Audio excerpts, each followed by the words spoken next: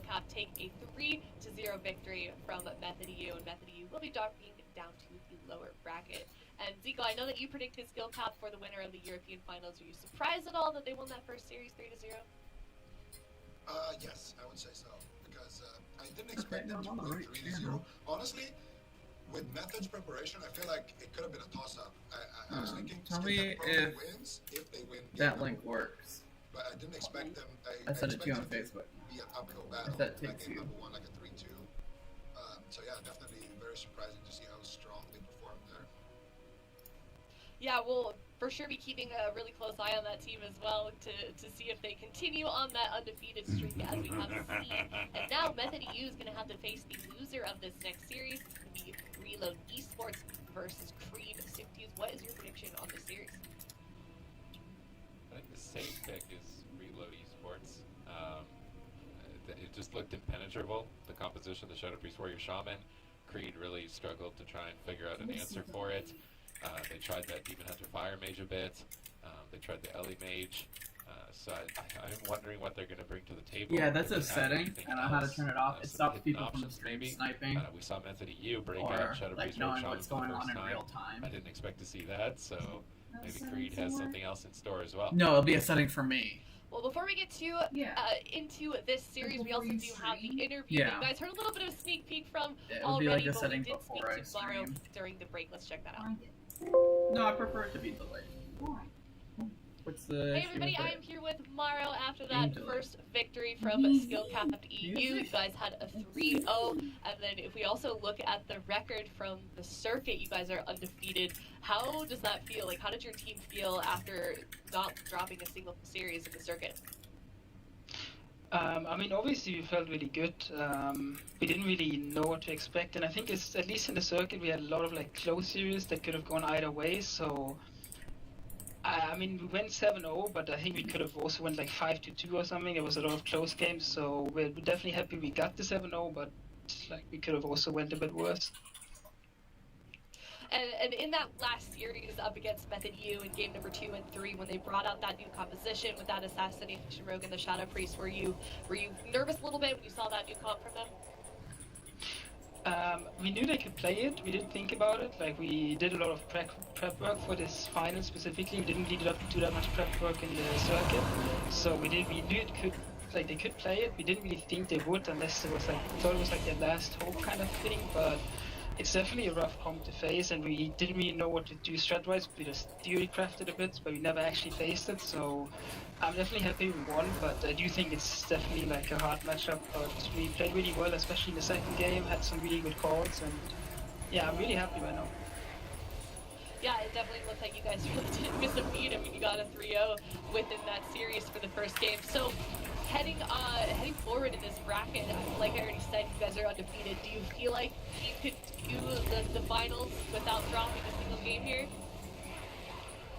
I definitely think it's possible. I do think that before this tournament, I thought this would probably be our hardest opponent in these kind of finals, even though Method EU had kind of like a rough circuit, but I feel like when it comes, down to these big tournaments, these big games, they always show up. They've always been like the team to beat for us. So I definitely think they're like the hardest opponent. I do think that even now after 1-0, but anything can happen. I think it's really close. Any team can honestly take it. We're just thinking like step by step at the moment, thinking about our next series, and then we go from there. But I think we can definitely win. And I think most people were the favorites. We know that, but I mean anything can happen really. Yeah, for sure. Well, I will let you go. Thank you so much for chatting with me, and good luck with the rest of your series today. Thank you. And thank you so much, Aya, for that interview. That was such a good job. And also, thank you to Mario for chatting with us as well after that first victory. So we will have to see if they continue in this finals without dropping a game. It would be certainly interesting to see that happen. But we got to focus on this series coming up here. Reload Esports and Creed. We had Sifties talk about it a little bit.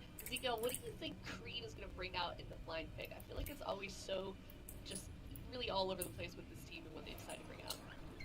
Yeah, I mean, it's like you have a bag of candy and you close your eyes and you just pick out That something. works. You already know what you're going to get, but it's going to be good. For Creed, they they tried Demon Hunter Fires last time and it didn't work. So unless they're doing some big changes with like gearing or talents or anything like that, I don't see them doing that. I don't believe in the tactics. So for them, I'm actually expecting something new or That Mage was Ellie. absolutely I think gold. if they worked on their Mage Ellie, that could be a matchup where they can win. Yeah. Otherwise, I think we're going to see something completely different. Excuse me, Square. Traps. And, you know, we touched on it a little bit in that last series method, you bringing out How something new in fun. the finals, and Zico, you kind of said that like it's like necessary in the finals. What does it take? What kind of preparation goes behind teams like this, bringing out comps that they haven't played in competition before? I mean, there's got to be a tremendous amount of practice. Yeah, you're gonna have to find people who play the same God. comps that you're expecting to run into, and try to wargame those people. And even then, you're not exactly gonna get, you know, the 100% accurate experience there. But I think that's the best that they can do, is put down a lot of time. Now I'm gonna die There's because a I lot thought of that was theory the practice turn. as well. I think one thing is preparation. You gotta prepare. You gotta see what your win condition is, and then prepare a lot for how to reach that. I think that's where a lot of the time is spent for these teams. It's not just about figuring out what comp you want to run and how you want to kind of play the comps, but it's also a lot of strategy. We saw like Mercy was having like a big kind of MS Paint where they were drawing all over. Where okay, if the Warlock runs this way, I'm gonna go here. Delay, you're gonna go there. We're gonna cut him off and make sure he doesn't escape. And a lot of it is just in-game planning like that. So it's gonna be interesting to see what Creed has in store for us. They're definitely one of the most creative Boy, did you teams. guys And I let think me for down. Reload Esports, I mean, we can kind of expect here the Shadow Priest, Warrior Shaman to be ran, and they are gonna run that. Spot on prediction. We're also seeing Trent bring out the Demon Hunter with Saza on that Fire Mage. This is going to be an insane matchup. It's Reload Esports game number 1 versus Creed. Yeah, the last time these teams went head-to-head, what I'm looking at is they tried Fire Mage Ellie. It was actually a pretty close series, 3-2 overall to Reload Esports. So this time around, they're going to try out the Fire Mage Demon Hunter and try and make it work here. It's a very bursty comp, but Shadow Priests love burst damage. They have a ton of cooldowns to trade. So actually, they're going after the Warrior instead, splitting their damage here. Dive of the Sword trading for the Hunt. Good trade by Mercy. Instant reaction time to the cooldowns of Creed. Not getting caught off guard by that all-in.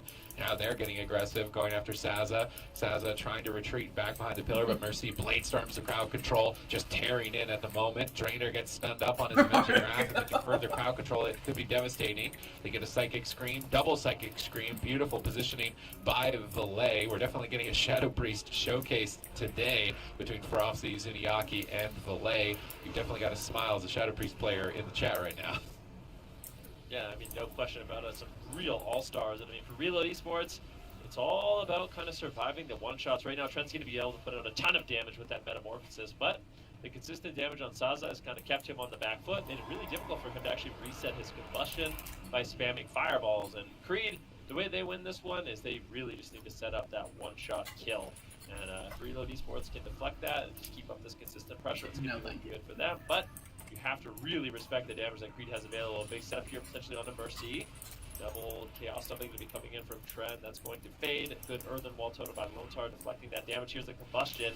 Where are they putting the damage? He's kind of using it on a Mercy, but it gets dispelled almost instantly by Lone Tar and Valet. Really good disruption, and Saza once again is going to be on the run. Gets the Blessing of Protection from Drainer, but I would say Reload Esports in terms of momentum, they've got a lot of it right now. Oh, Mercy's on the back foot. It might get dropped.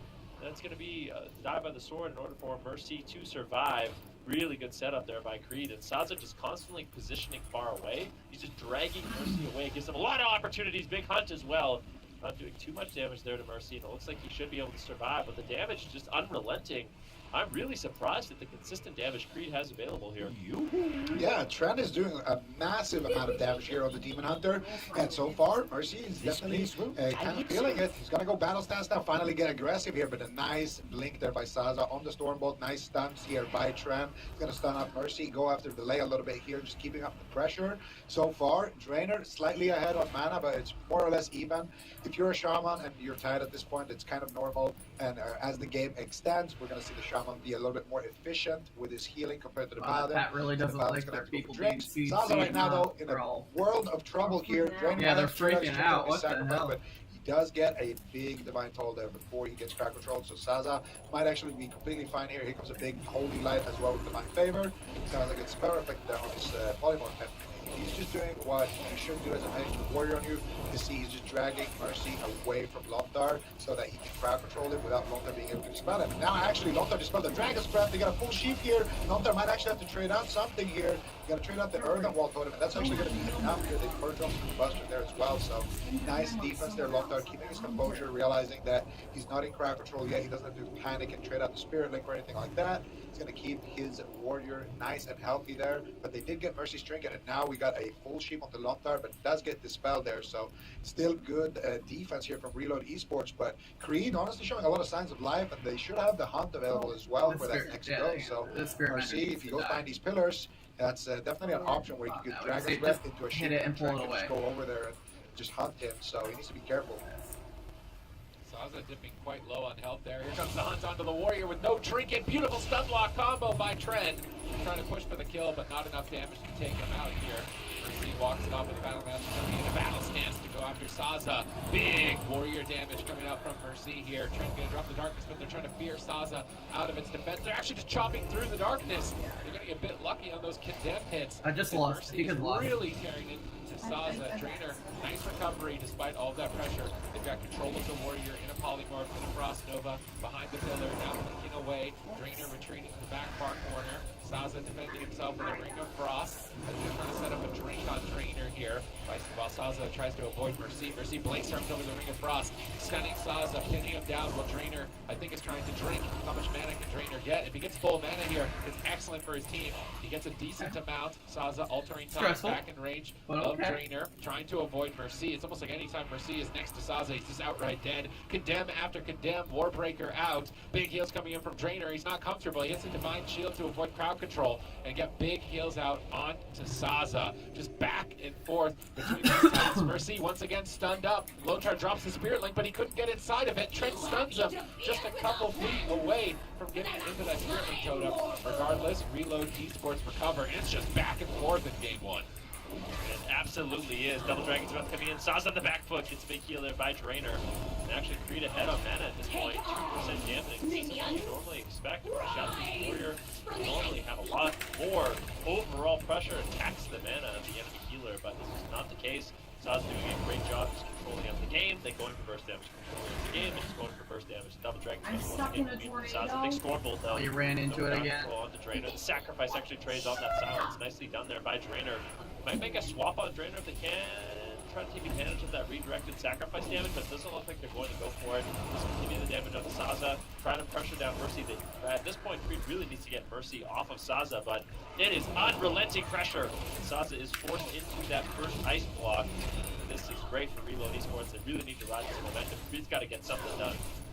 Yeah, and it's not looking good. Zaza's still not able to get away from Mercy here. There's no blinks. Finally blinks away. Gets a sheep with the Mercy. Drainer now going to be able to back him up here with the freedom. But Belay spamming out the purges here, trying to get those shields off of Zaza here. So the next time Mercy connects, it's going to be big damage right away here. But Zaza is resetting that cooldown. Belay actually on the back foot here, a little bit trapped. Trying to get some counter pressure going here. Now Zaza hoping the combustion here. Big damage on the Mercy. What is he going to do? How is he going to respond? There's no Spirit Link here for a little while, but you do have the defensive, the personal defenses here of Mercy that have a sword as well as that rallying cry. Now once again reconnected onto Zaza. There's the barrier coming out from Zaza. Belay immediately dispelling it. Gets a fear onto Drainer. Drainer forced to drink it out here. Tram leaping across there just to shut down Belay here. Doing too much right now. And Lontar sitting down for a drink here potentially. Does not get a grounding there on the Hammer of Justice, and now they have a potential to get a sheep onto Lontar, but they're not going to find it just yet here. Zaza's still looking for the Ring of Frost, still looking for the sheep here. I think he's going to get it. There it is. They get the mind control there as well, actually, on the darkness, but still not going to be enough here with that sheep to force any massive cooldowns here. Just Mercy swapping Avatar and just going on, with his day here. So. I don't know what Drainer's going to do here, but he's definitely going to be spending more mana. As soon as those wings run out for Drainer, he's going to have a lot of trouble keeping Zaza alive here, especially without the ice block. Yeah, but the opportunities are slipping away for Creed here in game number 1. Saza dips dangerously low. Can they close it out here? He's on the run in Soul Shape, but Mercy reconnects. Again, block to cauterize. No ice block. Sacrifice trading as well, but it's not the ultimate one. They might just kill him through it. Saza's in desperation to avoid Mercy at all costs, but he just can't get away. Blade storming. Mercy is tearing in, looking for the win. Intimidating shot for 1 more second. Saza gets popped. He blinks out of line of sight, trying to drop a Ring of Frost and avoid the purges of Lontar and Valet. Let's your protection gets stripped off. And really, what can you do in this position? There's not a lot left. They've got 1 more combustion. They need to get a kill. Saza's going for it onto Mercy, but Mercy trades die by the sword. They purge off combustion, and Saza is in shambles behind the pillar, desperately trying to recover. Trent's going on a solo mission, stunning the whole team. Buying a little bit of more time on the clock, but they didn't net a kill with that combustion. There's still so much defense they need to strip away. Trent's going to have to carry the game here with his hunt if they want to win. Yeah, and they're looking for it. He's trying to fake cast it out. Trent still has it available. He could use it at any time. Scott is. Oh, they're going for it. Trent just really being greedy. He realizes they need that cooldown. They'll at least keep Reload Esports a little bit scared. So Trent is really greeting it out. Let's see when he decides to use it. Looks like he does want to use it on Mercy, but just picking an opportune moment. Metamorphosis comes in. Trent going to be empowering his damage, potentially putting out a ton here on Mercy. Can they just drop him through Lontar's heels? He's got the Spirit Link up, he's got the Ascendance. There is answers, but they can catch them off guard. At this point in the game, I mean, Creed, they can go for that one-shot kill, and they might be waiting for the combustion to just go all in, but I don't know if they have enough time. Do they have 35 seconds? Draven's got no man, he's got no cooldowns. Mercy leaps in, he's all over. Big hunt coming in. Mercy might just get dropped, playing it a little greedy, but Lontar with the Spirit Link allows their team to play aggressive, and Saza has 1 second on the ice block, instantly going to trade it out. He was waiting, but Mercy's still low. They're not out of it yet. This game is so back and forth.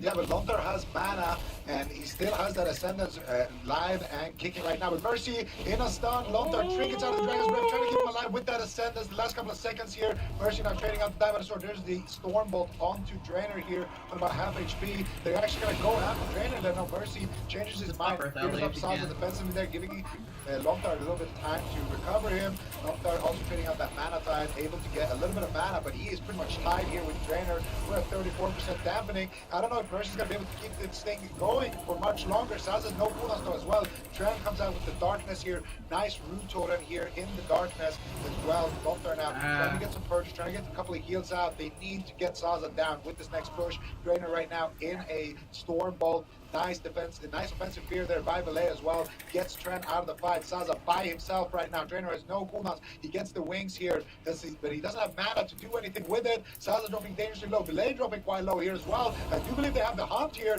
Could be anyone's game here, Sid. Let's see if Trent can still close this game out for his team. Both sides working with nothing at this point. Valet pops Vampiric Embrace, trying to recover. They swap over to the Shadow Priest. In dampening, it's going to be difficult for him to recover. Now they're swapping over to Trent, catching him in midfield in the Stormbolt.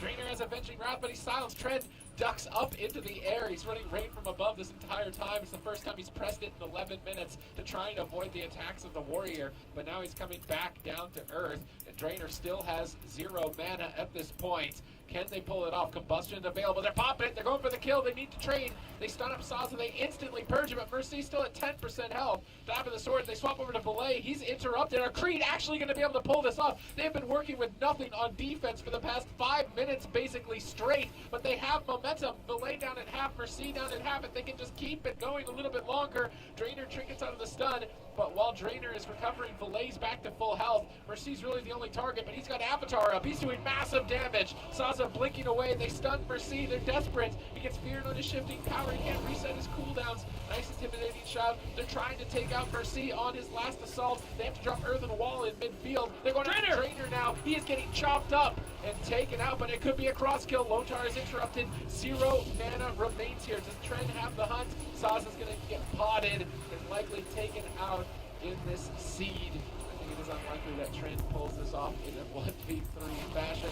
Caught into the psychic horror. Reload Esports close it out, but Creed kept it interesting. I think Creed really did. I feel like Creed, their main adaptation of the series we previously saw was just pressure the Warrior a lot more. Should save that chain In the past, it was all about the Shadow Priest, all about the Shaman, and that didn't work out for them. So yeah, they're just gonna do it really one at a just time. dragging the Warrior, trying to punish him. That's what made this game number 1 so interesting. But Reload Esports, they managed to hold on, find that kill on Drainer, and I feel like these teams are both bringing their A game for this one. Absolutely. I mean, look at both of these healers' mana playing their hearts out. We're at 40% dampening here, and you can see Saza here trying to build situation, trying to get, you know, some momentum here, seeing as he's free right now. Beautiful double Dragon Spread, but look at Mercy charging in, gets the interrupt there on the double Dragon Spread, then he chases Saza away. Drainer manages to top him with his last mana. Drainer gets feared up. Mercy taking a lot of damage here. Lonta's going to be trading out that Northern Wall totem here in a second, and at this point, you know, Drainer, he has no mana. He has some cooldowns, but he can't even press them. He gets condemned a couple of times. Mercy gets the victory rush, trinkets out, gotta heal himself there with the victory rush, and that's it. They're able to win that game. That was sweaty, and you look at the scoreboard, you kind of see why. Look at Trent here. I don't know what he had for breakfast today, but that is some serious numbers right there. You may yet regret your presence here. What's that green stuff from? Yeah, no, that's right. Bell, is that right? Cereal does not Yeah, sound- that's right. I don't know if I would eat Bell cereal. Maybe you should. You can get damaged like As I purify these waters, the servants cereal of for filth Blizzard, will so surely Bell- be still. Bell Knights. I don't know. Beware. Anyways. I like it. Fell O's. But that is going to be a game number 1 victory for Reload Esports, but like you guys have already touched on, very, very close, very long game as well. So how many times within that first game could it have gone to green? I mean, it's basically the matchup looks like Saza needs to get combustion on the warrior, and the warrior doesn't press die by the sword.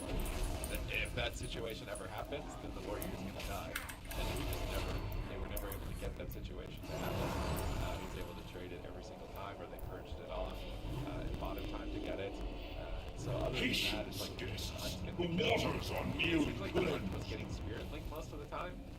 So you're trying to set up like this one perfect one-hit moment. Maybe you can get a kill in dampening, but it seems like the warrior with Ignore Pain, the Shadow Priest self-sustainability is just outweighing what the mage and the demon hunter can provide, and the shaman is still a little bit longer than mana. I would like to see Tree play something else. Maybe they don't need to. But I was. What should they play? I wanted to see them try something really weird, and now I'm going back to my original roots. Your roots, let's say. Get Raka in on enhancement shaman and try like demon hunter enhancement shaman rather than the fire mage. The beast has returned. It must not pollute my waters. Try and go after the warrior. You're gonna get the Doom Winds burst way more frequently than combustion. Filthy stains me. You'll have like 4 major offensive cooldowns rather than like 2 for the fire mage. You're gonna trade some durability with the ability to polymorph products. If you just look at the damage trend he's doing 3 times Saza's damage. You put an enhancement shaman in there, healing a little bit for Drainer, and it's gonna do more than double the damage. I don't see why on paper it wouldn't work. You don't know that. I would like to see Actually, no, you do. You do, Yeah. Yeah, you do. Yeah, it actually could work. And you can also thunder charge the demon hunter and reduces under now, I think, and you can like misalign. This is like a random comp that I'm just putting together the classes. And I'm like, wait, this actually seems legit. Like, I feel like they should try this. It's like, how are they going to fight them? It's a shadow priest. Get to attack and swap to the place. Control it fits the build for everything we need. Hybrid healing, instant My waters are cleansed. Drink in their power. You can find them in the cereal aisle. Behold the power of pure water. I think the Ragnarose. Yeah, I was That's gonna way say, better. I think That's a real one. That's there. I didn't come up with that. That's 100% mistake. Oh, that's- one of those. I'm pretty sure. That's a real cereal? Yeah. I think Oh. I've seen it. Yeah. I don't know if it's actually a cereal or it's just like they made it as a thing, but I'm pretty sure I saw them make Ragnarose at one point. I was calling it but anyways, Ben, I think we cut you off there. Go ahead.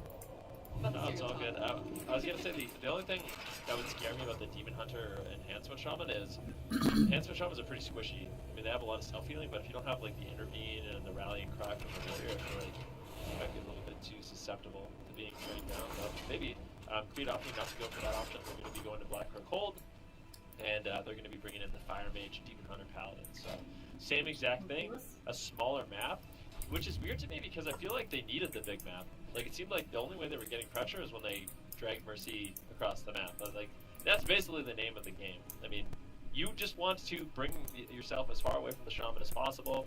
The reason for this is you avoid grounding, you avoid wind shear, you avoid purges, and you can just hit the target. And the Shaman kind of awkwardly has to cross the map constantly. Whereas if you see Saza in a small map like this and he's actually going for crowd control, then it becomes really, really difficult because you're getting wind sheared, you're getting reflected, you're getting pummeled, you're getting grounded. You just effectively do nothing instead of just kind of running away and trying to create a one-on-one situation. So I'm curious as to why they went with a small map. Well, they must know something that we don't for game number 2 here. They could be finding themselves reload on match point if they win this next game. It would be certainly interesting if we saw The two Forsworn have in a row. fortified But it's this only game area number with one. their Let's see what most Creed can do, see if adept they can tie warriors. things up there. Strike The them match down. record between these two teams is 2-1. Reload versus Creed. So again, similar to what we saw for the last series, similar in terms of match record. We can also take a look here at the teams at their compositions on the side of Creed. Yeah, look how weird they are. I think it's the it's like the main one. Like, 2 of these maps have prop paladins in them. That's not happening anymore. That's kind of a time gone now at this point. But they've got Ellie Fire Mage and Sandy with the comp. They've been running the Warrior against the comp. And they've faced each other. Fire Mage. You have Right. forced my hand. Fire Demon. It's kind of weird that it's inside. No, it's probably it's Diablo. I guess the talent in Diablo, but it's not.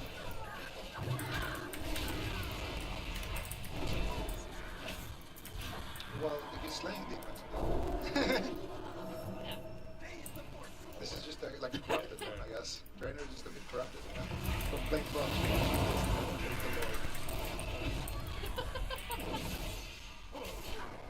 Betrayed. Yeah. Okay, so but for Reload, it's a bit more kind of cut and dry here. They played a lot of Red Warrior in the start, actually, but we haven't seen them on the Red Warrior like at all. Like I feel like Mystic is just kind of coasting that roster right now, yeah, because they've been having so much success with the Shadow Priest Warrior.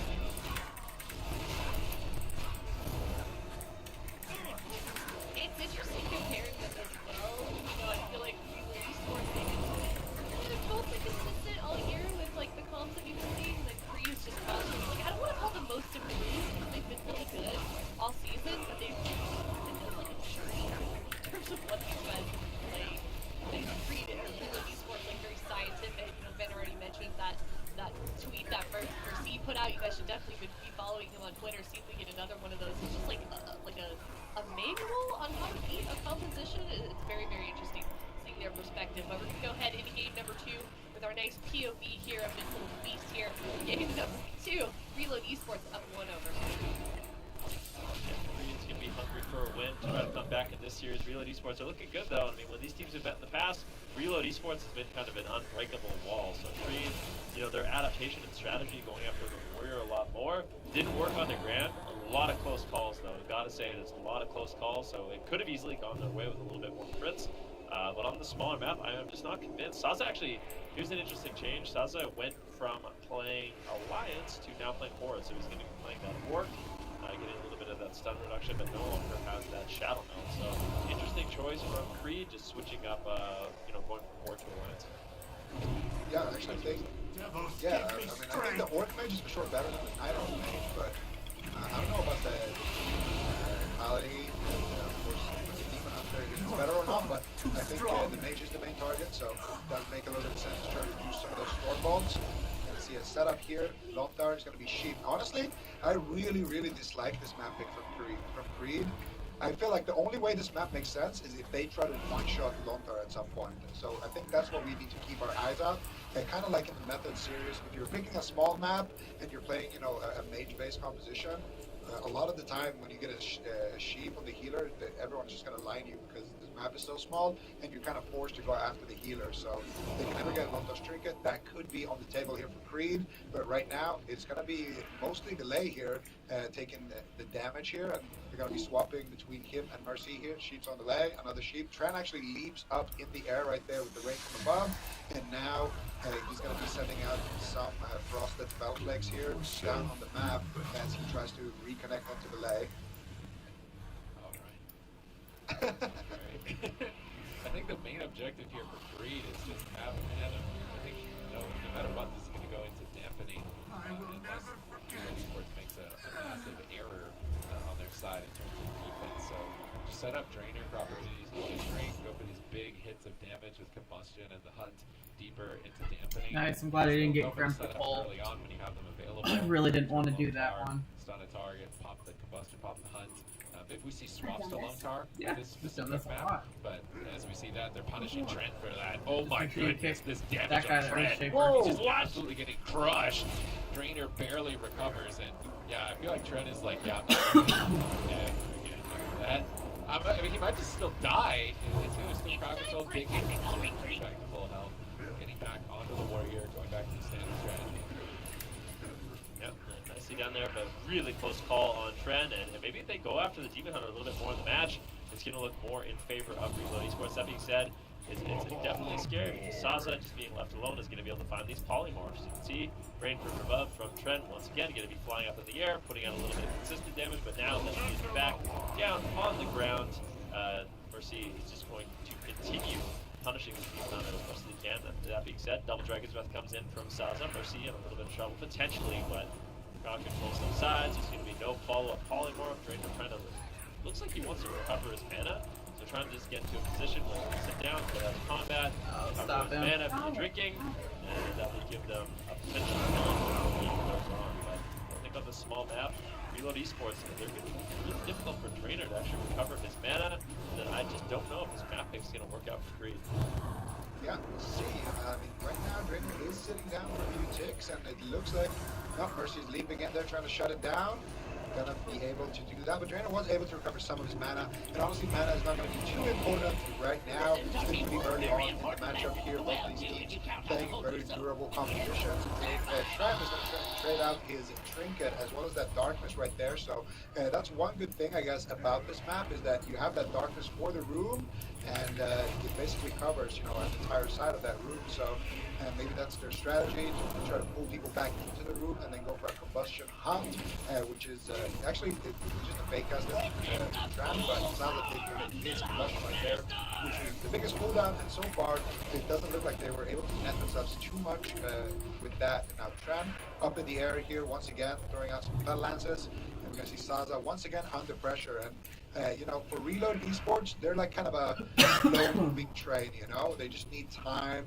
Let those dots, you know, really work. Let that mana of Drainer, those spammable kind of holy popping cooldowns wither out a little bit, and that's when you're gonna slowly start seeing Reload get that momentum like they had in the previous match.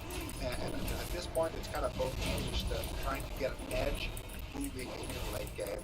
And right now, they actually might be able to grab that edge on the side of Creed here. Mercy quite low here. He gets clefted by Saza. Saza also going to have his combustion very, very soon here. Goes back into the room, cutting out some fireballs. Doing a good job there. Gets a nice double Dragon's Breath. Goes to Sheep. Nice wind shear by Lone Tower. Those going to shut that down. They're kind of dragging Mercy into the room here. Drainer could potentially go for a Hammer of Justice. He's trying to bait out the grounding. He does bait out the grounding, but not going to be going I don't for need it the because of agility that firewall mode up. Massive Smoke gets kicked there from the leg, and that's going to be actually, I think the Sheep broke there, so it doesn't matter. There's the also big trace trinket there, so some cooldowns here for the side of Creed here. They're getting a little bit of momentum, but still a lot of work here to do. Drainer in crowd control. Saza dropping quite low, activates Training Ward. They get a nice double fear. Drainer is going to trinket. Doesn't trade out the sacrifice just yet, though. He should be able to keep Saza alive, but with his trinket. This time around, Creed are actually focusing on the Shadow Trees, realizing that Fabulous was trading so effectively, the delay getting through 2 priority cooldowns quite rapidly, and they got the Battalion for the Warrior. The Warrior is definitely a target for the next 2 minutes here. However, without their stun lock, they're going to focus on defense. Creed doing a great job of maintaining Trainer's mana. As the Paladin, you're going to be at a disadvantage.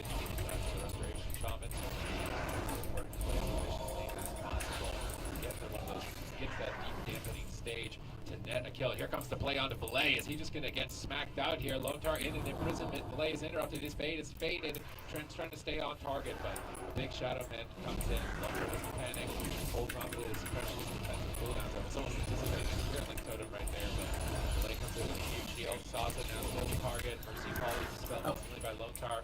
Trying to get through the Ring of Frost. He's going to tank the diminishing return. Trying to get back from target. Trying to get spread out. Saza's fully focused on defense. Trying to avoid Mercy and stay on Valet. Securing a polymorph. Excellently done here by Creed, finding that crowd control. Essentially closing the game out. Is he going to be able to survive? Mercy is getting cleaved down as well. Lotar just sips through those polymorphs so confidently with both of his teammates below half health there. Combustion gets popped out here. Oh, instantly purged by Valet with the silence. Insane shutdown. Now Saza and Tren are rotted down. Lotar's getting aggressive, loading up the flame shocks, trying to get some lava surge procs. Drainer manages to recover with Divine Toll. Drainer charging on top of Lotar. Lotar gets stunned up. Still going after Valet. Valet gonna fade while Lotar is in crowd control with blinding light for follow-up. If we get that fade and dispersion in this setup, that's gonna be a high value exchange, but Valet just psychic screams Tren away in his line of sighting. Trying to focus on getting Shadow Mets or wait for Lotar to get out of crowd control, but still quite a lot of damage available from Trent here. Saza's trying to avoid the siege. Valet and Saza are just dealing with the melee counterparts on opposing sides. Trainer drinks. This is exactly what Creed needs. As much mana as possible. They're not throwing away their late game potential or overextending. They're playing a conservative game, and they're going to need to find that miracle moment maybe 2 minutes from now. I mean, Trent right now on the back foot a little bit. You can see Creed is struggling. All three members down around 50% Drainer are catching a huge heal though, topping himself off, keeping Saza nice and healthy. You can see Creed, they just want to use this room kind of afraid to push out into the open, potentially looking for a hunt. But so far, I mean, Trent is making out the hunt cast quite a bit. Mercy and Lotar have done a great job not overreacting to the situation, not trading out any cooldowns unless Trent actually uses that.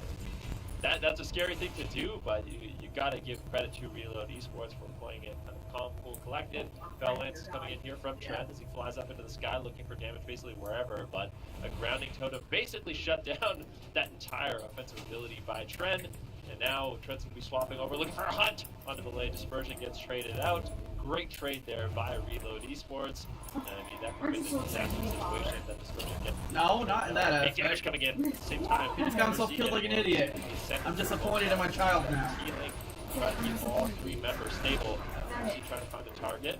Saza doing exactly what he should. So weird. Shimmer, Why? That's not a real thing. Get away from Lotar. Of course, Lotar chase. Someone can't be a meme and WoW. You're like, aren't you excited to be on the Polymorph. Now Valet actually in a lot of trouble. A beautiful setup by Saza. Gets the trinket, gets the doesn't spirit. even make sense. Creed did a really good job. Really have to give credit to Saza for setting up that crowd control, baiting Lotar in the open, and allowing him to get so much defense on Valet. That was a really nice chain here. Creed, or this is the best they've looked in any of the games so far. Drainer has good mana. He's got basically all of his cooldowns, Saza has all of his personals, and so does Trent. It's going to be a double through here coming out of Valet. Now Valet trying to get aggressive. There's the mind games, trying to fake cast the trinket counterspell there from Saza, but Saza doesn't actually have it. Valet does get the mind games off. Nice darkness there coming out from Trent. Going to be saving the situation. Lotar's going to answer with an earthen wall totem, so both teams are not going to be taking too much damage right now. Lotar's sending out his elemental here, a little bit of extra pressure. Still a lot of healing here to be done for Drainer. He doesn't have his wings, he's taking a lot of damage from that sacrifice as well. He's pushing in here. Oh, nice flesh trap there on the blinding light by Lotar right there. Now Drainer actually in a psychic corner. They're going after Valet here. Lotar in an imprisonment, that's the combustion of Saza. They're actually going after Mercy now with the remainder of that one. Trying to fake us the hunt, trying to get some cooldowns. They actually got a lot of cooldowns there. They got the dispersion from Valet and the dive by the sword from Mercy here. Lotar has no trinket, so it's basically open season right now for Creed here. They can just pick a target and go after it. Let's see if they can pull it off here in game number 2. Easily their best game. Drainer stunned up, Saza stunned up. Valet is ripping them apart at the moment with pressure across the board. Drainer is sitting on a bench in Wrath. He's going to need to pop that, get a big heal. But Mercy's actually going after Drainer, and Drainer was the kill target in game 1. He's got to be careful of the positioning here. Valet's going for the win. Valet is Dragon's Breath at 10%, holding on to dear life in his fade. But Lotar's in a full polymorph. Valet's bombing out heals, but it is not enough. And Creed absolutely cracked game 2. And now I'm starting to think Reload Esports might need to make a change. Creed. What an impressive performance by them in that game. I really feel like they did such a good job of isolating targets and just creating a lot of space and finding their way to finish, pulling up their mana. I mean, this is going to be a back and forth series. I really do wonder what Reload Esports is going to do, because game one, even though they won, it didn't look that comfy. And in game two, I mean, you can see, I feel like most of going in favor of Creed. Break yourselves upon my body. Behind or Feel the strength of the earth. for Reload Esports, that's the scary thing here, right? Like, you're constantly fighting somebody who's trying to The punch cycle or the is objective is to kind of outlast them. Oh, God. But Drainer, That NPC almost he's just got came right in. 67% of his mana right now in this replay here. And I mean, what do you do at that point? Play here, gets blocked with the master spell, gets one shot him out, but I mean, he doesn't have master spell, so it's going to be an easy reconnect there for Tran, and it's going to be a kill. But when you are on a time limit, which Creed is in this comp, how long that time limit is so important. And you really got to give some credit for Drainer here, keeping his team at 37% dampening, keeping them nice and healthy, having basically most of his cooldowns, and having a healthy mana pool as well. So definitely not an easy thing to do. And I think having those kind of extra opportunities because your leader is so efficient is what allows you to win a lot of these games, because you need a lot of time to take down these players. Creed tying it up in game number 1 in this And best of nobody 5. had Series loser of this has to drop down the lower bracket and face off against Method EU. Subtees, right after this game ended, you said that Reload Esports is likely going to have to change something up, or at least we want to see them change something up. If we saw this same matchup from both of these teams, how likely is it that we're going to be seeing Creed win this one, Subtees? Well, I mean, Reload Esports can pick maps where it's difficult to dream, so I don't think that they'll change comp immediately. They'll likely go to other ones. I think it'll be the same comps for both sides. And depending on how Drainer does on hook point, if he's able to have a lot of mana and it feels like that last game did, then I think Reload Esports will make some considerations to another composition. They still are sitting on Mystic. They still got Rep Warrior as an option if they really wanted to, or they were really desperate to try and pull that one out. But the Shadow The world will be reborn in flames! I don't think it's going to work for them anymore. Do you think they're still going to try it this next game? Yeah. Alright, well, That's not going to be a point. Shadow Big Warrior Shaman, Fire Paladin. alright, we're going to get that draft started up shortly. See if Subtees is accurate. Then, what about you, Ben? If we do see that same matchup going into that subsequent game, what do you think the best team is for either of these teams can read, fighting For my death, countless more will fall. The burden Well, is now the fact that they locked it in to and they bear. locked it in game number 2 makes me feel like they are confident in this matchup. So The I think Forsworn going have into game number 3 on fortified the this point, area with said, their most it's likely adept we'll see the warriors. same thing from Creed. Strike I don't know them why they down. would switch. Courage Honestly, be because with game number 1, it looked like you could have easily won. They made a few changes or things went their way a little bit differently. Game number 2, it definitely looked like they made those changes or things went better for them. So I don't think we're going to see another switch. And it's really going to be they are going to be switching. So the smallest map, they're switching to the Elemental Shaman Fire Mage. I'm a bit curious, and I wonder if they're worried about the Rep Warrior. So potentially, if they lock in the Demon Hunter Fire Mage, they feel like maybe they just get countered on the small map by the Rep Warrior. So they're looking to get rid of that. So basically, Reload Esports on this small map, their best comp could have been maybe the Rep Warrior, and Creed is trying to take that away by Completed. Yeah, kind of a scary thing to watch that comp map like Hook Point. I mean, you guys were saying that this comp tends to work out on a larger map, right? On the side of Creed with that fireman. Well, for Creed now that they play Fire Ellie, I think they're gonna have to go after healers. They're gonna have to CC the healer and pressure maybe Belay or Mercy, but as soon as they he needs one line more. of sight or they get them to Today, you have proven that Yeah. we will a not big give in setup. to And doubt. for sure, Reload Best Esports right now, they're will probably just never talking surrender. strats, and they already know that they're gonna lock in the Shadow Priest Warrior again. I don't see them locking in like a Shadow Priest Warlock, which is something that they do have with Mercy. or a Red Warrior. A Red Warrior, I feel like would be a massive mistake. So I think they're going to do Shadow Priest Warrior. They're going to try to play the long game and ride Drainer out of mana and try to grab the win that way. And I kind of agree with Van here. I do think Creed are trying to dodge the Red Warrior, but I honestly think it's a bit of a mistake. I think Trent is the kind of player, because they're going to have to win a swing match here anyway. So I think putting that responsibility on Trent to kind of nether walk some of those storm balls and pre-rain from above and things like that, and have Saza blinking with some Dragon's Breaths when those stuns, one-shots are happening from the Red Warrior.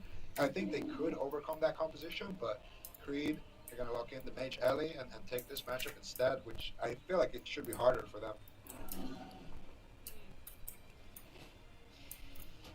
Okay, well, we'll see what they can do here. Definitely a lot on the line with these two teams tied up, and like Zika already mentioned, because it's gonna put us in Grimmetall, and that game number 1, so I'm not gonna number 5. It's gonna be very difficult for Creed to turn this Deputy's not gonna do round. that. So getting that swing match in early on in the match is gonna be very, very crucial here. But Reload Esports looking to put themselves on match point, staying with that same composition on hook point as well. It's gonna change things up quite a bit as we head into game number 3, so we're gonna have to see if they can shut this one down. So now I need to go to World Box. What are we feeling out of these two teams? Which one do you guys think is more prepared to face off against NVIDIA? Good question. If they went down to lower, May I tempt you with my wares? I want to check my notes here. What Creed versus Method? The last time that happened, Just go Creed with your 1-3-1. gut. Yeah, we had the keybind drama. So there's some potential unresolved drama if Creed go down to face off against Method EU. They're gonna have to play at full power. So maybe Creed want to avoid that situation, whereas Creed or Method EU and Reload Esports was very close game in 3-2. So.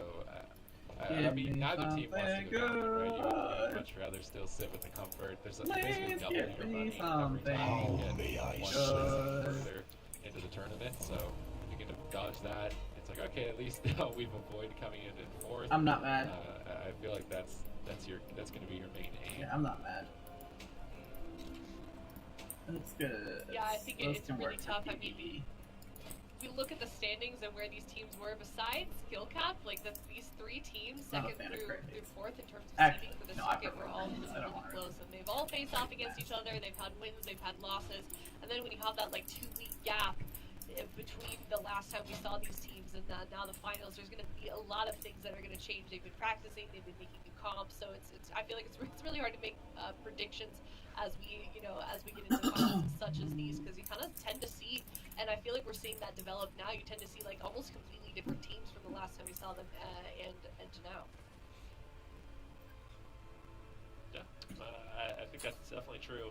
I just feel like going back to which one of these teams, if they go down to the lower bracket, is gonna struggle with Method more.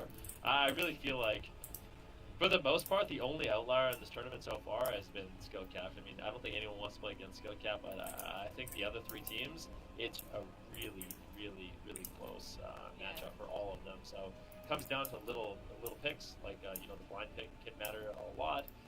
Little outplays throughout the match, and just who kind of rises to the occasion in these years. And I think that's what's so awesome about this particular tournament, these finals, is you have the top 4 teams in Europe, and they're so evenly matched that really anything can happen. I mean, this series is even way too close to call. It wasn't looking good for Creed, but now I actually feel like it's not looking good for Reload Esports.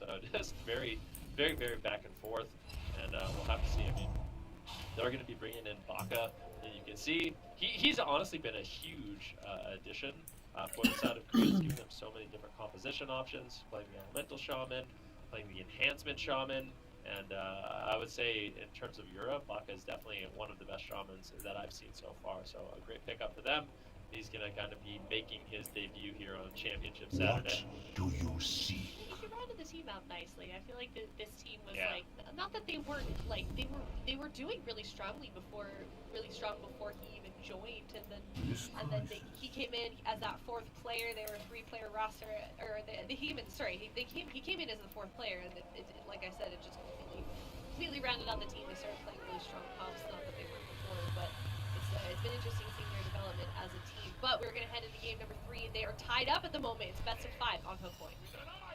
All right. Let's go for Colteras. Gates are open. We got Baka here on the LA Shaman, loading up the Stormkeeper. Trainers already in crowd control here. Who are they going to go after? On the side of Reload, Zaza already playing a little bit of defense here.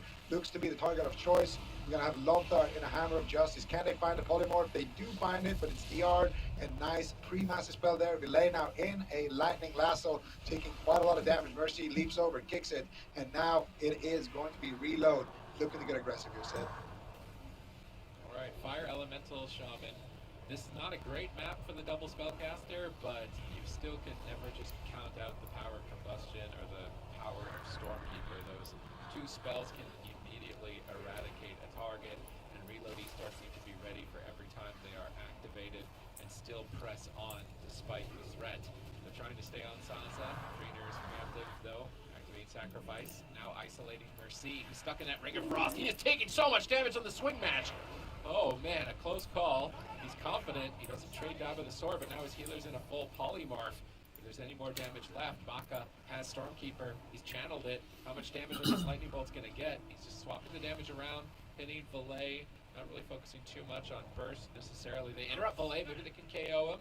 He wraps around the corner. This has just been close call after close call for Reload Esports in game 3. And they really can't afford to lose their swing match.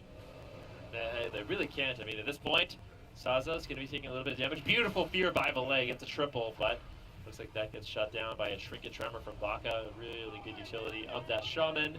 Shuts down that crowd control, and it looks like Creed will be able to hold on. However, Blessing and Protection has to trade as well. Saza on the run, playing pure defense right now, finds a full polymorph. Rune of Power potentially getting dropped down. Valet gets interrupted. Do they have the damage? Unfortunately, Baka not really in a great position to help out with a kill onto Valet. He's just going to be turning his attention onto Mercy. That's kind of how this composition works. If you can load up your damage on one target, they just explode, but it's difficult to do that, so both Baka and Saza just going to be trying to hit opportune targets, trying to create opportunities for each other. Then it's going to be kind of Saza just one-shotting someone, and then maybe a little damage from Baka, or Baka one-shotting someone, a little bit of damage from Saza. Lightning Lasso on Valet, forced into the dispersion. And although Creed has been on the run, they're really keeping Reload Esports on the back foot. Valet might just get dropped. He might have to tread at the greater fate. This is a scary moment. He gets knocked away. Beautiful Thunderstorm there by Baka. Valet feeling confident to survive, faking out the wind shear. And it looks like he should be able to hold on with no crowd control onto Lontar. Beautiful setup there, though, on Valet. They get the dispersion right there. Valet still has some coolness to work with here. Lightning Lasso coming out.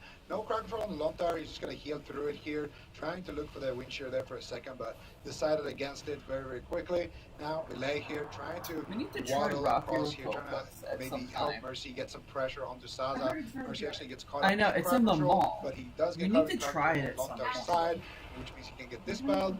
Nice Overwatch Reflector on the Polymorph. Nice. I don't know. Another reflect there, and now Saza still looking for the sheep here. Relay gets counterspelled. Lontar has an opportunity here to free cast healing, but he's just being very efficient right now, letting his The mall Riptide closes do in a a lot minute. of the work. And now once again, Saza on the back foot, gonna get that freedom and duck for cover. Mercy actually gets knocked far back. These thunderstorms from Baka have been very, very on point so far. Stormkeeper loaded up here. Who is going to be the target of choice here? They need to find crowd control onto Lontar, and Saza is looking for it, but so far takes out the wind shear, but he gets silenced, so he's not going to be able to find it. Nice wind shear there, though, on the flash grab. But Lontar, look at him, he's ducking two wizards. Baka's trying to hex him, and Saza's trying to sheep him, just running around the pillar there, playing whack-a-mole there with Lontar, but he does escape that situation. Doesn't get crowd control. Now he's going to have his grounding totem and his wind shear to work with as well, so not a bad situation there for Lontar. And now we can see Mercy able to develop a little bit of pressure here, finally getting Saza to about 50%. Drainer, though, with the wings, able to pick it back up, and here comes the blinding light into another potential setup here. Could be Valet and it could be Mercy, Sid. Alright, let's see if they can set it up.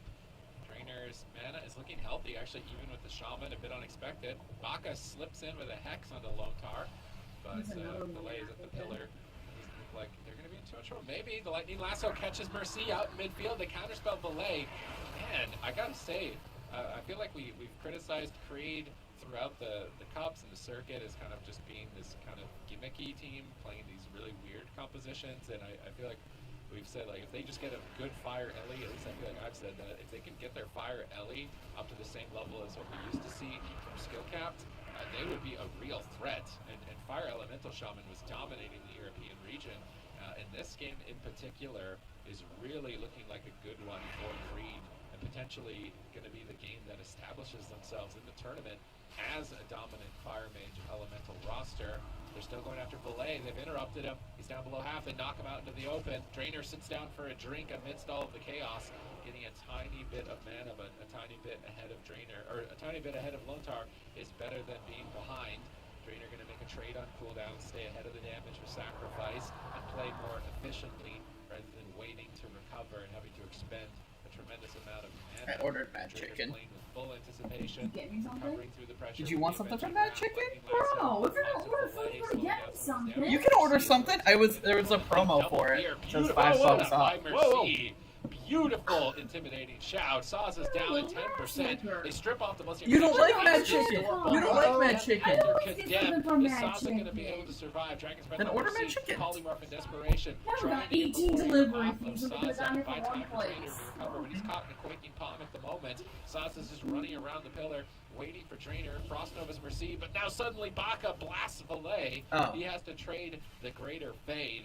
And this is the threat. Never mind, I said canceled and refunded. Chasing one target around too long, the other one can simply KO you. Yeah, I just tried it I mean, anyways. there really is no question about that. It was a nice thunderstorm there by Baka, knocking everyone into the open. Saza had combustion up for a little bit longer, but really not able to accomplish too much. Saza now completely on the back foot. Just Condemns coming in here from Mercy, putting on a ton of damage. Bringer Frost potentially being dropped down. He gets interrupted. Can they get the cauterize? That would be massive. Oh, damn. Squawk on the cauterize is what they're looking for, but no.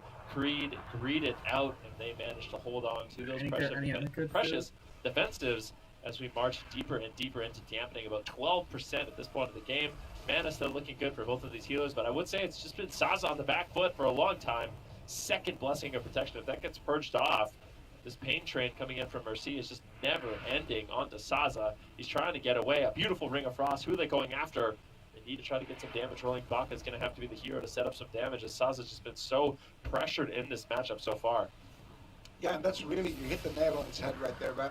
It's all about Saza. If he's the target, he needs to drag the warrior far away from the shaman, from his healer, and it's gonna be Baka. He has to either develop pressure on the shaman like this, big swap here potentially onto Lontar, but Saza not able to back him up. He gets sacrificed there by Drainer, and he should be able to recover now, but that was a very scary situation.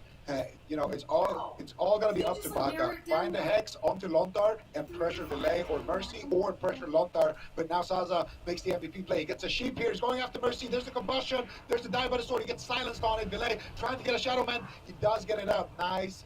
Beautiful war banner there as well by Mercy, stopping that dire situation. And this is Creed, you know, on their worst comp, on their, well, this is Creed getting countered in terms of map and comp, and they're making it look very, very good so far. The only issue right now is Drainer's mana is not looking great on the side of Creed, but they have good pressure. If they can get another setup like that onto Mercy, he doesn't have his die by the sword. If Baka can get a big blast off, that could be what wins them the game, or at least gets Lontar's Trinket Spirit Link and really opens up the opportunities for them.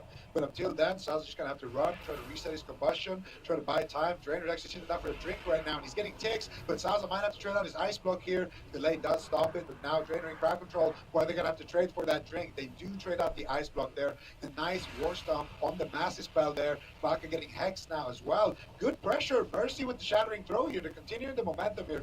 Really punishing that drink. Excellent stuff here from Reload Esport, but also a nice decision there by Drainer to go for that drink when his team had pressure sit. Alright, let's see if they can maintain it here, creating that critical mass of dampening where the Shadow Priest Warrior train is going to be running them over with just pressure, and they're not going to be able to really escape with close quarters of Hook Point. Combustion available now. They need to find a way to kill Mercy without his ability to activate the die by the sword. They're going after the Shadow Priest instead, trying to bait a dispersion. They get a greater fade instead. Now recovering behind the pillar with a huge Shadow Men heal. I think Delay is likely running the Shadow Men Legendary, a good option against the burst damage spellcasters to drag this into dampening. Saza is running laps away from Mercy. Double Dragon's Breath. Swing match! Nicely timed. Combustion's following through, but not enough damage to close it out. Delay recovers in the back line. Drainer's drinking though, and that's a beautiful timing on that drink, realizing that his team was kind of just absolutely destroying Reload Esports. He can recover mana, so his team gets more and more opportunities in the fight to find those burst opportunities. They can switch to Lontar. If they can reset this combustion, get a Stormkeeper at the same time, might be a bit of a risk. They'd have to overextend, and it seems like they still want to just focus on defense, running Mercy behind pillars. But if Lontar gets into a bad position, I'd love to see a swap. Yeah, I mean, we'll have to see. Right now, Mercy leaps over, he gets the intimidating shout, but Tremor Totem comes in. Unfortunate by Mercy, and I feel like that crowd control was a bit misplaced, because that was the easiest Tremor Totem of Baka's life in that situation. Now, big Lightning Lasso on to Mercy right now. Hammer of Justice on Lontar, 33% dampening, and as this game goes on, it's going to become really difficult for Lontar to heal through the damage. And then all of a sudden, it gives Creed a lot more options. It's not just burst anymore. They're going to have a lot of consistent damage in this match, and if Mercy's constantly being dragged, I feel like Lontar is really going to struggle to actually keep him alive. A silence now on Trainer. At the same time, maybe they turn their attention on the Baka. It's been so difficult to go after for Mercy in this match in the midfield, though. 36% dampening once again. Here it is, the double Dragon's Breath gets shut down. Nice wind shear there by Lontar. Lightning Lasso on delay once again. What is Lontar going to do? Spirit Link Totem potentially? Are we going to see this version? No. They read it out. It's going to be more than enough here for Lontar. Not enough damage from Creed. And both these teams kind of stabilize as we march towards 40% dampening. Yeah, and I mean, they're both looking extremely healthy too at 40% damage. Both healers still have more than half their mana bars to work with, and I mean, so far everybody has defensive cooldowns to work with as well. For Titus Zaza, he still has a minute left on that ice block. Baka, though, is going to be the target of choice right now. They got the mind games here on the Baka. Raiders sitting up for a drink with this very risky stuff. They're going after Mercy here. They got a sheep on the Lontar. Mercy's going to have to use his trinket, die by the sword, trying to trade his defensive cooldowns. He's trying to survive. Nice triple Dragon's Breath here. Belay now getting swapped to Lightning Lasso coming out. Belay's going to trinket and trade out the Fade. Instead of trading out his dispersion actually in that situation, now Mercy feeling confident here, trying to get some counter pressure back onto Zaza. Zaza's for sure going to get that ice block back. It's going to be Mercy on the back foot. Lontar trades out the Ascendant, trades out the Spirit Link. His healing is doing nothing at this point. He gets fully sheathed. He has no trinket. Mercy has no diamond sword. This is the situation. Does Baka have the damage they need now for Creed to win this? This is the swing match. Lontar does have a preemptive Earthen Wall totem. Belay dropping a powered shield there as well, making sure that Mercy does survive that scare situation. Now they don't have the Baka. They get the Astral shift here, and things are spiraling out of control, Sid. This is the turnaround game. In my mind, this game could decide the entire series. Can Creed pull it off? They have been looking solid. Come on! No. It's the only fun I get to have. Yeah, you missed. No! You're so... Rat just subsided. God. I don't know how he's going to make it out of this situation. He has the Divine Shield. Mercy is getting a shot. I can't just punch you in the face. Trainer gets a big word of glory. He's trying to retreat away from the combat. He needs to get distance and try and recover, but delay is his enemy. Damage on Baka. Baka and Trainer going to be able to recover. Mercy leaps in. Saza blinks back. Combustion's available. Saza needs to win the game with this next combustion. When is he going to pull the trigger on it? If they get crowd control, they need to go for it. They've got Mercy so low. Oh, done! They pop it with the last second. With just the last second in their final breath. Pull off the kill in what I'm going to consider the turnaround game of this series. Creed have done it. Creed never stop playing the Elemental Shaman Fire Mage. I feel like this is their answer to win this series. That looked beautiful for them. They knew their win condition. They did such a great job surviving and making it exceptionally difficult for Reload Esports.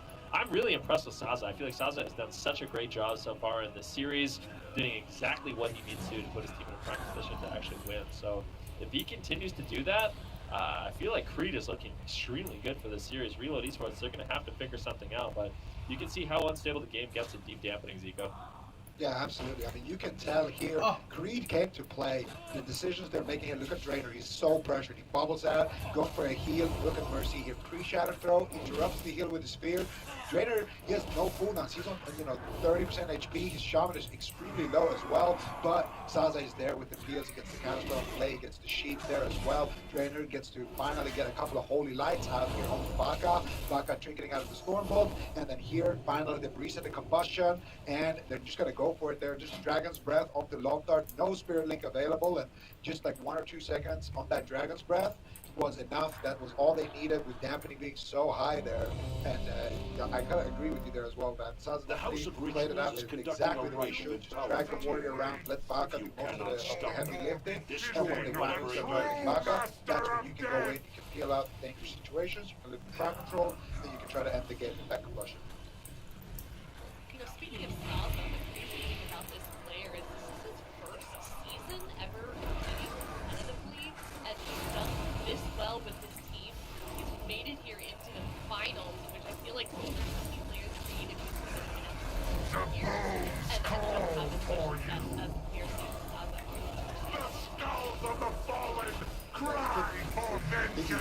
came out of left field, you know, when they signed up. It just looked like, okay, well, this is, this is the team. They're going to move around a bit, play some prop, and see what happens. But then all of a sudden, we started actually getting more success immediately, and they added background there as well. And now, Sansa's got the experience and it's showing it here in the finals and game to play. Yeah, they all did. Winning that swing match, which you guys were talking about before we went into that last game, that lead. Now they're on match point. They only have 1 point, and if they want to win this series, dropping, making Reload Esports drop down to that lower bracket. Super Teams, you already said it. That was the game in your mind that would determine the victor of this series. Maldrax is full through me! I am the face of death! So good. Lack of they dodged a bullet with Hardpoint being the hardest map to maintain your mana. That's the main strategy. Tap out a trainer, and they couldn't tap him out on their best map. To me, that's a big tell that that's a turnaround for the entire series here. And now these cards might be able to do something else. But where do we go? It's going to have to be another small map. So Dalaran, probably. But I think Rat Warrior is a good pick, especially now that Fire Mage Ellie is on the table. It might have been the day of Fire Mage Demon Hunter, but now that Creed can block that out as an option, maybe they're. I feel like it's never going to happen. They're not going to do Warlock Shadow Priest just because most of the Warlock players think something else got one play Warlocks. But if they got really desperate, they could try that in Ellie Mage. He's sending me TikToks. Vile sorcerers are witness, but it's quite the same as any other. I'm wondering if I needed to pay attention or not. On match play, I mean, we saw Cloud9 in North America do that to Hamsters and Hares, Ellie Fire Mage.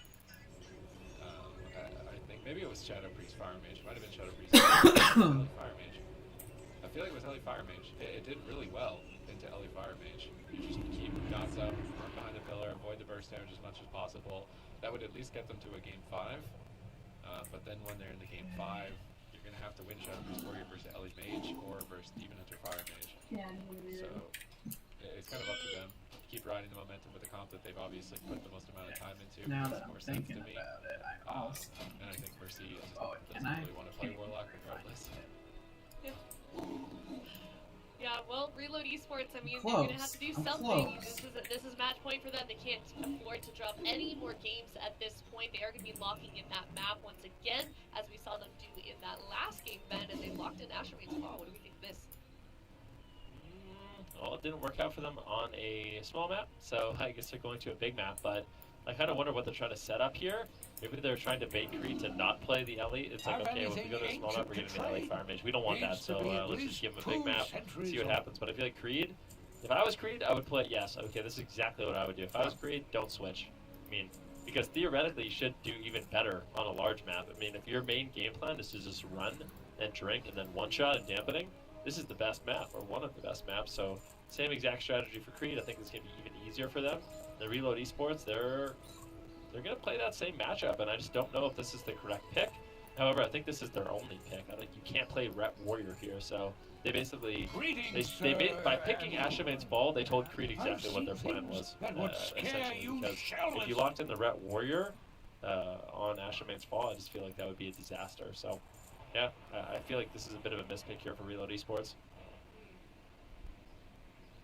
Quick lock-in as well. I mean, they basically didn't have, I don't know how quickly they locked in the map, Ashamane's Fall, but I mean, they basically immediately responded with this composition here after Creed locked in their comp, so they don't even have anything to discuss, apparently, and they're going to be heading into this game very, very quickly, and that is a bold move from these guys. I'm Obviously, so excited for they're our Florida heading trip. into this last game, that they can turn things around, tie this one up, sticking with that composition. But Creed also You sticking can with cuddle that on the comp. So we'll have couch, to you see can cuddle on what bed, they do you here. can cuddle Like in the we've already said, I mean, pool, it's you quite can a cuddle bit in the different shower. of a map. It is going to be Ashmane's Fall, so that's very much, very Yeah, that's pretty cool too. way bigger. Yeah, that's pretty cool. than 1.2. We'll have to see what they can do here, if they can Do I tie wanna things watch up, it? but very, very close Too. to knocking themselves out of the series, going down in the lower bracket, facing off against another very very difficult team in the form of Method EU, but they're confident in this pick. What is he doing there? To it I mean, in we this can game take like here. a separate car. We don't have to go like with him for like two or go. Sports ties this one up. I feel like they're fishing. For, Yeah, like, someone to actually- for what? I think they Like, wanna- like, where are we staying? What are we doing? What's the itinerary? Oh, What? that's Have a you guys great. seen that bird? That's a No. That's a great shot. Distracted. Because I don't want to like just like go to St. Augustine. I don't like being directionless in places We think he's Jerry I've Boy. never been before. It's not fun. We can go on the ghost tour. No, not doing that. Alright, well, we'll see. I mean, in Creed right now, they're I don't one think away from scary sending stuff in Reload real Esports life to is the fun. lower bracket to play against No, it's just SNU. like a ghost Definitely tour. not the No, place it's not- you want to be. I don't know what that is. They're just one away from It's just making like a it tour against of all, Skill like, Cap EU in that upper final. Yeah, no Let's see if thank they get it you. done. Reload Esports, they're going to have to battle it back here on Asha Main's Yeah, Fall. this is a This lot bigger of map. fun. I feel Is like it? it's gonna We've be never more been difficult, there. But we'll see what their strategy's going I to be. haven't. Still going after Staza. Full Hex gets secured there by Baka onto Lontar. Great job. They get an early dispersion here from Valet. Oh, there you At the go. same time, they're getting a lot of pressure on Then. Mercy to get the die by the sword. What is going on? Creed really starting this one off of the bat. It's like a. Yep, Creed coming out guns blazing here, getting 2 for 1 there with that setup. Beautiful start so far. And now Saza. You're just saying you love it. I haven't heard a single thing about it. Yep, that one right there. Even further into Sounds that like you corner, know just absolutely spam nothing fireballs, about wait St. for that Augustine. combustion. I was Come little back when I out, went. and of Okay. course he has to make sure that Mercy is just standing there, pummeling him, has to try to balance, taking. I hate not tourists taking now, damage and getting those especially fireballs in out. Florida. He's gonna have a minute about on his combustion cooldown there. Nice ult Crystal time by River had a Saza. little tourist Looking town for park. polymorphs here. Hated He it. actually fake They got attractions, reach they it got right there. Now floors, they go they for got, Cross. It's gonna be a double. Nice places. fleshcraft by Lontar. Delay though, They got extremely low. No recreational stuff, dispersion. He's on people match playing point. Okay. Goes for the greediest Shadow Man, and it does pay out there for him. Able to hold on to the fate of all cooldowns right there. And now Baka actually taking a little bit of damage here from the Shadow Priest, looking to heal himself up. He gets wind sheared. Beautiful stuff here from Lontar. Lontar throwing in a couple of lava bursts there as well. Baka though responding with the grounding totem. This is kind of the downtime here for Creed. You know, the Creed, they won the last game, very, very deep into dampening. They went for a long game plan here, so I think that's very intelligent. Don't get too aggressive here, but they got Mercy so low, so that's combustion. If you can just get there, he's looking for the polymorph. Nice reflect though, not going to be able to find it. That would have been an excellent opportunity. If you can find that sheep right there to just go in and use that combustion. They did get Lontar's trinket though, so I honestly, if It's I was hot. Creed right I don't now, want I'd to be trying like set up a killer out for in the Lontar. open, All you have cramped to in do front is of make people sure for that hours. delay It's like isn't able you got to to think get about what that I like, spell or a shadow and I spell. hate You can outdoor Dragon Flare delay activities. and counterspell him, And like he gets paid 90% up, of Florida you is can kill outdoor Lontar activities, next time and you it's get a super stun fucking lock. hot. Next time you get a You can setup, go on this, it's gonna have to be up to Mercy. black They circle get a fear up to everybody if they try to do Oh, that. that is- But Creed, that they're is looking dark. good so far. You just, They like, see, don't like, have Trinket on Trainer and backup. Yeah, though. it's still That is really the one dark. opening here for Reload. Alright, let's see if they can get the setup. They've got all of the cards at the moment in Creed's favor. But they're on the back foot in terms of momentum. No, you haven't said anything fun about this trip. Frost Edge. Fight well. Delay the target for the moment. They're charging I like sell it to me. Like you're not selling it to me. Dispel. Anticipating damage here. Now turning it But around with a triple fear. people Excellent do. timing by Mercy. Right when My she mom gets has the a movement. swimming pool. There's It- no Oh, justice with here that selecting last, so there's I the buzz. hate think it's gonna crack oceans. right through I the hate sword. salty Sounds like it. view. Delay with good support. There's a Nice trade on winery. Are you that saying I'm old? exchange. There's a little Not even cruise, an like a epic little kill, mini that is the main cruise that priority you can trade go between on. I don't want to go on a And mini cruise. I Creed want to is go back on on a the sword full ass for cruise. combustion. Yeah, but it's If like a that little trade mini doesn't happen, cruise. the warrior is dead. They got If that the trade happens, wax warrior might not be museum. dead. That was my At least favorite. that They becomes more got likely escape and rooms. dampening They for got sure. little train Drainer's mana, not in the tours. best position. I feel like Lots Creed of has been playing more museums. aggressive in this You could match, do, and now they need to some start mini golf. looking to play more conservative and start drinking, and that's exactly what they're doing. Drainer sits down, but You're struggling to find What? anything. I Mercy think on the like right side, so Mercy on the left, not able many. to drink whatsoever. You're naming Ooh. everything. Getting smacked around You a bit, can double go blinding on light, the just walking to the Shadow interactive Priest, but pirate line of sight. cruise. Getting a spell around the corner. I don't like Sniping that. Lontar out of You that never corner. wanted to be a pirate. By Belay. Fuck No, off. it's Mercy an follows it's an big damage for interactive, that. which Trying means to you connect interact to with Saza in people. battle stance, and Saza's and, just like- running around the No, pillar to be a avoid him. pirate. But if you Yeah, get Mercy and then- off, Be a it's gonna take a lot of pirate. damage. Yeah, There's and no then- break where he blinks away. We're gonna have to Lightning run missile into on like Belay. drunk, Mercy reconnecting full with grown ass Thor, Shadow, adults. Saza soul shaping, thunderstorm from That would be Baka. us. Good No, positioning there to knock away it will Mercy. not. Belay is still We're owning drunk, full Saza. grown ass Trainer has adults. been unable to recover. Oh, Look at his team at the moment in baby. shambles, but Divine Toll is available.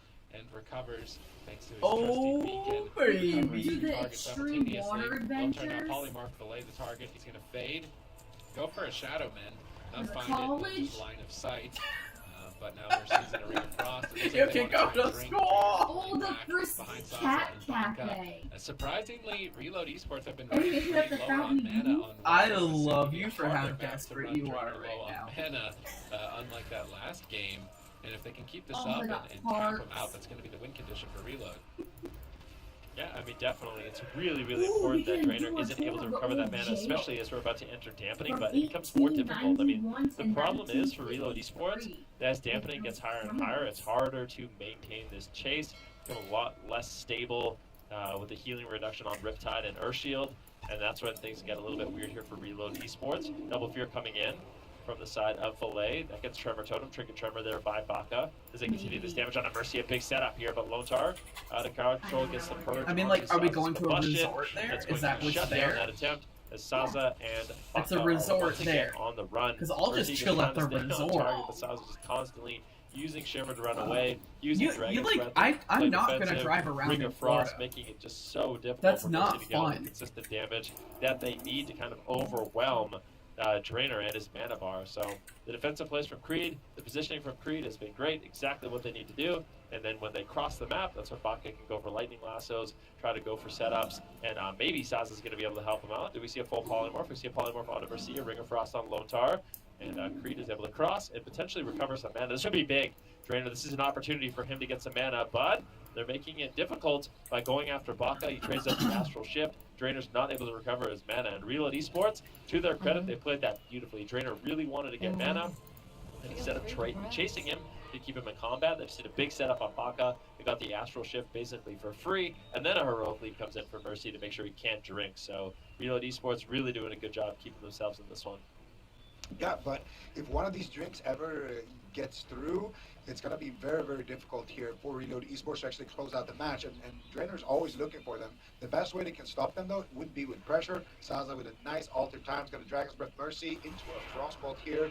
He actually gets it off, and now he's looking for some more crowd control here. And that's the name of the game here. If you are on Creed, you need to play a long game here, potentially to win this match. So you want to cross the map, get a sheep onto Lontar, get a setup on somebody, and Drainer's job basically in that setup is to press Hammer of Justice and then just run away, drop combat, and look for drinks while his team plays that 2v2 situation.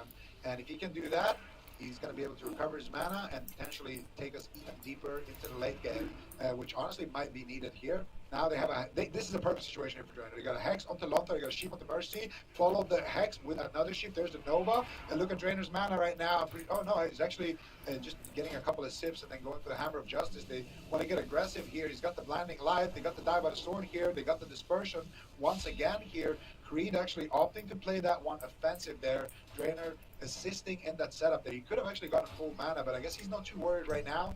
And still, they're going to net themselves two important defensives right there. The next time they can get a CC, most likely going to be Lontar's Trinket. Okay, let's see if they can set it up. Their mana's not in the best position, but their momentum is. Valet down at half, really struggling to stay afloat on match point. And they do not want to go down to the lower bracket and face off against Method EU. The last time those teams faced, it was a very close series. And if Game 1 had gone in favor of Method EU, then Method EU could have taken it. So Reload Esports face a grave danger if they lose this game and go down to the lower bracket so soon in the finals here of Europe. So far, they've done a good job of denying Drainer from his drinks. He's only now at 60% mana as opposed to, I think, the 100% that he was in the same time and same position. It was about 50% dampening in the last game where we saw the kill landed, so likely still 20 or so percent away from a kill opportunity between these two titans. Baka's loading up the Stormkeeper. Saza pops Combustion. They're going for the win. Spirit Link Totem around the corner.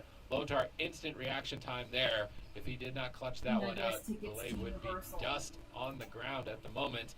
Now that they've survived that assault, they really need to start getting aggressive and ride the momentum. That was all of the major threats from Creed. Yeah, we at the just same like time with a high value how. exchange. Let me know how much it is. Okay. It depends on what date. Yeah, definitely. Let's see what they can get done. Malay still on the back foot. Going to be trying to run out along the side. Look at Drainer now in kind of a prime position. Still just trying to run away and go for a drink. And it can be really taxing. Yeah, and definitely daunting. Just trying before. to chase down a Paladin who's looking for And mana. The nowhere Drainer near sits a down, he holiday. recovers so much Okay, mana. so then More do Fond you of Mercy. do, Malay into a like, lightning last. July or maybe like later June. Late July. Late July. No, late June. Late June. Yeah, either late June or late July. Because then it's nowhere near Maybe late July because I don't remember. or mid July works too. Okay, because I don't remember what date he was planning to go, and I knew it was in June. I Yeah. just don't remember what date, so maybe it would be better if we stick with July. I wish we knew we were gonna get our tax because like the thing I want to go there and like be able to blow money. I want to get like wands and food, Samantha the food. I watched a girl eat the food there. Now, I'm imagining you just want to do Universal and you don't want to do Disney. I can do one or the either. I could be very happy with either. Because initially I was thinking Disney, but then you talked about how you'd rather Universal. I would. I've never been to Universal, Yeah. but I've been to Disney multiple times. Yeah. So maybe And Disney's cool, but like only for Epcot. And like I heard Epcot's Disney's cool when huge. it's older. I know Disney's like huge. So Yeah. how much is it's cheap in August? But after we've already left. Because it's Oh. close to when school starts, so no one's really going See, anymore. fuck, that's what I'm saying. Like, how much cheaper? Only like 15, 20 bucks. Oh, yeah, okay. nothing. Well, what are the average prices we're looking at right now? I mean, what day of the week? Do you want to do it like on a weekend? And do you want to do it for just a day or 2 days? What were you thinking? No, I would want to do it. Oh boy, maybe like 2 days, but like not a weekend because that's when people will go. I want it to be like fucking dead, and like just you and me there. So like a Tuesday, Wednesday.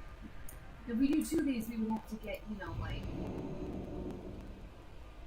I'm okay with staying with a hotel there. I'm sure Universal has a hotel. And we just stay one night there. If we stay 2 days, Okay. it's one night. So, with the 2 days, you could do the 2-park 2-day ticket. That's all they have available. So you Okay. can go to Universal and you can go to Island of Adventure. Okay. Now this one is like this first one is a park to park. So you can just like flip flop wherever you want. Or this one is 1 park per day. So you visit 1 park all day and then the next day you visit the other park all day. Okay. The purpose reveals our way. I like that. You like that one? Now, The- I don't know if it's like you can just choose to stay in Universal for both days or if you have to go to the other. Yeah, see, that's what I'm worried about. Because, like, Okay, what so if we these don't guys like are the other one?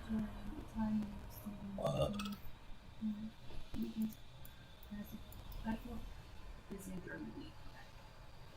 The 2-park 2-day base ticket date entitled one destination to either Universal Studios or Island Adventure or Islands of Adventure per day. Tickets are for any 2 calendar days period. Okay, so entitles 1 or 2, I guess, depending on who you buy.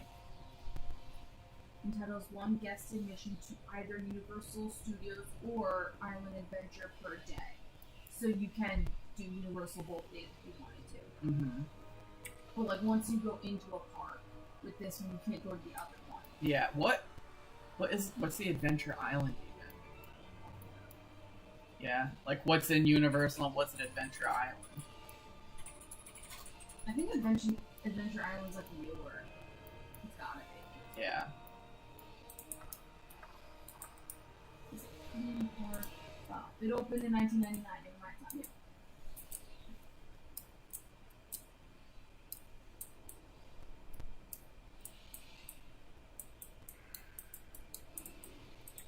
I mean, it looks cool. It's got like rides and stuff. So then maybe we'll do both days. Okay. I mean, both Both parks. Yeah, parks. We'll probably end in Adventure and we'll start with Universal. Yeah, ideally.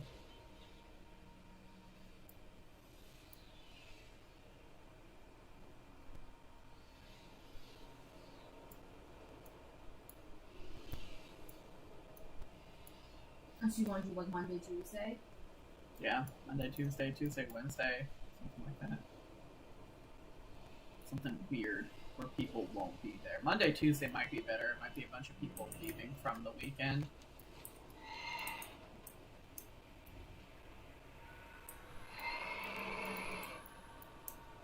Oh, so you pick the whole week, and you can pick any 2 days. Oh, okay. Now, is it consecutive days? Together we rise.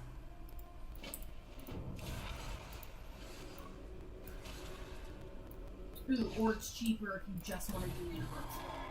Yeah, I'm fine with that.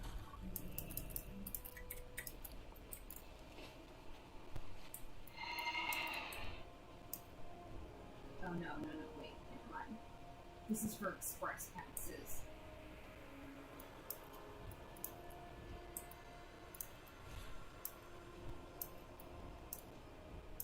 Speak without fear.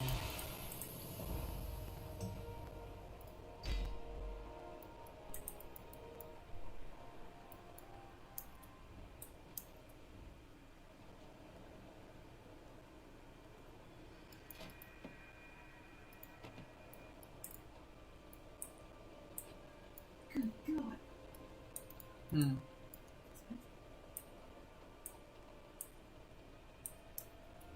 It's really expensive. For what? It's Oh. Yeah, it's like hundreds of dollars, isn't it? yeah, but like, why? You said it was like, I just said it was like starting at. That's what I'm saying, like, that shit's expensive. $523.96. Yeah, that's exactly what I thought. No. What do Yeah, you probably say? not. Let me check out Disney. Yeah, not $500. You always want the patronage. No, I mean, I prefer Universal, but I'm like, I'm not gonna not like Disney. You could just do like Epcot though, you know. That's what I'm saying. That's what I'm saying.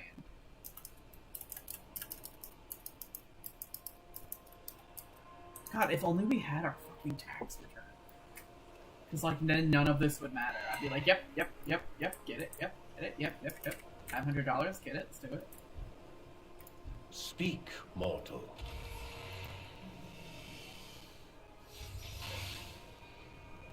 Follow the path.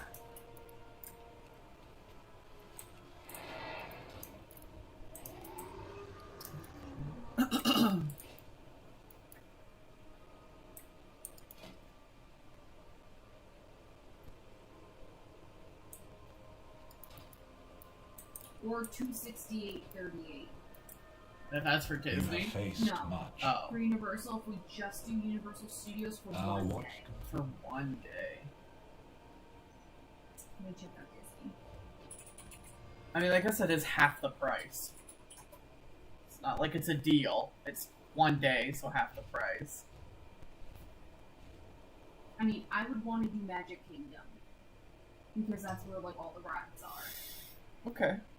Unless you want to do Epcot and just do like the food and drinks and stuff. Oh no, yeah, If you can only do rides and like not get food, that's a waste.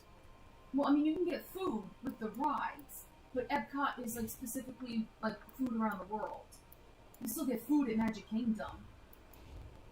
Yeah, but like, is it as notorious as food as Epcot's? Epcot is specifically known for its food Yeah, that's what I'm saying. because it's like food around the world. Yeah, Magic Kingdom has like fair food. yeah, Yeah, Yeah. no, I don't want to spend. Like we it's can, for the rides. right? I would rather go on rides than eat food from around the world. I would rather eat food from around the world because like we can go to a fair for like $20 and get fair food in a ride. I'm- Let's see. Who wants to spend like $300 to eat fair food? Oh my god, we can go on Remy's Ratatouille Adventure. Shrink to the size of Remy for a fun 4D experience. Hell yeah.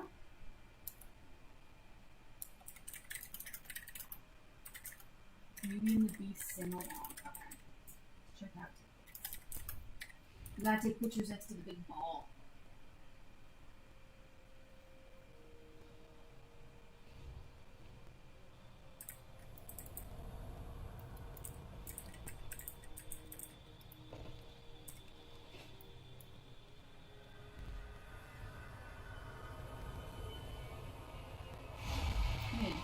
It's cheaper the number of days you want.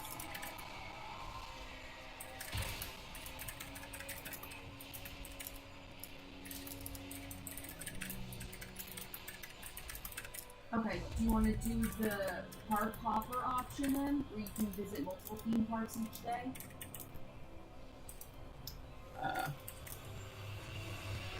Ooh, or we can do this one. Visit one theme park each per day. So I picked 2 days, so we do Epcot and Magic Kingdom. No, well, let's get to prices first. Like, well, this is part of it. I need to know which one you want. I mean, if we can do a little bit of both, that's good for both so of one us. park per day. Yeah.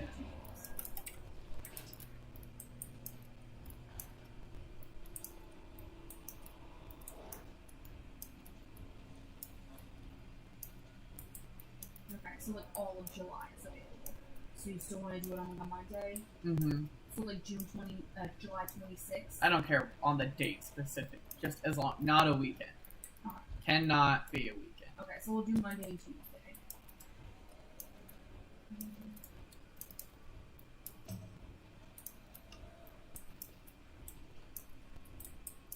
Okay, cool. So I picked it so it says use any 2 days from July 26th to July 29th. Tickets can be used on non-consecutive days. Okay. I mean, I would want it to be consecutive. It's just...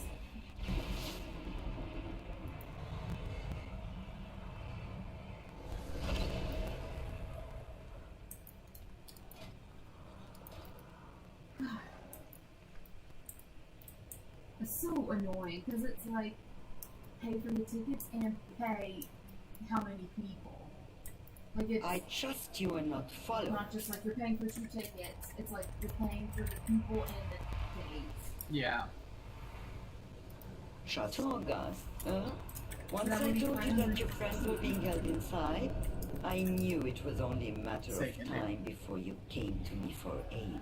Like 22. Because I was Yeah, able to no. anticipate your request, it just so happens I have already acquired a portal device that leads into the town. I will dispense with the usual warnings and disclaimers, as your unique combination of courage and foolhardiness would render them moot. Do not ask how it was obtained. 14, 16, Simply 30 days. consider it a gesture of Yeah, goodwill. I just don't really that like the you one are day. now I don't want it to obligated be rushed. repay. I look forward Why try? to our future That's transactions, a good thought. More Walker.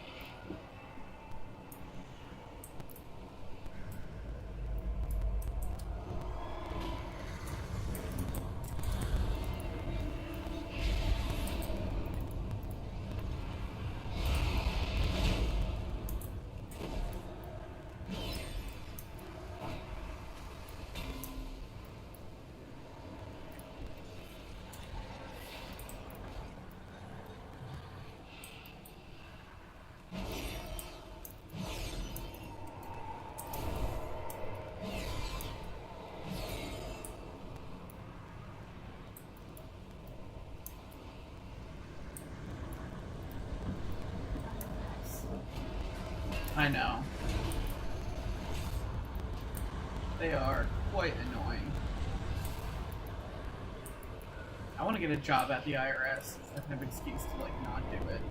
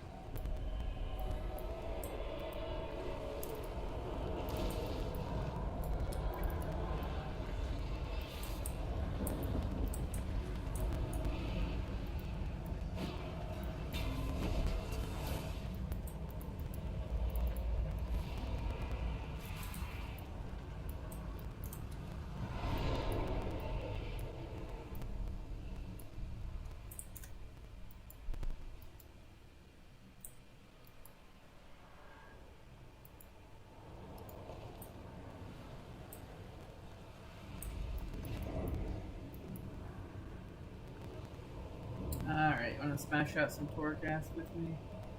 Whatever. Whatever. We'll go eventually. We will. No, I'm not mad. I'm just like mad at the IRS. Yeah. No, like, yeah. It's just like frustrating. Yeah. It's very frustrating. I will get you to Universal. I will. My baby will ride the Harry Potter ride. I don't want the rides. I want the nerdy stuff. You will get a wand. Yes, Don't I will. worry. I want a wand. I want the butter beer. They got like amazing candy and food and breakfast. You'll get it all. Don't worry about heading here. I can teleport you. Yeah, well, I'm gonna. Oh! What a champ. You're the Ah, give me the ugliest lead. bitch. When you say please. Fuck! It's such an ass. See you later, nerd. You really gonna do it all by yourself? I sure am. Hey! I don't got. I know. I don't know. I do not got time to play fuck games with you. Go bag! Aw, you stomping ass. I don't know what that is.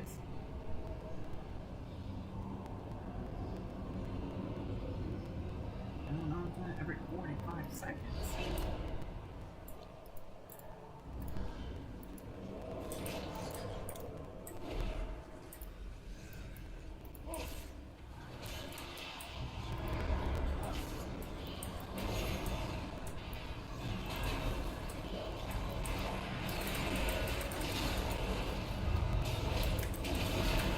Whoa! Whoa!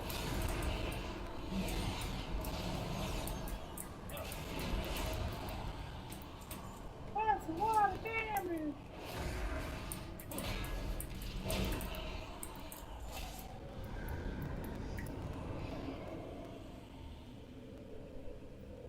Your next 3 lay on hands have no cooldown? What?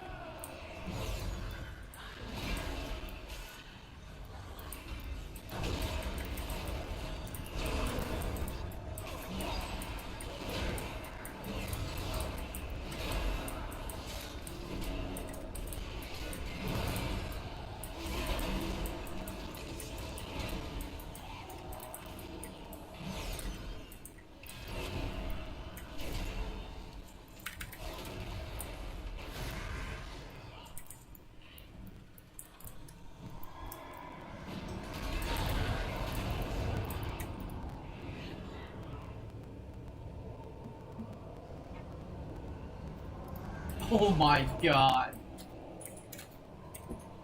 Okay, I think Paladin is gonna be more broken than Shaman.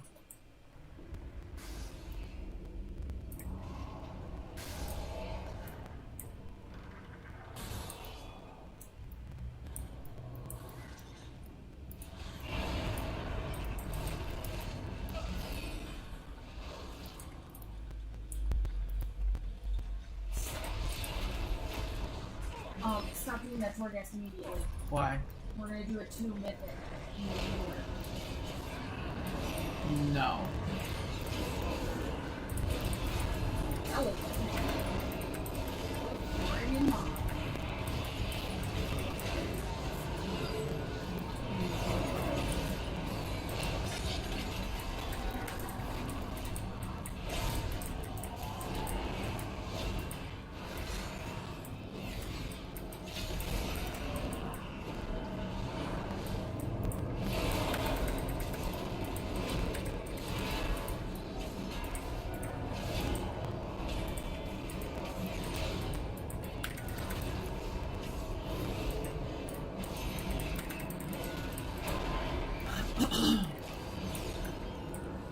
Who the hell is me?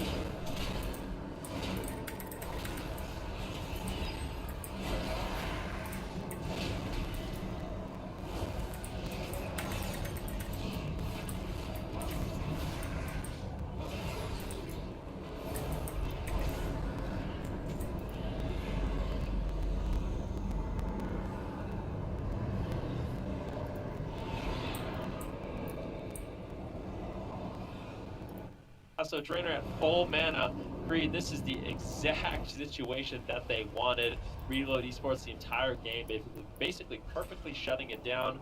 But at a certain point, it just becomes too difficult for Reload Esports, too risky to just be pushing out into the open consistently, especially at 25% dampening. But now, Creed has set themselves up to win this series, potentially, if they can just hold on. Mercy getting absolutely blasted. Lontar does have his trinket, but no emergency healing. I mean, there's no Spirit Link Totem and no Ascendance for another 2 minutes. That's 2 minutes of basically complete instability for Reload Esports, because that's really the only emergency healing that Lontar has available. I really feel like Creed is looking good to win this one. Yeah, Creed is looking perfect to win this one right now. And honestly, there with that last combustion, if they pump that on Belay, he didn't have dispersion or trinket there, so maybe they could have actually taken it down. But I think Belay had pretty good defensive positioning there to avoid that. And now, I mean, they got everything they need here. Range Man's looking good. They still have Udans, but Saza, you can't forget about Reload's pressure here. We're starting to get deeper and deeper into dampening, and that means the Shadow Priest is really going to start powering up as well. The Ellie Shaman is going to be just as scary pretty much the entire game here. It's just going to be harder to recover from one of those big hits against the Ellie Shaman. But the Shadow Priest, he's going to have pressure across the entire map. Drainer right now sitting down for a drink. He's going to have to stop that one. Backline trading out the Astral Ship right there. Mercy did use his avatar, so pretty fair exchange. Backlink with Stormkeeper gets interrupted here. Mercy still with good pressure here. Lontar's there backing him up. Ready for the spell. And he peels. Nice down the storm. Mercy leaping back here. Beautiful freedom right there. This is the situation here. Lontar has to use the grounding totem right there, saving the day. Nice purge there on that combustion by Valet. And Mercy's still out of the woods yet. They don't have Spirit Link Totem for another 30 seconds. That's going to be the dive by the sword there. It was traded for the combustion, but they do have a full sheep here on the Lontar. Full counterspell secured on Delay as well. No off healing here. Now, finally, counterspell is going to end, and Delay's going to be able to get a big Shadow Man off, but Mercy's still out of the woods yet. Counterspell on the Lontar, sheep on Delay. Burden Wall Totem to the leg, strong Lontar. But Mercy's still going to go. Now he's going to respond. Couple of seconds left on the Spirit Link. 4 seconds left. Lontar gets counterspell. He has to move into position. He has to drop the Spirit Link potentially. No, he activates the Ascendance while he's kicked for a big deal there, but still, his team is just rotting down. How he's going to keep them alive here, Creed, with so much pressure, but now Saza as well, finally rotting down into the Shadow Priest damage. Belay trying to counter pressure situation. It is anybody's game right now, and Reload are a match point, Sid. Oh, combustion's coming up. There's no dab in the sword for 30 seconds. They could just pop off here. Big damage. Huge war stomp. Drainer clutches it out with the triple. And Creed take it 3-1. Absolutely beautiful. Creed really stepping up with this Elemental Shaman Fire Mage. And this is exactly what we wanted to see from them. And I feel like they're getting more and more confident. with this composition. They started with the Demon Hunter Fire Mage, they made the switch, that game looked beautiful. They really came to play here today, and now Reload Esports, as a result, going to be going down to that lower bracket to play against the Meta EU. Definitely not a position you want to find yourself in. Yeah, a scary situation. We'll see that match play out in just a little bit, but let's check out that replay from that last game. Yeah, it really comes down to that moment of about 25% damping, where you're just able to completely reset here. And at this point, you can be completely aggressive if you're Reload Esports. You've got dampening working in your favor. You got plenty of females to work with here, and they get the sheep here up to Lontar. They counterspell delay as well. Good pressure, Mercedes line of sighting. They decide to turn things around here. Still, Salza just looking for some peels right now as the team is going after Baka here. And then finally they get the Hammer of Justice there. And look at this War Stomp right there. The King and Stomp right there from Drainer. Stalls out the Trinket Spirit Link. What an excellent War Stomp right there. And honestly, I think, you know, they played Alliance first, but look at that. The War Stomp is winning them games. The Orc Mage was very important earlier for them as well. And the DH Mage. The Horde here coming out for the team of Green. As well here, taking a 3-1 win off the Reload down to the lower bracket. They actually beat Method last time they fought 3-2 circuit, so yeah, scary stuff. Very, very scary stuff, but well done to Creed. 3-1 victory. I feel like though, I mean that really, despite the score that we saw, these two teams really like that last game honestly looked really, really sketchy a number of times. I'm almost a little bit surprised that we didn't see that one game number 5. Seems like Creed have sharpened up arms and coordination. Certainly the later game wasn't there, but now that they've got the coordination, Mine? I was almost getting kind of like the whole skill cap and the environment vibes. If that's the case, in this contest, Force could go. All right, well, and we've already discussed, we're seeing Reload Esports dropping down to that lower bracket. Do we want to make predictions on that series, Ben, against Smith and you? Too close to call, you know, conservative approach for me. But I don't know. I predicted Reload Esports to win the whole thing, but I mean, Creed obviously has found an answer, and I'm kind of wondering how many users will be able to take any information from this one. I don't really know, because for Creed, they have that elemental fire mage. No other team in Europe really does, and with FNU, they're going to have to come up with a different answer, because like you said, the last time these two teams met, it wasn't Reload Esports that walked out with a victory, came out ahead. So my prediction, still going to be going with Reload Esports, but I think this is one that Yeah, we're taking a look at the bracket. We're standing. We're seeing the semifinals right now. Skilltap and Creed will be facing off against each other. The winner of that series moves on to that grand finals, and then we've got down there in the elimination bracket, in that lower bracket, it's Reload Esports versus FNU. Ben saying that is a little bit too close to call, which I think is completely accurate. I mean, we touched on it so much before with these 4 teams in the European region right now. Skilltap, they came into this season, this is the top 4 number 1 have a strong team. How impressed these 3 teams have seen time and time again. They're very, very close to understanding and skill like we've seen in that last series.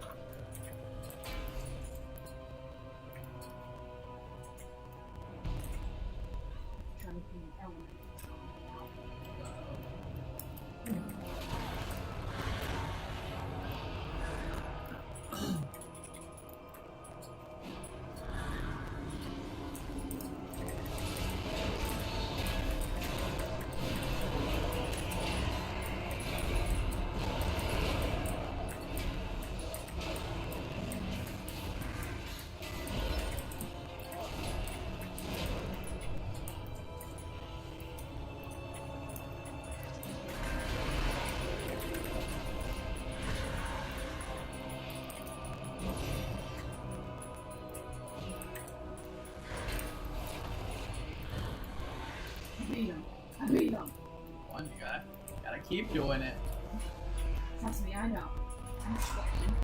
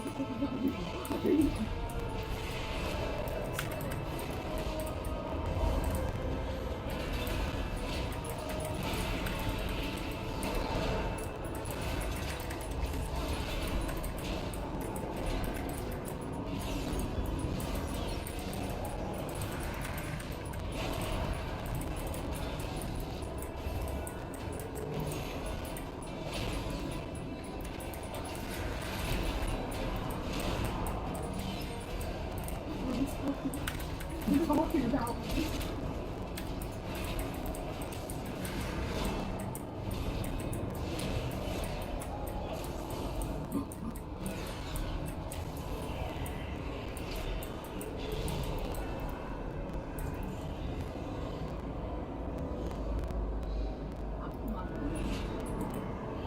I am.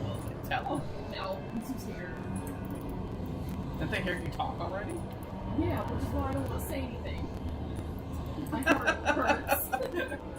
Yeah, I did speak. That's the problem. They don't deserve to know.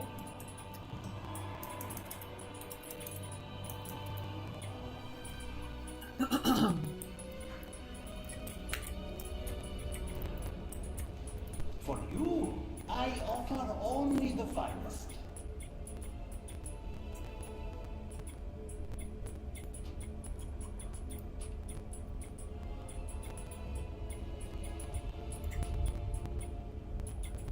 Jesus Christ, I'm not beating this Death Knight though. Yeah, Your holy. patronage is always appreciated.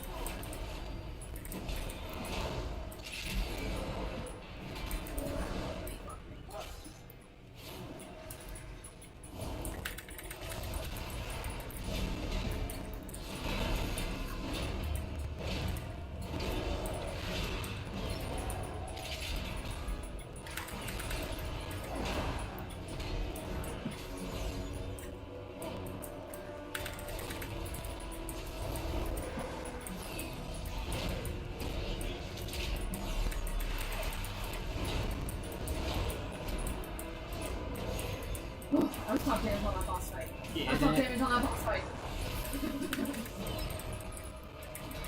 No one talk to me.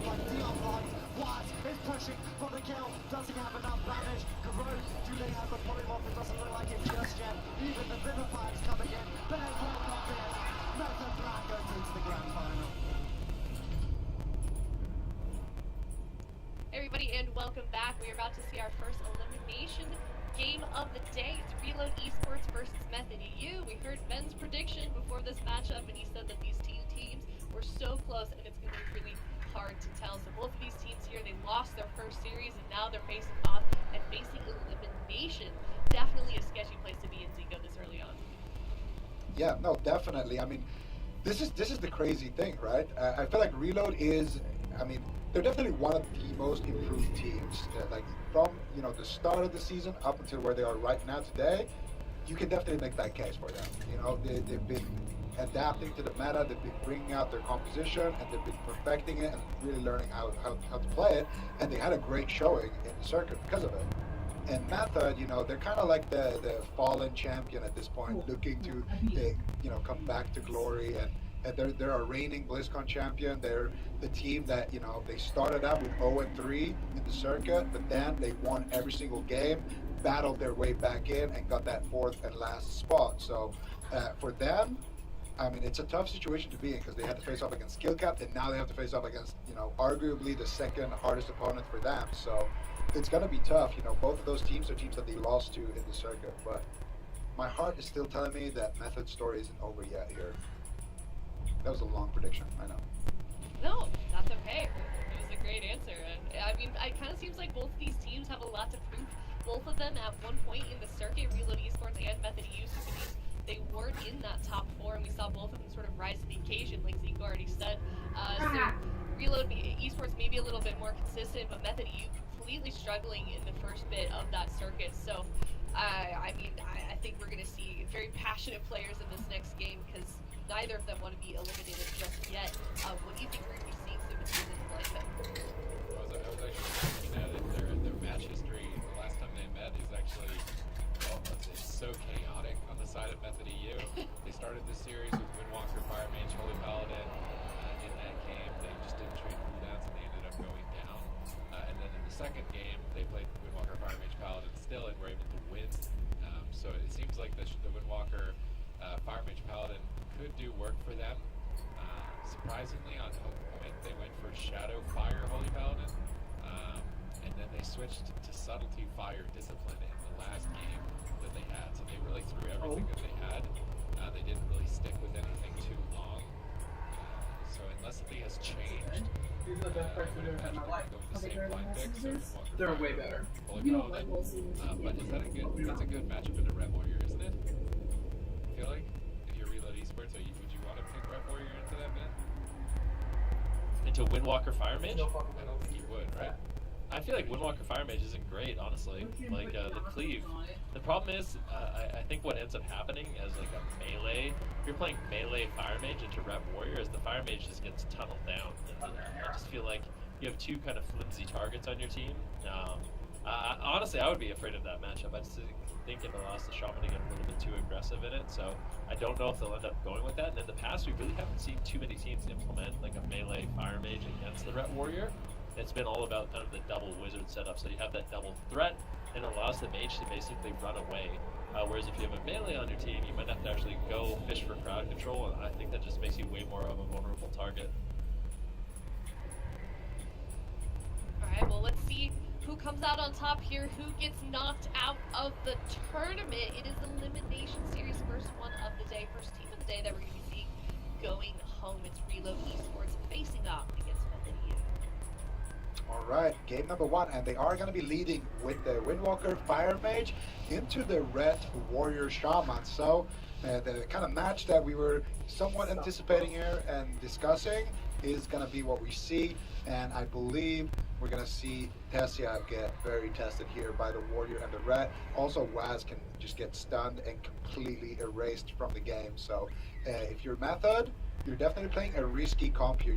You're squishy. You're playing a glass cannon comp. You know, you have one bullet in your op, and that's it. You know, you have to hit it.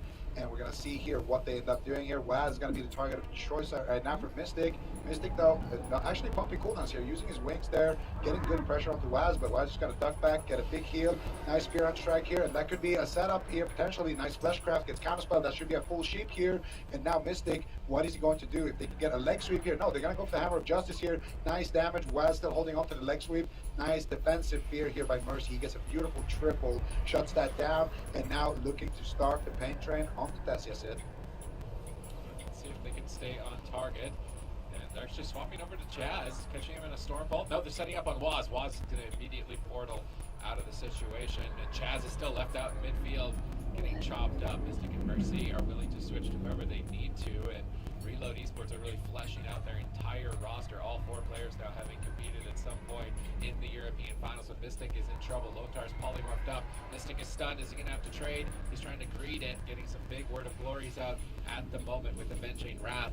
But they don't feel comfortable. Whoa! Lotar's going to trade Spirit Link. It is Zwen, so he's respecting the most powerful cooldown from the Windwalker in this exchange. But it seemed like they had kind of made it out of the woods at that point. Ascendance now allowing them to recover as well. Mana heavily in favor of Lotar, as we would expect. That's going to be one main win condition for Reload Esports. But these setups from Method, look at this triple crowd control. This looks so clean. Really, really does, but the damage is going to fall off heavily for Waz. So with no Zwen and no Storm, Earth, and Fire, his damage is going to be significantly reduced, and this is where Reload Esports can get aggressive. So Method EU, when they have their cooldowns, they can get those cooldowns, but Reload Esports should get stable. They can actually just go after Waz here if they want to. Hammer of Justice does land, and they take him down. Yeah. And it's actually going to be a sacrifice that trades by Chaz. A bit surprising, but you can't really blame him. The Windwalker Monk going to be very, very kind of flimsy in this matchup. They do have uptime on him. I feel like for Reload Esports, they have a couple different options here. An interrupt, though, onto Lotar, and a full polymorph could leave Mystic, high and dry right now, taking a reasonable amount of damage, but not really. Mercy just intervenes over, completely shuts down Waz's damage, and it looks like Reload Esports is going to be completely okay. I really feel like for Method EU, their only opportunity to kind of win the game is going to be with Combustion or with Zwen, and outside of those moments, the consistent damage from Method EU is going to be quite low. Now, this is going to be a big push here, though. There's no pre-Earthen Wall Totem from Londar on this push, and there's no intervene if they can get the sheep right there, but it looks like they're not going to be able to find it. There it is, paralyzed instead. This is a big push here. Mystic's going to trinket out of that stun, immediately pop a big Word of Glory, also using his shield right there as well. And now Mystic should be able to survive with his personal cooldowns there for the combustion.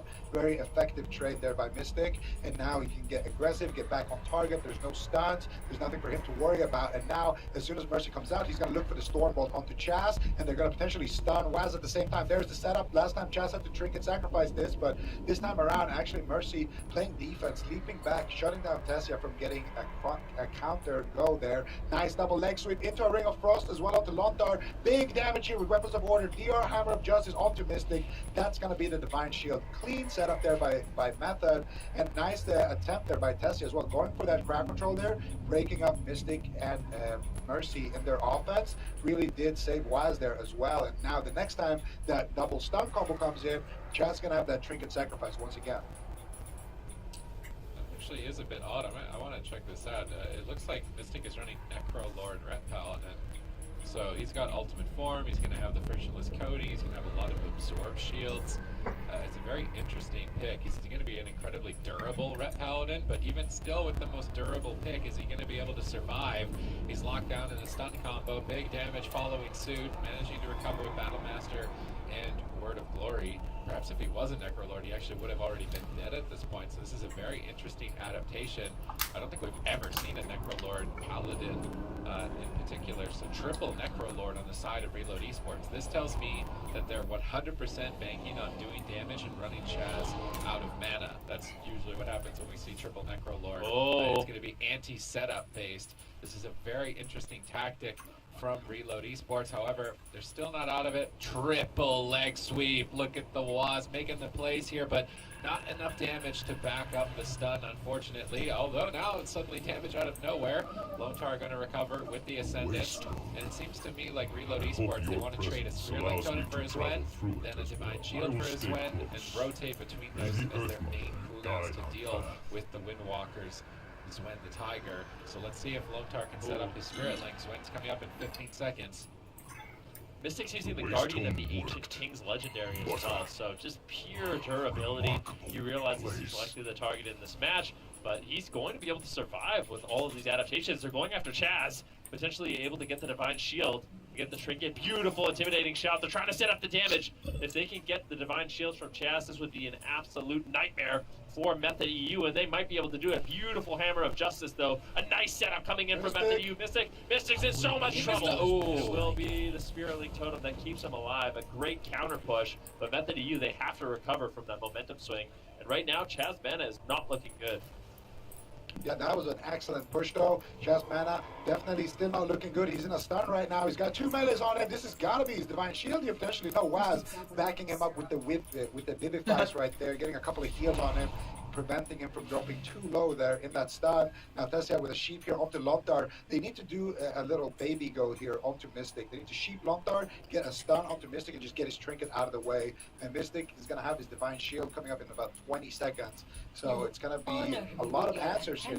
This Necrolord Wrath is definitely standing the test of time so far. Chaz in another Hand of Justice. Nice grapple weapon there on the Mercy. Sheep there as well. Waz with 1 Vivify. And now the War Banner gets dropped there as well by Mercy. And now, once again, Mercy looking to get aggressive here, trying to get some uptime with Chaz. The game has basically just turned into tunneling Chaz here for Mercy. And I don't know if I agree with that. Nice Stormbolt. Now Mercy realizes that he needs to come back here and peel for his rat at the perfect time, and he does so. Full sheep, DR sheep actually onto Lontar here from the Dragon's Breath into a triple DR. He gets interrupted there by Mercy. Now Mercy can look to get aggressive. Chaz, though, sitting down for a drink, recovering his entire mana bar. This was so big here for Method. This was the main win condition for Reload Esports, just making sure that he get those double stuns and keep Chaz, on the back foot. His mana was so low, but now he has more mana than Lontar, and he has every cooldown to work with as well. Things are looking great for Method right now. Oh, they're setting up on Waz here. 1 second left on the Hammer of Justice. Chaz trades out. Waz should likely recover with that exchange of cooldowns. A major downside of this triple Necrolord is they're losing so much damage. No Divine Toll, no Condemn for the Warrior. It's just pure durability, and if Method EU keep getting drinks like they just did, I wonder if they'll get overwhelmed by the burst damage of the Fire Mage. Combustion is rolling at the moment. They're trying to bait a Divine Shield. They're going for the Swen. This is where Divine Shield likely needs to be traded for Mystic. Is he going to greed it out? He's sitting in the Earthen Wall Totem, trying to add to the durability. They stun Waz, but Chaz instantly dispels it. Mystic is still under fire. His team in crowd control, popping the Battle Masters. His Earthen Wall has faded. He's got no more defense remaining on it. Down at half health, generating Holy Power desperately to get Word of Glory out as much as possible, using Wake of Ashes to even generate Holy Power for Word of Glory. Everything is going towards healing at this point. Defense, defense, defense. Block, block, block, but even still dipping low, managing to survive throughout this assault without using the Divine Shield. Now with Swen on cooldown, are they going to get aggressive or defensive? It looks like they want to go after Mystic, but Mercy intervenes with the Stormbolt onto Waz, preventing him from attacking Mystic. Mercy charges over to Chaz. Despite Chaz getting a drink, he's burning through his mana rapidly. It really is. I mean, that's the Ret Warrior special, is you just have so much consistent damage, and Chaz is going to have to heal through all of that. 25% dampening at this point of the game. Chaz, how is he going to self-sustain? He uses the Blessing of Freedom. He needs to get away. He needs to avoid the damage at all costs. And by crossing the map, he's going to allow himself to do so. A full Polymorph lens and a Lontar. Mystic's just going to be using line of sight to avoid that damage. As here right now, does have that combustion available. So there is a huge hit of damage. Mercy would be keeps away from Mystic. This is a great opportunity. If there's no intervene from Mercy, Mystic's actually incredibly vulnerable to going down to this damage. Waz all over him, but Mercy is unrelenting with his hit train on Chaz. Can they take him down? Potential Hammer of Justice. No, Chaz gets it first. Nicely done, but Mystic just desperately wants to get that Hammer of Justice. Going to be channeling up a Fleshcraft in order to survive. Beautiful, intimidating show as Mercy backs up Lontar. Trying to cross the map once again, but on top of Chaz, but ground control is always a threat here from Tessia. He can get the Polymorph on the Lontar. Mystic will be in some trouble. Nice Hex though. Tessia, he's going to trick it out. He gets that nice drag stun. He for a sheep Mystic now. He could potentially have to do something here with the War Banner by Mercy.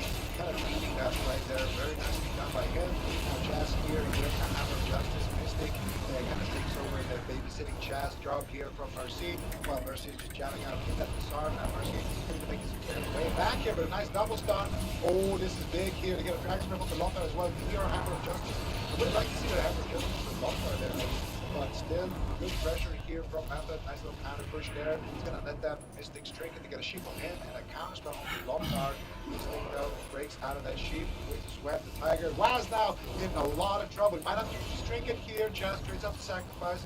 They don't overlap. Nice place there from Method, but Chaz's mana not looking good. Chaz's health from that sacrifice also not looking good. What? Full sheep. Mystic here taking a lot of damage, and that's going to be the Trinket Spirit Link coming out from Lopnar now. It's time to get aggressive here if you're on Reload Esports. Chaz in number 3 right now. Somebody needs to shut him down. Mystic's going to make his way over there. Hammer of Justice coming out here. Waz is on the opposite side here, just hiding. And Mystic trying to get some pressure there. He doesn't want to overextend too much. This, you know, sheep here. Onto Lopnar finds it. Nice Stormbolt, but it's a little bit too slow there. Mercy once again in at the start. There's the Hammer of Justice. There's the DR Ring of Frost. Mercy looking for the PS, but now he gets sheep. And now Lopnar is going to come out of crowd control, but it's too late. Mystic had to make the trade there. Divine Shield coming out right there from Mystic. And Lopnar has no Trinket Spirit Link. Mystic has no Trinket. The only one who can save the next setup is Mercy. He's going to have to Trinket and use the Triple Fear or something to be able to pull that off. It's going to be very scary here for Reload Esports, especially with Chaz getting a little bit of mana benefit there. Ooh, triple stun. This is dangerous for Reload Esports. Swen is coming up in 30 seconds. If they don't have a clear answer, which doesn't really look like they do, with no Divine Shield and no Spirit Link Totem, then Swen is easily going to win the game. So Method EU needs to buy 20 more seconds on the clock for Waz to get to that powerhouse cooldown. And he just needs to avoid damage at the moment. Rudy Mercy slowing Mystic. Polymorph Mercy. Just stall. Get to the Swen. Go for the kill. Just clean up game number 1. A very important matchup between two teams like this one versus the comps. This is such a wide variety. Swen is coming up in 2 seconds. He's intimidating shout prior to it. Oh my goodness, even Combustion is going to be available for it. This is going to be a massive amount of damage available on the side of Method EU. Reload Esports are desperately trying to clamor together and kill Waz before they get to critical mass. Waz is navigating away from Mystic and Mercy expertly, now getting back onto target. Are they going to be able to pop off with these cooldowns? They trade Sacrifice to stay aggressive. They need crowd control. They need crowd control at Lotar right now. Where is it? 5 seconds to the medallion. They're not finding the crowd control. They're just going to pop this way. They go for Hammer of Justice. This is the massive amount of damage available to the side of Method EU. Mystic bombs it, but Mercy is getting cleaned down. The entire team is being decimated, and Method EU close it out. Really beautiful performance by Method EU, but I can't help but feel like Reload Esports, this is not the matchup that they wanted. I think going Necrolord on all 3 members, they're trading so much of their offensive capabilities. I mean, let's not forget how good Divine Pull is. We've seen a lot of games ended based off Divine Pull, and I feel like it's just limiting their offensive options so much, and as a result, Method EU, they felt really durable in this matchup, and they could just kind of wait till they had Combustion, they could wait till they had Sven, and then really overwhelm that defense that Reload Esports has available. This is player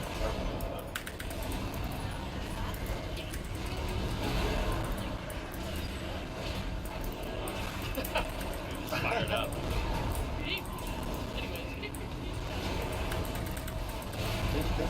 Waz decided right now to be playing the Waz Walker here. So we're going to see here, he's just ducking around right now, trying to avoid dying in this particular moment. And now this is the situation we're talking about, that there's no trinket on Lothar. They don't get the crowd control here. Actually, Tessia going for a fake cast there when he had Aura Mastery. Big mistake, but it doesn't end up mattering here. Nice Ring of Peace, Hammer of Justice, triple leg sweep, and then look at this blender of damage from Waz. The spinning crane kick, the images, the Swan, the combustion, everything being popped out there, and it's almost a triple kill at the back line of that push, but still gonna be a nice win there for Method, and that's it's going to open up the series here, because I think we're going to see some comp swaps coming out from both of these teams in this best of 5. So very important to get that first win here.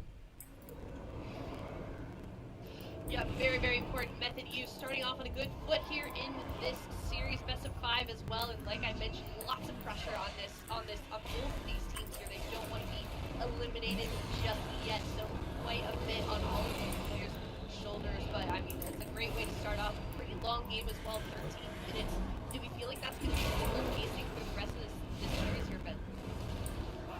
I think it's likely. I mean, we're seeing the best teams basically in all of Europe go head-to-head, and if they're trading the proper defensive cooldowns at the right moments, the game kind of need dampening for it to close out. So I would expect a lot of games to kind of go to that mark, where the damage is kind of overwhelms the lower side. It seems like maybe everyone is playing a really solid game defense here today. I really kind of wonder, though, what we're going to see from Reload Esports. Method EU, I wonder if they can afford to run this competition again. I feel like if they do, I want to see the Red Warrior, but I want to see what Divine's role. I really feel like the period for the Retribution Paladin is super important. Sure, you lose a little bit of that defense, but you gain so much in terms of offense that I feel like you can keep Method on the back foot a little bit more. We're going to find out shortly what they decide to do in that draft. It's going to be Reload Esports map choice. If you look at the record between these two teams as well, they're tied up. They've played each other twice in Shadowlands. It's been a victory for Method, and it's been a victory for Reload Esports. The last cup, I think Sid mentioned a little bit, was that was Reload Esports a series that they did win. But right now, I mean, Method EU figured something out here for game number 1 at least, and they have taken that first victory. So we'll see if Reload Esports does counter that and comes back tying things up.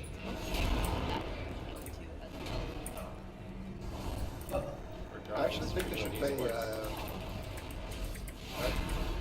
I was going to say their strategy, no matter what, I think is just running Method EU out of mana. Yeah. Off the Method EU play that the main win condition. I can't do it. Just winning on mana, so they're always Yeah, I'm not doing that. the Galaran. And now Method EU have to figure out what they want to blind lock. Is that Windwalker Mage? Their blind lock, because they're going to be real susceptible. And Chaz didn't get that drink. I mean, even at the end of that last game, Chaz was completely out of mana when they won. So the Windwalker Mage here could be dangerous. I think they should go triple Echo Lord again. I think on big maps, I agree with Matt. Play the Kyria, you're gonna need the pressure. Because you need pressure to actually stop the drinks with your pressure. Because you're playing 2 mobile melees. It's not like a red can just go and drop a blizzard around the killer and put it in combat or distract him or something. So I think for Reload, play the small map, go with the triple tank Red Warrior again. But if Method EU picks a big map, you go. Actually, I think that we can blind lock Red Warrior. If you play on a big map, I think your best bet is to go with the Kyria. Go for Kyria and then their Warrior. Just go for raw damage, max pressure.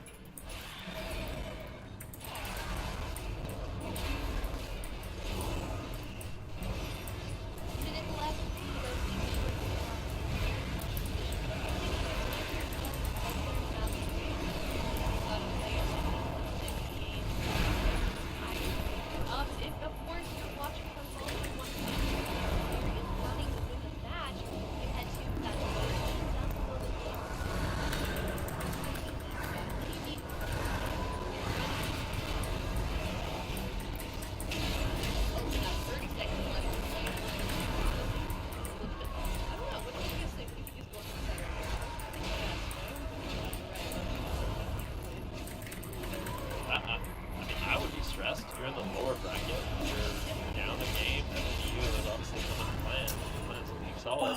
So I feel like their team, they're really trying to figure out, what they need to do in this one, what composition could they run, because it's not their final chance, but it's getting close to it. If they lose this one, they're on match point, and then they're out in 4th place. They go out of this top 4 and last. Still a good accomplishment to make it to the top 4 to begin with, but it's definitely not what any of these teams wants to find themselves in that situation. So they are going to be going with the Retribution Paladin, Harm's Warrior, Restoration Shaman once again. And I guess that's the question, how much defense do you want? Is your only game plan going to be running Chaz out of mana? Or are you going to go for a little bit more damage? Because I feel like if Mystic switches back to Kyrian, it kind of tells me that they were maybe anticipating a rogue mage. And then all of a sudden, I feel like the Necrolord makes a lot more sense to me, because you do have that durability, when you're in stuns, etc., etc. But I still feel like you just miss out on so much offense with that Divine Toll. But we'll have to see what Reload Esports is thinking. Method EU for sure, though. I really like their game plan. You have some low, you have these massive cooldowns, like the Zwen. He's running the legendary that gives you basically Bloodlust when you use your Zwen. You have Weapons of Order, another 2-minute cooldown you can stag. Use your Storm, Earth, and Fire. Use your Combustion. And if you can just get the Divine Shield with those 4 buttons, those rotate back up. Guess what? Divine Shield isn't a 2-minute cooldown, so the math checks out that eventually they're going to have an exchange that goes their favor if they can hold on to their mana. I feel like Reload Esports, they really have to close it out. Mystic is going to be making that switch to get a little bit more damage, and I'm curious to see if they're going to be going after Tessie a little bit more, or if they're going to pressure Waz, because he was able to do a lot in this matchup. Well, let's see what they can do here. Game number 2, Reload Esports looking to tie things up here on Hook Point. Loser of this series knocked out of the tournament. All right, we're gonna see here. So the Kyrian red, but the Warriors think Necro, and of course the Shaman is always gonna be a Necro Lord. We're gonna see here Tessia looking for the Dragon's Breath out of Invis. He's gonna find it. Looking for the sheep here. Where's the stun? Nice Hammer of Justice there by Mystic, and pulling the trigger first here. But Lothar still in the sheep. Combustion is rolling. Wings are active here for Mystic, but Chaz didn't use his Hammer of Justice here in the setup. They needed a stun on Mystic. He's just been spamming Word of Glory, keeping himself alive, and basically wasting Combustion. They're actually getting Waz's trinket in this push, so this is not bad at all here for Reload Esports. Zwen and Combustion, and you didn't even have to trade a single trinket, no real big defensive, but here comes the triple stun. That's going to be the trinket for Mystic there, and that's going to be the Sanctuary there used as well to free up Lothar from that situation. So nice leg sweep there, but now Waz in a lot of trouble here. Chaz in a Stormbolt, going to trade up and sacrifice right there, but they're still doing a lot of redirected damage here. That was nerfed, and now Lothar is in a sheet. Mystic has to run for his life here. He gets Hammer of Justice, he's very scary. They get a no follow-up sheep there. Mercy struts it down with the War Banner to get a Hex on Tessia, and now they are able to get aggressive off the side of Reload Esports. So far, the opener's been looking good for them. Let's see if they can keep it up here. Already burning down a quarter of Chaz's mana. Large portion of their defense still right off the bat. This is really good for Reload Esports. That Necrolord experiment not working out for them in game 1.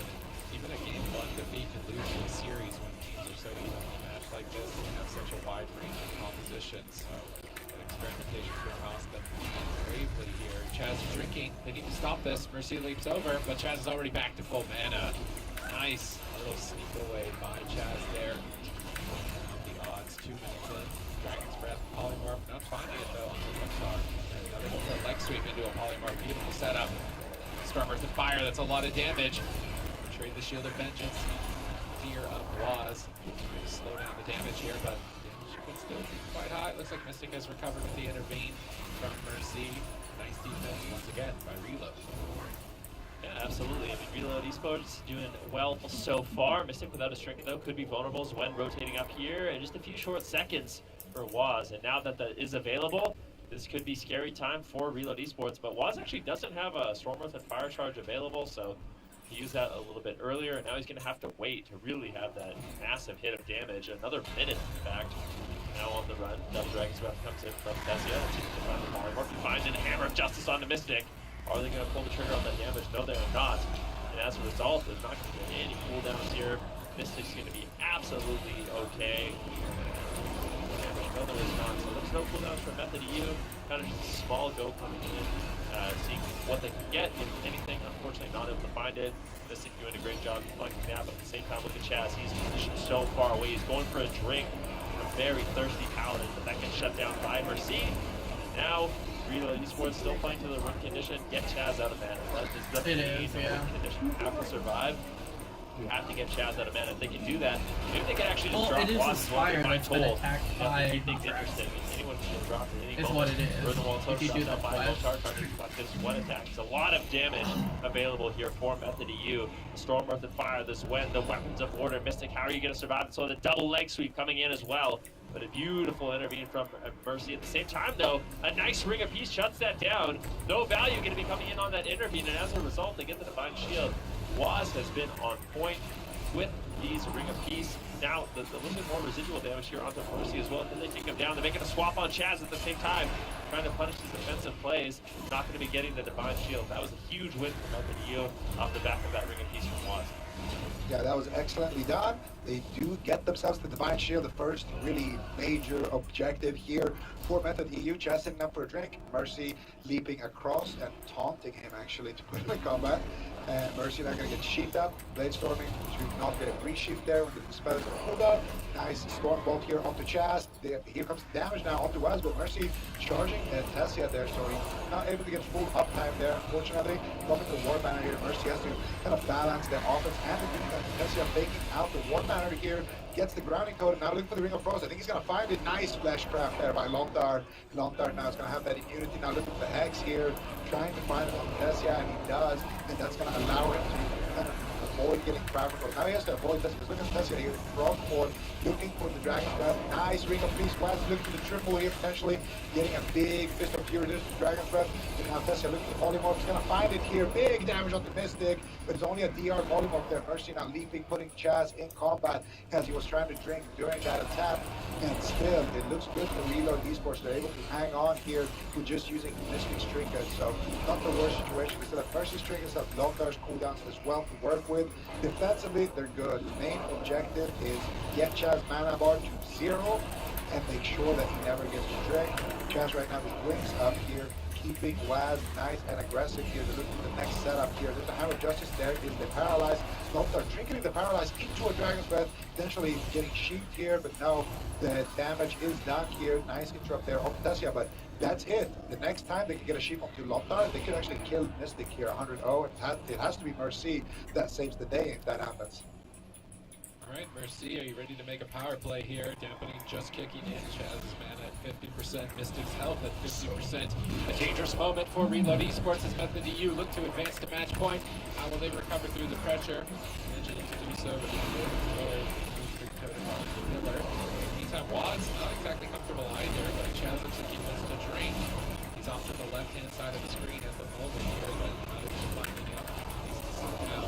Lontar dropping a Sky Drink out of here, but they're on defense at the moment. Triple crowd control, beautiful setup. Where's the denial? Oh, but it is not enough. Method EU looks solid on this Windwalker Fire Mage, winning on their worst map. That was really tough performance. But like I said, Method EU, we heard it in the interview with Maro. He said, in this situation, Method EU is always one of those teams that kind of rises to the occasion. They always show up with the best foot forward. This is a matchup you can tell they're definitely prepared for. I feel like that was such a great call from you, Sid, and blocking in that Windwalker Fire Mage Paladin. It's worked out well so far, and Reload Esports, this is looking like an absolute disaster for them. I feel like at this point they almost have no choice but to go back to the Shadow Freeze competition. Yeah, we'll have to see what they do here. That is really unfortunate. They're down losing 2 games in a row, and now they're on damage. that point. Yeah, baby. Check out that game number 2 replay. Yeah, and we're going to see it here. So at this point, they get the pressure here. This was another beautiful Ring of Peace there from Waz as well, breaking up the intervene from the Warrior. If you do that with Ring of Peace, between the target that got the intervene and the Warrior, you can separate them. Intervene actually has a range. The Warrior has to be kind of on top of the guy that was intervened to absorb that damage. So Waz has been doing that the whole time. And here, they get good pressure, they get a Hammer of Justice, and they get the DR Ring of Frost, and they just keep on chugging the damage there. And the only one who could have done anything about that was Mercy, but for Mercy, it was really awkward there as well because he was just in a sheet, that he didn't really want to trinket because his healer wasn't crowd controlled yet. But then they pulled the trigger with the Paralyze and they got the cross CC trinketed, but it was just too late.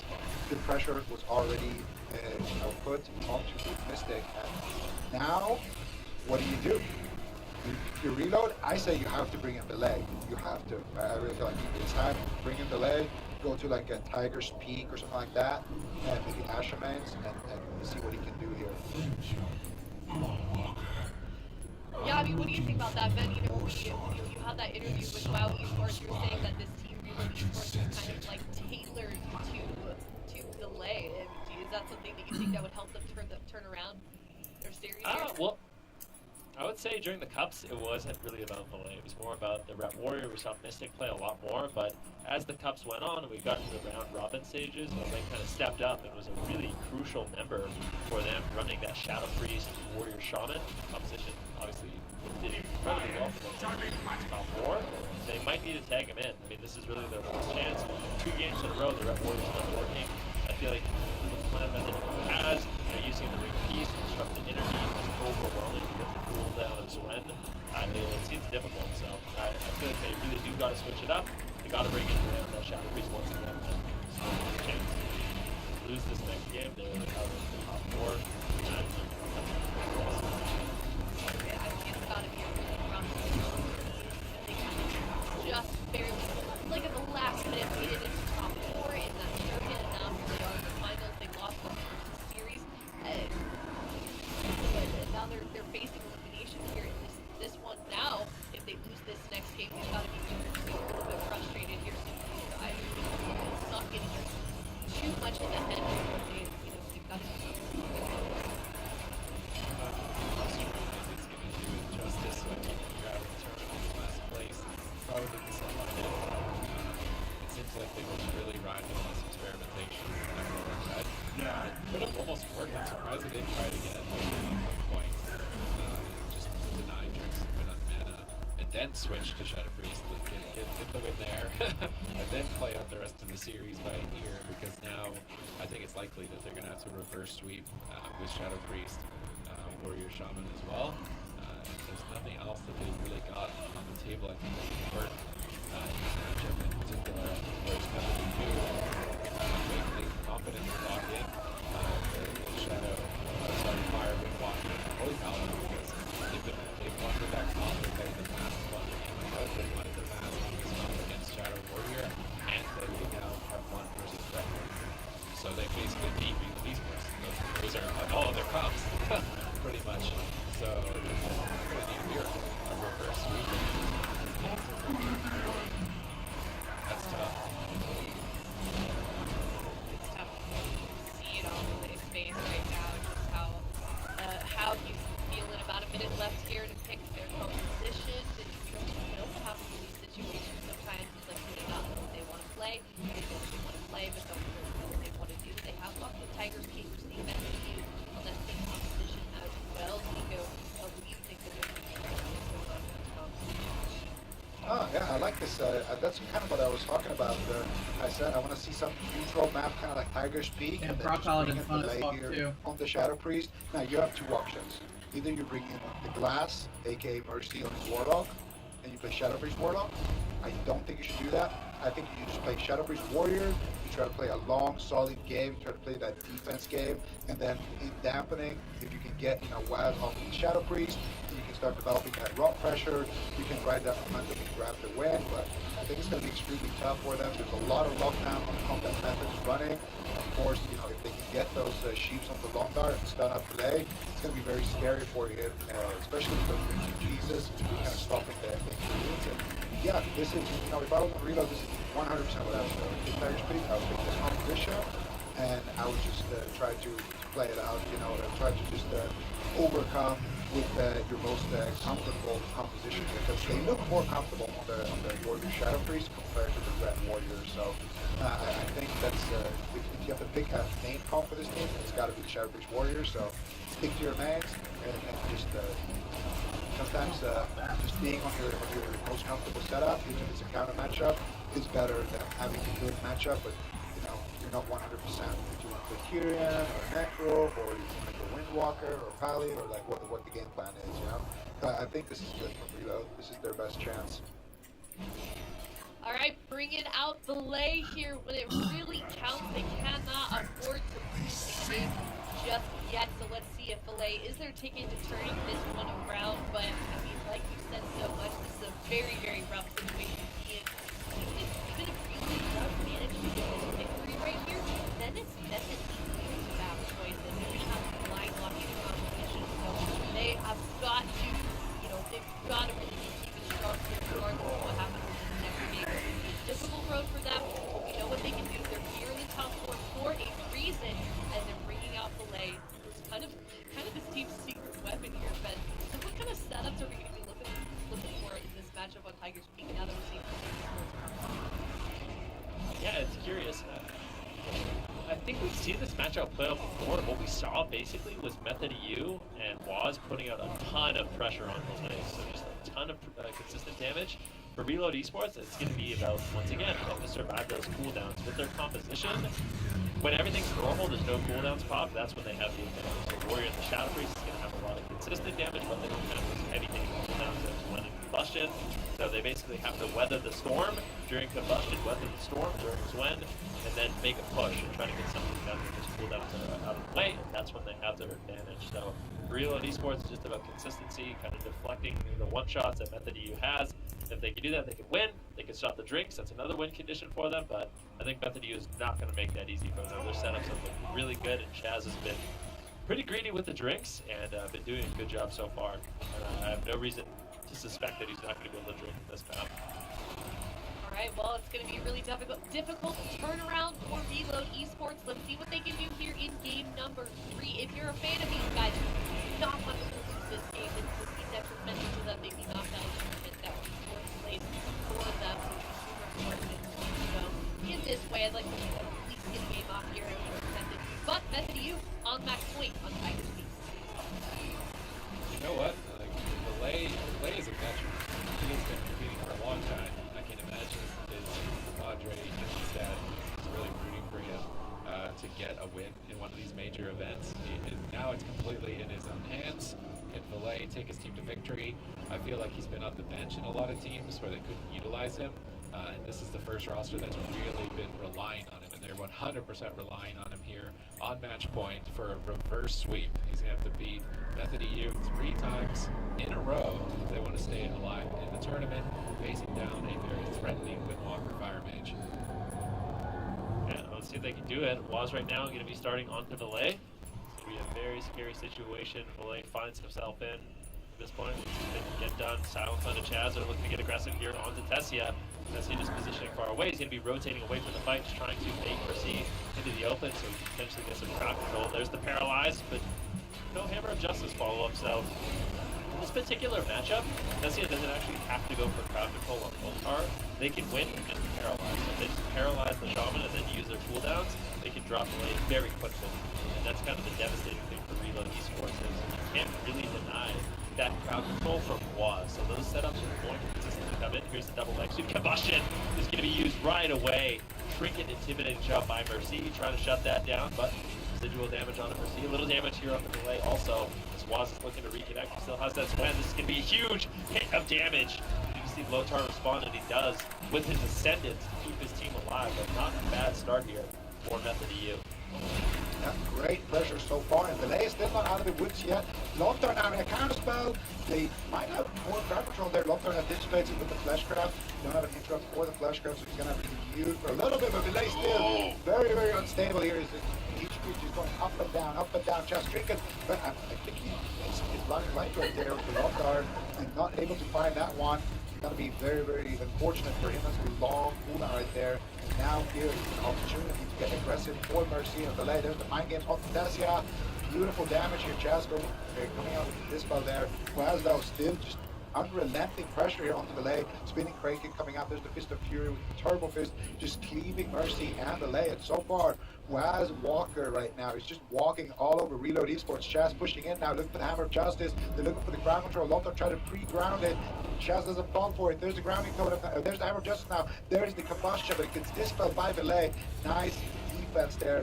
Dispelling the offensive cooldown of the mage, saving himself, gets the master spell as well. This is why you need to tag this guy in here, but still Delay taking a lot of damage here from Waz, still all over him.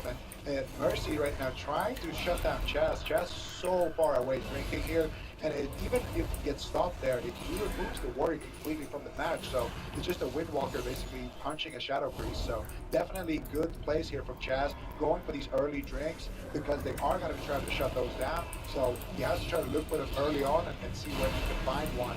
So far, it's looking pretty good for Method EU. They have good pressure, but Delay now has his cooldowns back here. There's another push happening here. There's the paralyzed and sheep kind of overlap there on the Lothar, so it's the art, unfortunately, and that should be the Zwento actually. They kind of botched there for Waz. Oh, look at this setup. Valet, greater fades at 30% health. Swen is still out and tearing up the battlefield. Mercy getting cleaned down a bit as well from that redirect to the intervening pressure. If they could just combust it from Tessia, it could be lights out, and Delay is interrupted for even a moment on Shadow. I'm really waiting to see if we see a counterspell on Shadow. There's the counterspell. Combustion's not up for 10 more seconds, though. They've committed the blinding light. Perhaps if Waz can land the interrupt as well, but he's caught in the quake palm. Delay gets Dragon's Breath on his mind. His Delay is 3 versus 1 on match point for 2 more seconds.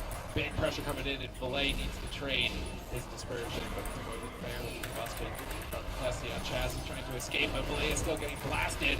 Will he be able to recover on match point? Spirit Link in the back pocket of Lothar. He's trying to greet it. He doesn't want to overcommit his entire defensive line, so he's going to take the gamble. Oh, beautiful Spirit Walker's grace on that ring of peace. Knockback, preventing it from interrupting his cast. Nicely played by Lothar. Now Chaz stunned.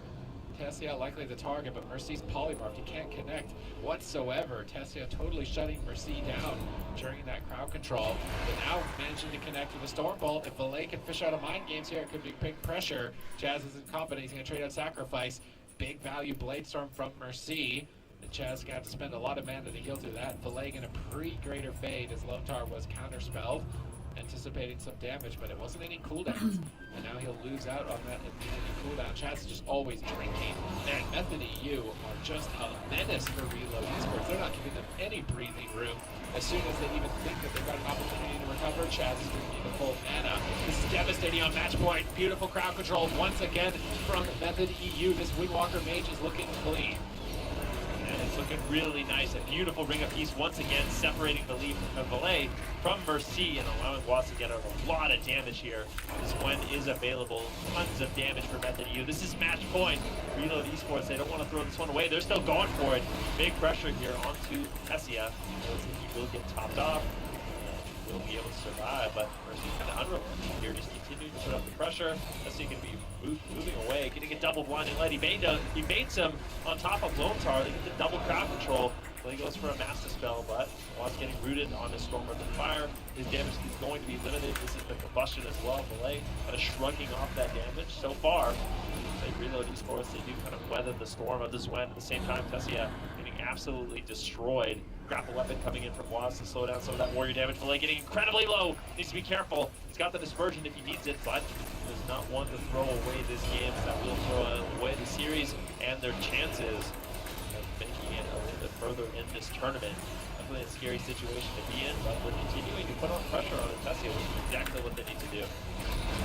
Yeah, there's still showing some signs of life here on the side of Reload Esports. Their backs are against the wall. They're against the counter matchup here, and they're going to have to do it 3 times in a row if they want to win this one. Delay, nice double fear, Master Spell combo here, shutting down the setup.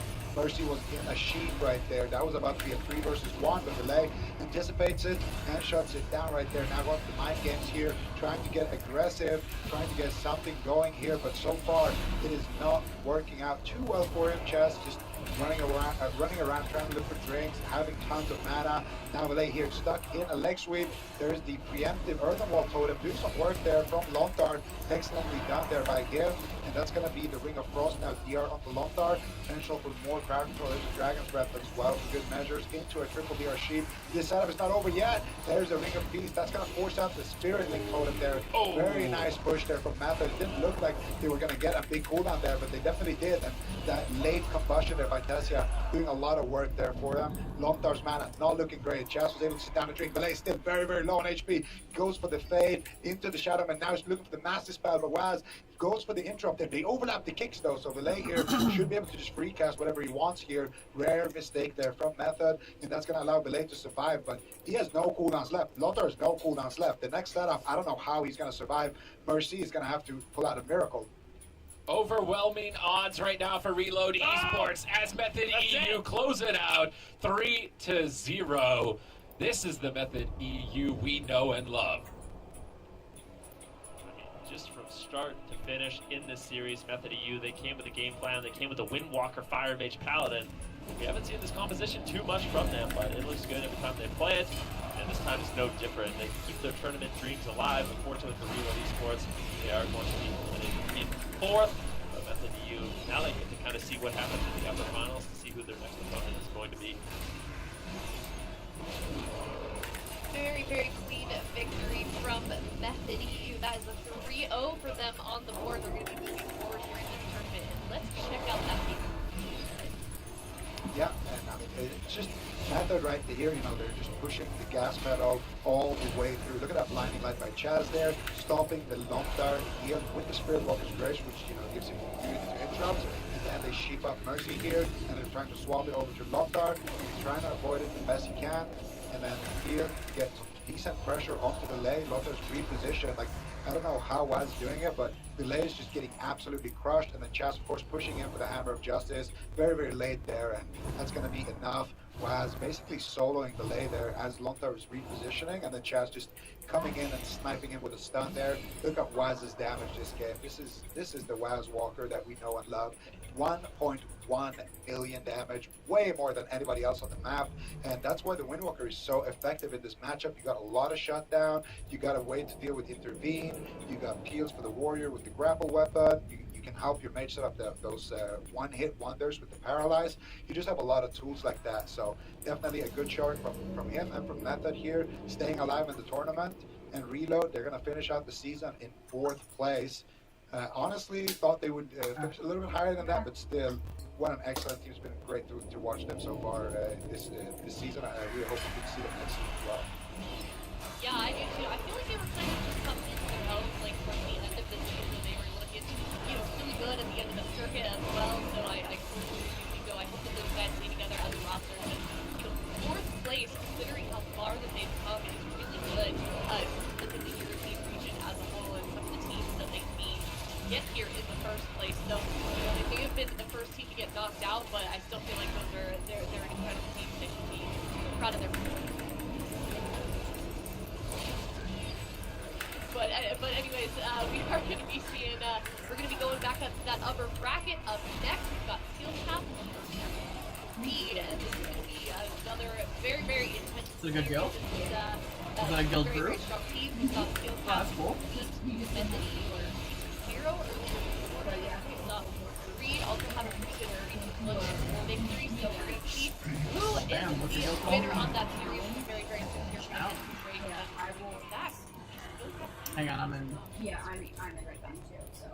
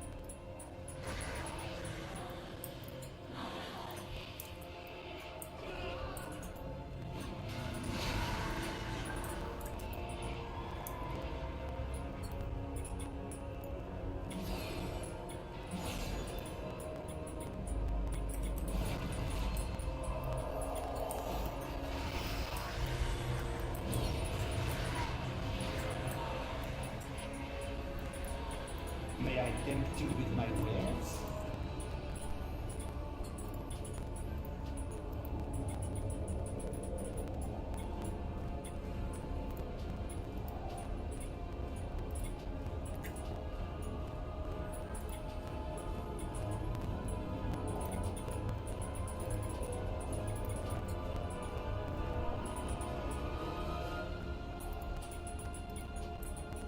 Used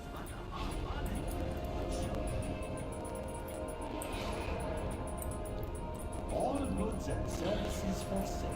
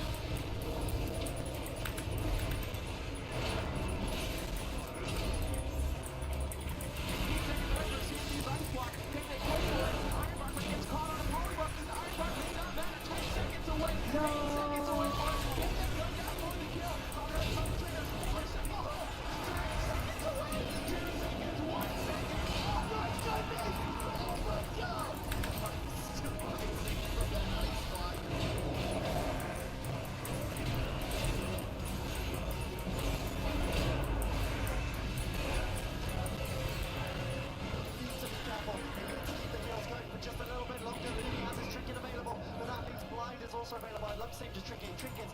He needs to keep his DK in the fight. Dion blind. Wise is pushing for the kill. Does he have enough damage? Corrode, do they have the polymorph? It doesn't look like it just yet. Even the Vivify is coming in.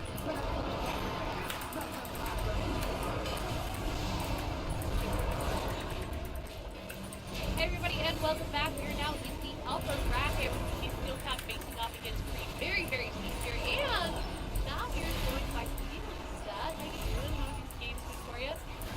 Well, I must admit, I was a little bit like, that last series, it looked pretty brutal coming in, you know, it's like, is he going to be the hero you need? No, it's Crash Moment last walker, so, it's been a joy to watch though. I mean, NVIDIA, that's going to be the story, right? Like, they started off the day with their loss to Skill Gap, that was pretty convincing, but now, I don't think you can count out a team with Wise on ever, so I'm super curious to see how far they're going to go, but we see this one is the two winning teams, right? So we've got quite a matchup on that one as well.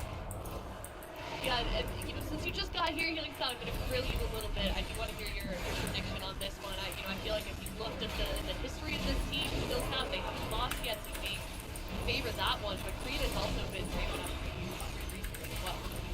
Yeah, I think my favorite thing about Creed is that you never quite know what they're going to come up with, and they like to tease us with that too, right? Like Trent, he could play Demon Hunter, you know, I mean, doing that, I think you can Mystic Cloud with the TBC beta the other week. It's like, these guys just love to play off meta stuff when Queen wakes up in the morning. It's like, is it Crop Paladin Day? Is it Early Priest Day?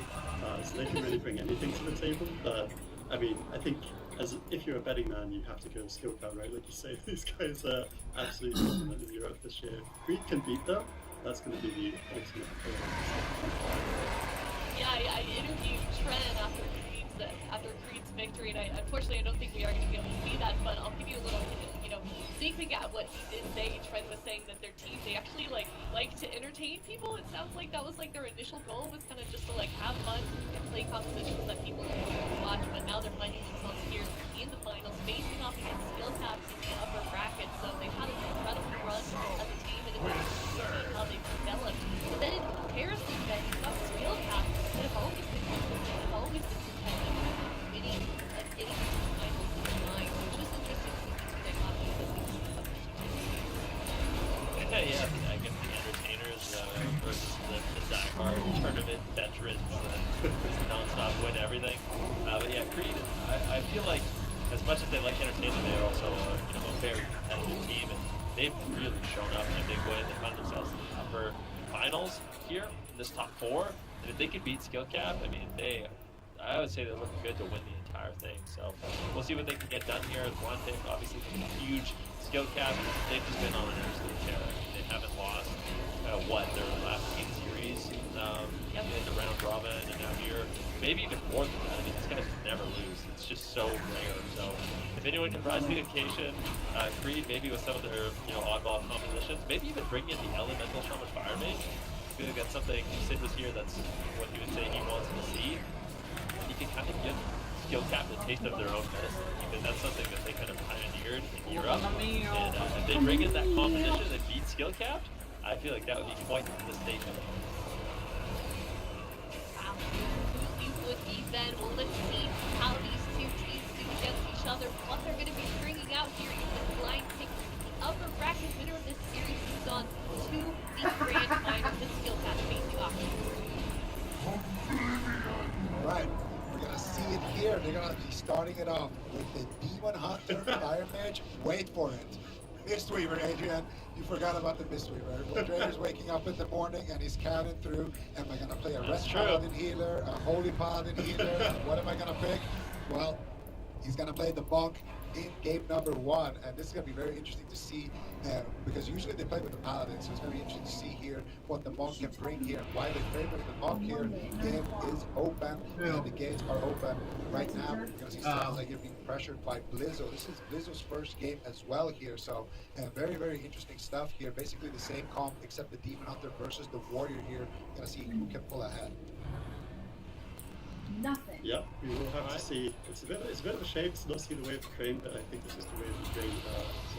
But we've got Mara on the combustion immediately. He's popping his big damage, but it looks like he's actually the one taking the brunt of it. And this is truly incredible because, like you said, we have so many different classes that we could see Drainer play. And I don't think a single person, not even super teams, would have predicted that the Mistweaver Monk would be the thing that we're seeing in a couple of finals of the European region here today on the finals day. We see absolutely crazy stuff, but this is skill capped. We have Warrior, Mage, and Paladin, 3 of the strongest classes in the competition right now. And I mean, if Drainer can pull this off, it's going to be truly incredible, but so far, he's the one that's straight up been pulled down into the other business. Yeah, it's really interesting to see us.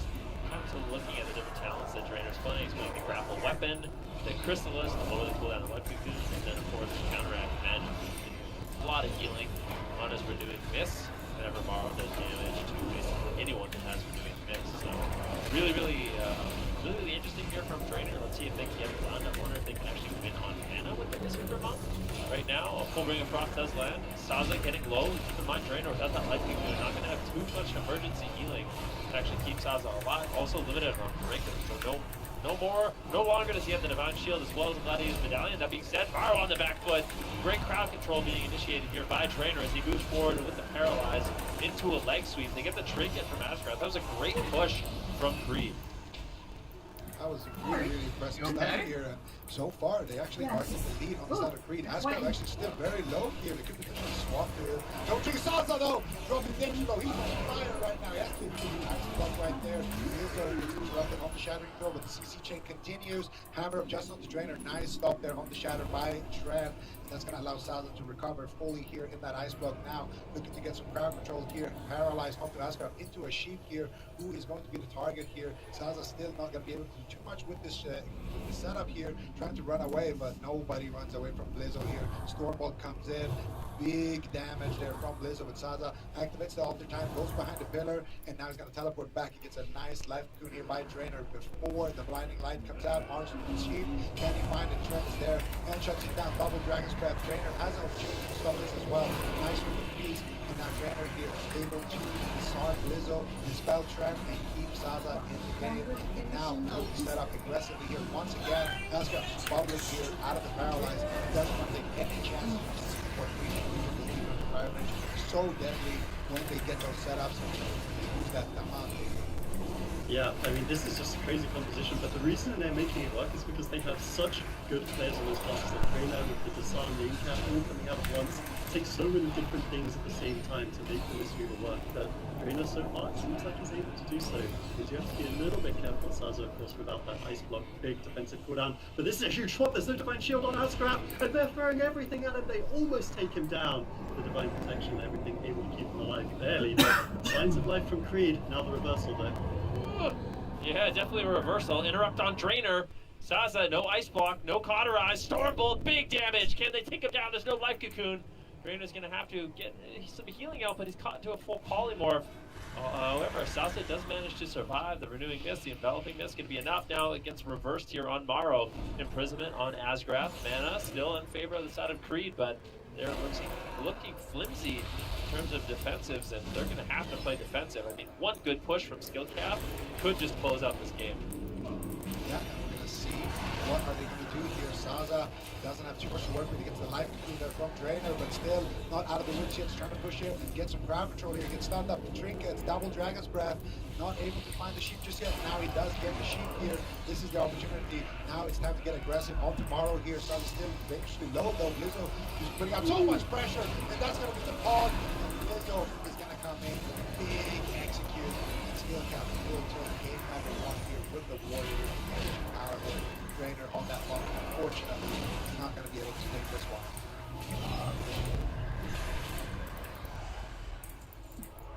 Alright, that game number one victory going to Skill Cap here in his best of 5 series. We saw Drainer bringing out that Mistweaver at this point.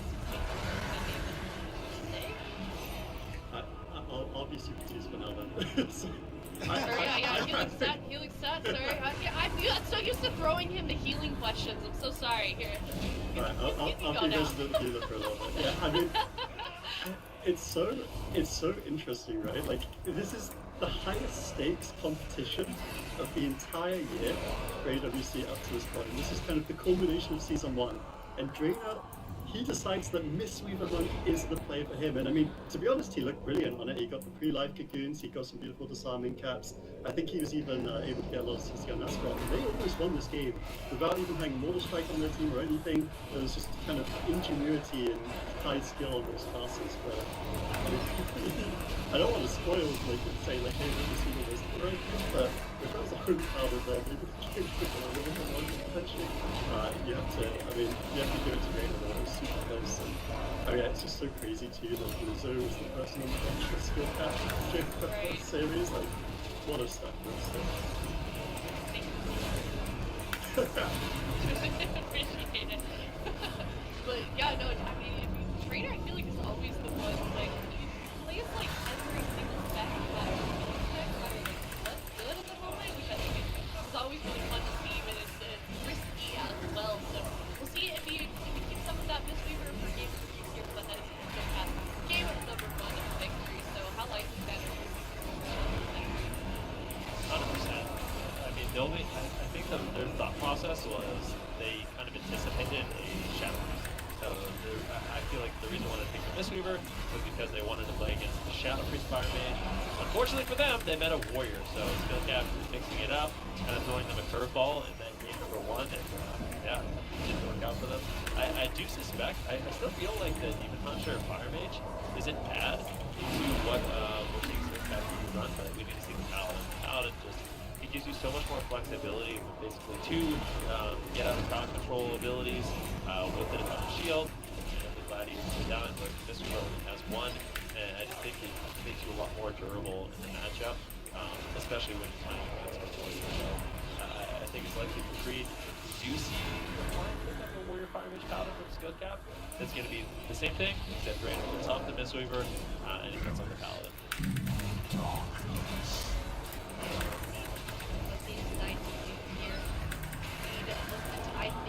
Up. It's kind of always interesting. You mentioned it so many times in the series already. It's interesting to see what Creed decides to bring. I mean, they're always taking risks, always switching things up. So,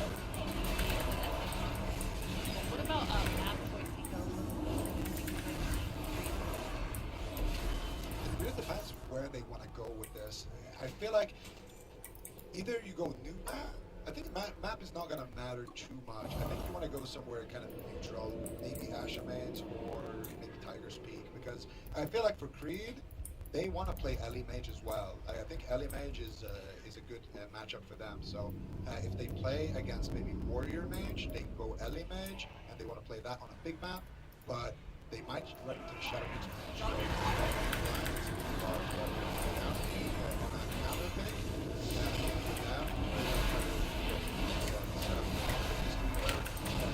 Shadow Priest, or just set up the Holy Pod and potentially to face Well, we know that Skill Cap is like the #1 seeded team here out of these 4 teams. Helix, that if you were competing in this tournament here, do you feel like as a team you're preparing the most for this team specifically for this matchup against Skill Cap? I mean, I think they have a target on their heads, right, for sure, and they are actually once again locking in the same matchup, which is... I mean, this is a small map place. I guess the majority of the sweeper is pretty surprised and getting out and escape with it. I mean, one thing that we should emphasize, I guess, from that last game is it's not like it wasn't close, right? Like, they had a really, really explosive defense whenever they moved their aggro.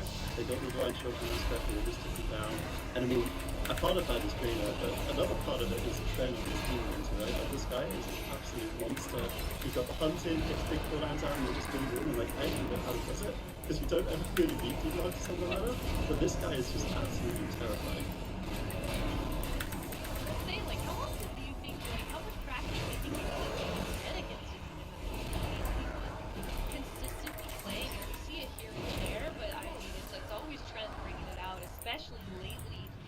It's got to be some uncharted territory if you see Creed bring it out.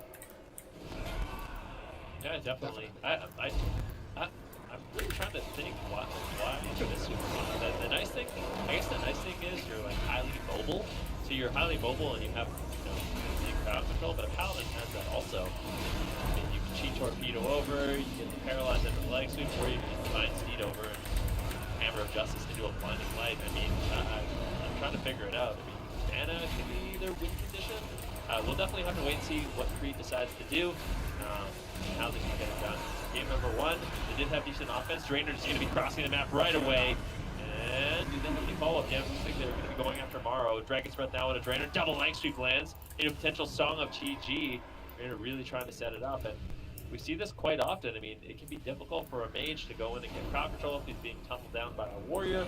So you just bring in Draenor and he can go get the paralyze into the Song of Chi-Ji, get all the crowd control, and Saza, all he has to worry about is just throwing out a concussion, you know, and chill out. But unfortunately, there's too many cooldowns in that opening exchange. But still, keeping the crowd control rolling, big damage on Morrow. And he survived. He uses his body down, he uses the mirror image to avoid a little bit of damage. Big Song of Chi-Ji from Draenor, but it is going to be Saza now on the back foot. That was pretty nice. Draenor just got sniped and Song of Chi-Ji through the wall there, but not going to have done too many cooldowns there. And Asgraf still has basically everything.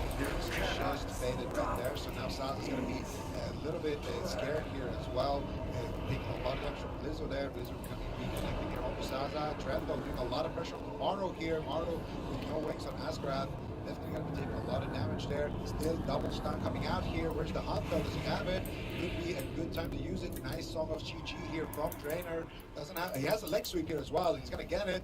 Big leg sweep. But Mario gets actually clipped there on the shield. Clips them back from Zaza. And that was a big mistake by Zaza. Now he's going to be on the back foot here, taking a lot of damage. No Kleptomania, no shields here. Drainer's counterspell. Mario looking for the crowd control, but not able to find it. Asgraf now in the sheep. There's the combustion. Big push here onto Mario. It's going to be the trinket sacrifice from Asgraf. Look at the sacrifice. Taking Asgraf's HP so hard there, like 20% or so per tick. Doing a lot of work there. Big push, but a nice answer there from Asgraf. It's going to keep skill cap nice and healthy in this match. I've sacrificed everything. What have you given? Says Asgraf as he gives his entire health bar to Maro, but it sustains them, keeps them in the game. Skill cap still one up in this one. Of course, the stakes here are a grand final spot. $100,000 being given away today alone for the European region. So there really is a lot going on. And Creed, they're showing up for it once again. Full polymorph and Asgraf, Maro fighting for his life. And this composition, I mean, it just seems even stronger than last game on the smaller map. And good uptime on the mage. And here we see the Song of GG is flying through. Is it going to hit Asgraf? Doesn't look like it. As it does once again get pressure reversed over onto Zaza. And now Drainer, starting to see the weakness start to sweep it. He's got to keep his mage alive. And definitely Salza getting low, but with that soul shape, might be able to get away. Blizzo's all over him. He gets the ice block. Big damage.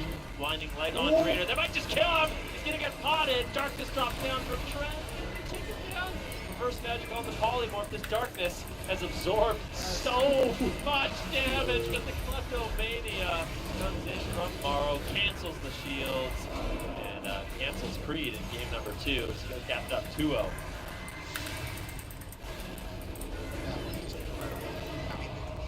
It's like what Adrian said earlier. Your fourth player is literally Blizzo. Like that's so unfair. Yeah, like how do you win? I mean, I really like it though. I love that Creed. Like, I think you can't go kind of hand in hand against this team. Like, you're gonna lose if you try and mirror them in like a warrior mage paladin mirror or something. I'm willing to bet. I'm putting my money on Blizzo every time, but they come up with something a little bit quirky here, and it has shown signs of life. Like, they almost took both these games. I don't know if it's going to be enough to beat the likes of Skill Cap. Quirky's a good word. Definitely very different, but I'm curious to see what they do bring out in game number 3. But let's check out that replay here from game number 2. Let's go. Hey everyone, I am here with Waz. So after here that last we actually had a really nice setup there onto Zaza, and Zaza just trying to buy some time here, trying to bring the warrior into the room, but Drainer is Hammer of Justice. Zaza goes around the corner, and here I feel like he iceblocks a little bit too late there, and of course Blizzo here able to just get the free shattering throw, and then here Trent, look at this darkness, it's absorbing so much damage. Yeah. It's literally, it's like 100% effective there, and then he drops to 1% HP right there. Mario cleps his shield at the same time as that darkness is ending, and Blizzo gets one big execute, of course, before Zaza can clep all those shields back, and I mean, he can't clep to that back when he's a little seed growing in the ground, so it's going to be a nice win there. And it comes down to a lot of small things like that. Of course, you know, we talk a lot about Blizzard, we talk a lot about Drainer on the Monk, but you also got to talk about the mages here. Whoever has to use that Kleptomania first usually is not going to be in a great situation, and from what I could see, Mario was getting the better hand of those exchanges throughout this match. Okay, we're going to get that draft process started up very shortly for game number 3, but Skill Capped very close to securing yet another victory here in this European Finals for season number 1. Creed, very strong team here, but we're seeing them struggle a little bit here within this series. Like Healing Stat said, I'm going to use that word again. Quirky comps is kind of the name of the game here for Creed, but it kind of seems like they bring out new comps and they either make it work or they switch off, and they know when to switch off and make those choices. So heading into game number 3, Healing Stat, do you think that they try that for a third time, that same comp? I mean, it's so hard to tell with these guys. I think that's why they're such a fan favorite, right? Like, so many people love watching Creed because they do represent all of these different kind of ways of thinking about the game, different strategies and compositions versus what the other teams are bringing to the table. We've seen a lot of Shadow Priests, seen a lot of Fire Mages through some of the teams. There are some Cleaves, the Rep Warrior from Mystic as well. It's been really fun to watch throughout this tournament, but at the end of the day, Creed just always have something innovative and new. Trent, I think he lives for that. You said he loves to entertain the audience, and we love them for it. It's always great to see. I would love to see them go out on a different comp if they are going to. You know, I think if they keep playing this, they're going to end up losing. They're not going to reverse sweep it. They've got to try something else, and they have so many different options in their utility. I think keep the Demon Hunter, maybe try a different healer on Drainer. The Demon Hunter looks really good in this matchup. Like, I don't think it's been bad at all. But that's what I'd like to see them bring out here. And I mean, if they do lose this series, they have another big series up against Method EU after this, right? So they've got to start looking at that as well. The Grand Finals, you know, this is a good opportunity to experiment for that series should they be able to fight back in there if they do lose this one. Yeah, that is a very good point. We are in the upper bracket, so even if they lose this one and get knocked out, it's not the end for them. They can still make things work. But we are seeing Creed, I just like mesh those two words together, seeing Creed bring out the thumb again. However, Trainer is now on that Holy Paladin, and we think this brings up their chances a little bit here, Ben, for game number 3. I would say so. I mean, there's a reason why we don't see Mistweaver Monks very often. You do have some nice utility, but overall throughput just not super great, especially when healing into, you know, Sharpened Blade. Blizzo just having a field day. They get the crowd control on Drainer. Then he comes out of crowd control. Oh, well, you're met with the Sharpened Blade. You're going to have to use a lot of mana, a lot of globals to actually keep your mage alive. And I mean, I, for one, when I play mage, would way rather have a paladin healing me. 2 breaks from crowd control. You know, you have the ultimate sacrifice. I also wanted to say, like, it makes Kleptomania a little bit awkward for Saza when he doesn't have his own paladin, because what ends up happening is Asgrath can use the freedom, he can use the blessing of protection, and Saza can't really dispel it without getting rid of his Kleptomania, and then Maros is going to have a field day. So I feel like it's important to have that paladin on your side, and I think it's going to go a lot better for Creed. Like Healing Staff mentioned, the Demon Hunter didn't look bad whatsoever. I think it just comes down to the Mistweaver Monk just didn't have the healing to give them enough chances to actually win the game. Okay, well, this is Creed's last chance here. They have to reverse sweep it in this series, though, so it's going to be a very difficult turnaround from here on out if Creed does end up winning this series, because Skill Cap up 2-0 right now, but they're switching things up with their composition. They're going to home point as well. Let's see what they can do here in game number 3. Oh, or is Skill Cap going to take this one 3-0? I think I'm definitely on track right now. I don't know what their consecutive matches score is going to be, but they were 7-0 in the circuit, and they've been kind of doing a pretty good job so far here. I don't know, man. Are they just going to perfect the whole region here? They're very close, and Creed, I would say that's their toughest opponent. I mean, if they knock down Creed here, their options are fighting Method again or fighting Creed again for the finals. So either way, we've had a good showing so far against both of those teams, and I think for Skill Cap, they are looking very prime right now to take down the whole thing, unless Trainer can upset everything here with his Holy Paladin. He's going to have to do a good job here, and they got the map for it. It's all going to come down now to Trap, Demon Hunter, Blizzo, Warrior. What would you rather have on your team? Who can kind of find those little micro outplays? What's better, the damage of the Warrior, the reverse magic and the darkness, and the mobility from the Demon Hunter? Like, what's going to come out ahead? I think that's the big picture here. It's really interesting to think about it like that, because I mean I have a back in my day when there's actually all of us, because we're all kind of ancient in the scene at that point. Like where you used to have those arena teams, right? Like back in Raft, back in TVC, and you just try go like 60-0 or whatever that scoreline is. Skill Caps are literally doing that to the European circuit right now. These guys are absolutely insane. Prophecy, I mean, he's been a huge addition to their team as Prep's been great all year. And then you've got Maro, Blizzo at the core, and these guys are here to play. They want to show that they can finish the job here with a clean performance in the finals. They're 2-0 up in the upper bracket, and now only Trent, Saza, and Trainer stand in their way for one more game here. Yeah, really explosive start onto Asgrath. Managed to get him low, but looks like he will be able to hold on. Avenging Wrath healing going to be more than enough, but I like the fact that they're getting aggressive. Trendo and a Hammer of Justice. They're really making it scary here for Trend. He's going to use that Metamorphosis, try to get some leech healing out as he continues to chase down Asgrath. On this small map, they want to go after the Paladin. The Asgrath's just running a few laps around this pillar. Eventually, though, Trend, I don't know if he can stick. Let's see, he gets the stun. Do they have any follow-up damage? Marl's there. Double stun going to come in. Actually, a triple Chaos Nova from Trend. really getting control of the game, and they are unrelenting here on Asgrath. The triple Dragon's Breath, potential polymorph going to be landed. Nope, Blizzo interrupts that. Nicely done. And we'll see who Skill-Cap decides to go after. I like that they went after Trend if he's overextending on Asgrath, but I think their main target is Cat and South here. Sounds right now, he's going to Asgrath's in the sheep here, so it's kind of a dangerous situation for Maro actually, but Drainer gets sheep now as he tries to cross. It sounds dangerously low. Drainer's actually going to use the Divine Shield and the Sacrifice, going for the offensive play now onto Asgrath. Can they get the bubble here? It would be massive if Asgrath can greet it. Then of course he's playing the protection legendary, so he's going to greet it using that Battle Master.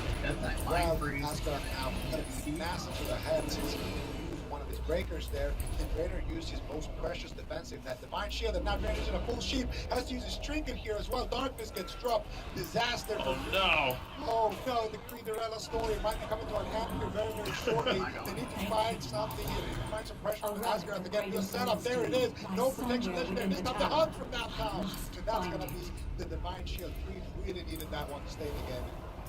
Yeah, they really did, but they committed a lot of offense there. That was the combustion, that was Demon Hunter cooldowns, and now, you know, they probably get one more shot at that in this series, or they are out down to the lower bracket to play against Method EU, and that's not going to be an easy matchup for either of these teams. Maro, though, is actually doing a lot of damage. That's a beautiful crowd control chain. As we see the Hammer of Justice, they're swapping it over for one last hurrah over onto Asgrath. Are they able to take him down? The triple war stomp, the play from Drainer that saw them make it through to this bracket. Now, once again, coming out, but it isn't enough to take down Asgrath. He stays in the fight, and Skill-Cap, you know, they're really looking good here. There's limited cooldowns available to keep Creed in the fight. Definitely is. Let's see, Trent continuing this push onto Asgrath with 2.5 minutes into the game. The pressure has been high for both of these teams. Skill-Cap on match point. If they win this, they're going to be going to the finals. And the loser of this will be going down to the lower bracket to play against Method EU. Not the situation you want to find yourself in. Here it is, big stun on Asgrath. However, Stormbolt now, actually a Hammer of Justice here on Trent with the Polymorph on Drainer. This could be the end of the game. Let's see what ends up happening. Trent managing to use that mobility to get away from back with Drainer now. Drainer looking for some heals, throws in the Divine Toll. Trent gets topped off. Now Creed's going to be looking to go on the offense once again. Yeah, and Drainer, 20 seconds left on the streak. If he doesn't get volleyed before that, I think he's going to be in a really good spot. He really does, honestly. Trent is the only one who could potentially go down, so it's a very small window to kill Trent here. They might go for it, though. 7 seconds after the trigger. They're going for Asgrath here. No trinket, no Divine Shield as well. He does have the Divine Protection there, though. And it is going to be enough to keep him alive. Trent with that nice Blessing of Protection there from Drainer, keeping him nice and aggressive here. But Drainer is going to have his trinket back. His mana, however, is not looking too good. Full sheep here onto Asgrath, full Nova onto Blizzo. Sounds like looking to turn things around back on Maro, but Maro also with excellent control so far. Shuts down the trick, gets a sheep onto Trent here. Nice, there's Nova. Here comes the Hawk, but he gets Dragon Breath by Maro. Another attempt here, and this time it's going to go through it. Still, Asgrath taking quite a beating here. No wings for no 10 seconds. No Divine Shield. They might just be able to kill him with pure pressure here. There's the setup. Stun on Drainer's trinket. Stun on the Drainer trinkets out. No defensive moves left. Drainer's a sheep. Trent on 1% HP. He's going to survive. The last sheep comes out. Trent, oh no! He gets sacrificed. He can't believe it. He is going to be able to survive it now. Trying to turn things around. Onto Asgrath here. So low HP. He has the protection legendary though. And he's not even going to throw him there. Asgrath also staying alive with the wings. This game is so back and forth. Crazy. You love to see it. Trent on that Demon Hunter is a real wild card. He's dead and he's alive and he's killing the opponent. It's been back and forth between these two teams, and these are the very best that Europe has to offer in the arena. So you love to see it. Asgrath running for his life. He's in a position further away. I think that's a smart decision, considering he does only have about 20 seconds left on that Divine Shield. That's a big win condition for Skill-Cap if they can just survive until that cooldown on their helo, and it's looking good for it. Meanwhile, Drainer, he's got his wings up, he's trying to go in for some offense. So once again getting shut down by Maro, though Maro's just been playing such a brilliant series, never to be underestimated, always playing so well on this Fire Mage. They're turning the attention to Blizzo. They know that the kill opportunity on Asgrath it's mostly gone at this point, but Trent cannot contend with Blizzo at this moment in time. He's going to have to retreat once again as Skill-Cap's looking better and better in Game 3. Skill-Cap right now, they're just absolutely dominant so far. Trent on the run once again. Blizzo is just all over him. A big Stormbolt, big damage from Maro. Trent, how are you possibly going to survive this? 1% health and he gets crushed. A nice setup, really capitalizing on Trent being out of position. Skill Cap, they claim this series 3-0, and they are looking absolutely unstoppable. Now in the grand finals, things are looking pretty good for them. They're 6-0 on the day so far, looking absolutely You hit like a goddamn thrust, thank and God. now looking even more dominant with their warrior age. Who's gonna stop these guys? Creed though, they're not out of the tournament, like we kind of mentioned earlier. They're gonna be dropping down to the lower bracket to fight off against Nether. I'm gonna take a look at the last couple of moments here. I mean, honestly, the fact that Trev is alive at this point is kind of mind-blowing. Because the last time he survived, he got sacrificed for 1 percentage point. He was kiting around a little bit earlier, about a minute before this. But Trent here doing an excellent job surviving on his Demon Hunter, trying to duck recover here, trying to survive this situation. But here comes the sheep from the trainer, and Blizzo gets put in the ring. Asgraf here getting pressured by Creed, but Asgraf as well has every single backup, playing such excellent defense. And here Trent is positions, line of sight of trainer. The trainer gets caught up in the hammer of justice, and at this point Asgraf is there as well, ready with the blinding light. Trainer has no trinket, no nothing to work with, and that's unfortunately going to be the game there for them. But they can still bounce back here against Method. Yeah, I think the series that we've got coming up next is possibly the one I've been the most excited for all weekend long. Method versus, I mean, I want to say versus Trent, but versus Green, because Trent is certainly someone who's just been, he's a pivotal player, I think, for the squad, and I mean, it's terrifying for both sides. I genuinely don't know who's going to win, and that's what excites me the most. Yeah, why Sean so hard? Yeah, it's going to be a big one coming up here. That it is an elimination round, Method E versus Creed. So loser of that knocked out, and winner of it moving on to go to the grand finals. So very, very big series coming up here. But I mean, that was a very, very clean victory there in that last series by Sonic. Surprised. I mean, I guess it is a little like we know that they have this incredible record, but they literally haven't lost a game. Not let alone a series. Like they have not dropped a game so far in this tournament. Yeah, I mean, looking unstoppable. Who's going to be the team to beat them?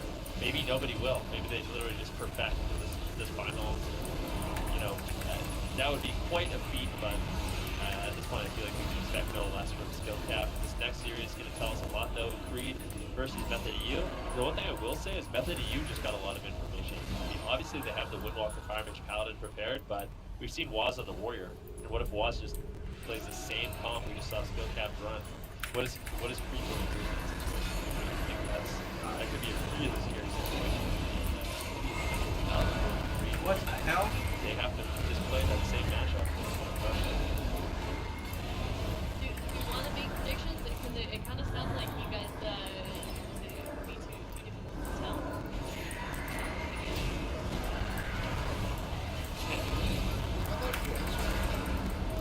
Yeah, I guess. Like if they play Shadow Race, I think we're gonna see some good things. Yeah, I think we're gonna see some good things. We're gonna see Shadow Race. I'm gonna predict. Right now, I don't know. They picked up that win against Real Esports. Now they're starting to round well. I think I'm going to go with Creed on this one. I think it's going to be super close either way. I mean, it's kind of funny looking at this bracket, right? Because Method EU and Creed both got through as Skill Cap. So this is almost like a battle for second. We're about to see. Nothing wrong with that. I love second place is brilliant. But I mean, these guys are also playing for a number of teams in the Vegas. I don't know what comps we're going to see. I actually agree with Zuko. I think Method EU just looks more comfortable for some reason, which is a bit strange on the Shadow Priest Mage. Like that looks like their forte composition. Whereas, you know, they've got Waz on the bench who has come in on the Warrior, the Windwalker, he plays all kinds of stuff. So I could see him being pivotal if they can make it up. I think if they're reliant on the Shadow Priest Mage, then Creed might have their number, but if they can bring in Waz as effectively as Blizzo just played, then I think EU has a... Well, we are going to find out shortly enough. Coming up, we've got Creed facing off against Method EU. All of our deaths. Right back.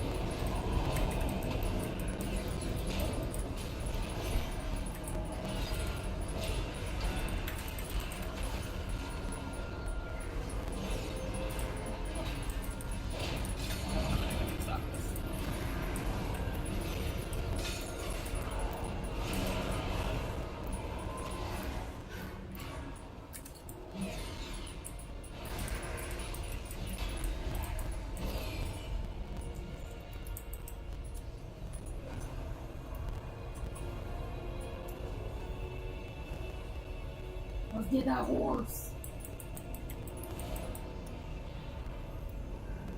Oh, we have one death. Yeah, I know.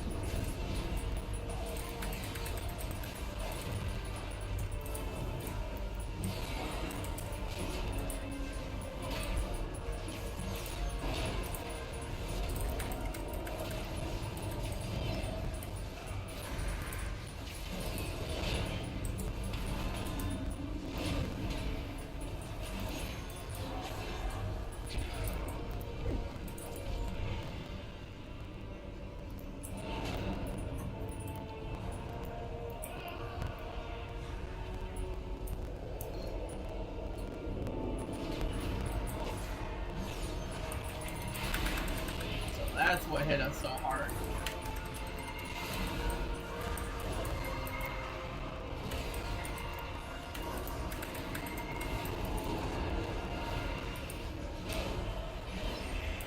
Something like charge.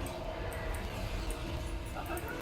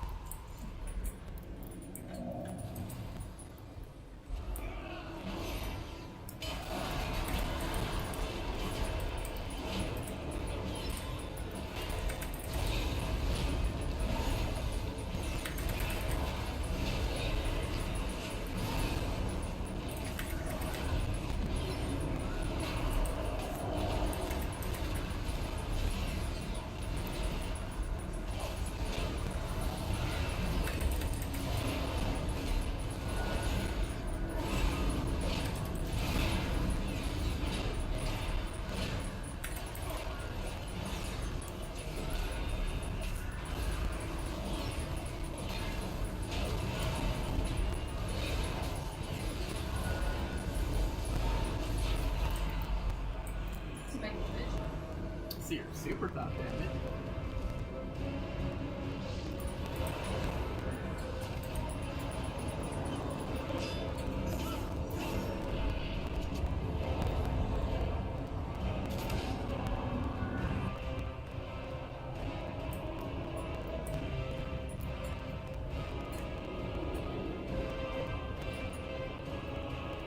Cyclone by chance, there needs to be a little bit more crowd control on City. That method lock will close out this game. That message is going to finally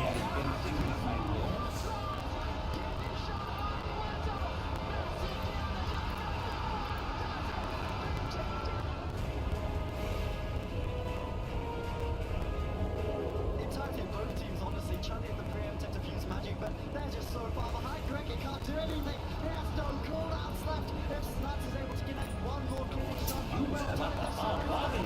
Good shot. Everything is What the hell needs to buy the other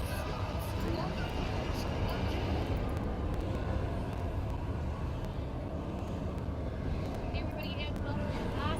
We're getting into talking about this matchup. We do have the question of the week for you guys, and today it is what's doing most in the AWC season. So far, you can head on over to WoW Esports on Twitter, answer this question, have a chance to answer, shown on broadcast.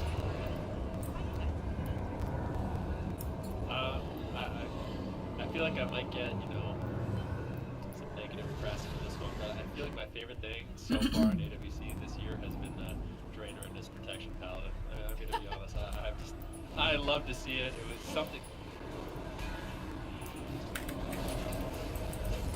No, I'm not. Here comes your most exciting thing. Here's the difference. Here's the difference between you and me, Sid, is I get excited when a tank solo heals. You get excited when a tank's playing with a healer. So that's the difference. Bugbear was impressive. Okay. I would love to see Thugbear if he was solo keeping everyone alive as like guardian bear. Hey, I'm just giving my answer. That was my favorite thing.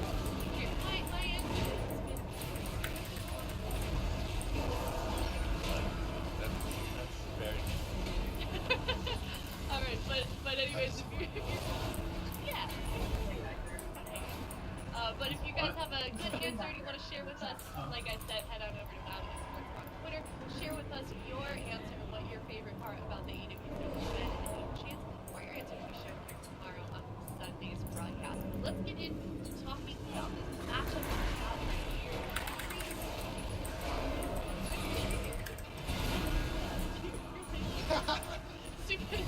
I'm just gonna. I know your name. I'm gonna have to come up with some better content.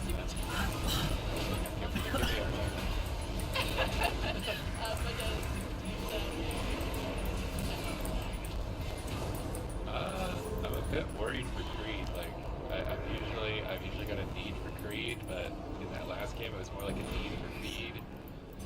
They were, I don't know what that Mistweaver was. They had just 2 games of the Mistweaver, and then the Paladin game was like, well, maybe they could actually win.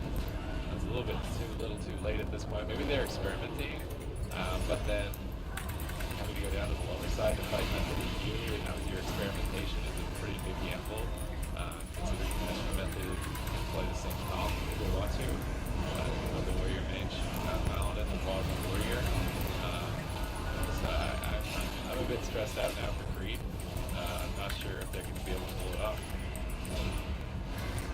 Before we get too much about this, we do have this interview.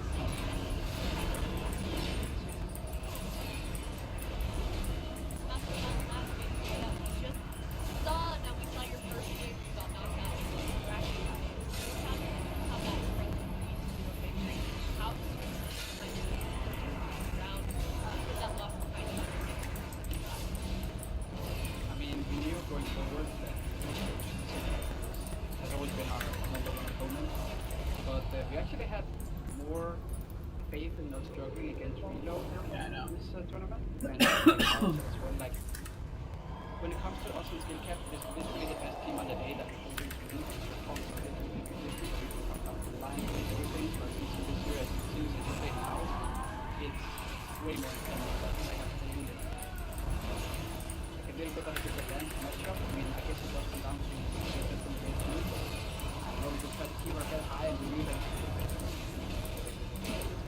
it's just like a, it's really nice for me. It's like a morale boost. Yeah, for sure. In that last series, we touched out which alternate you have that you'll have to play in if you think that you can be massive I was not too happy about some Windwalker in the red water. Windwalker on this play, give us healing and I just walk in the ground control. But to be honest, my healer played pretty nuts. He pre-dispelled boxes. I don't even know if the caster saw it, but it was so careful for the hand. Alright, well, up next.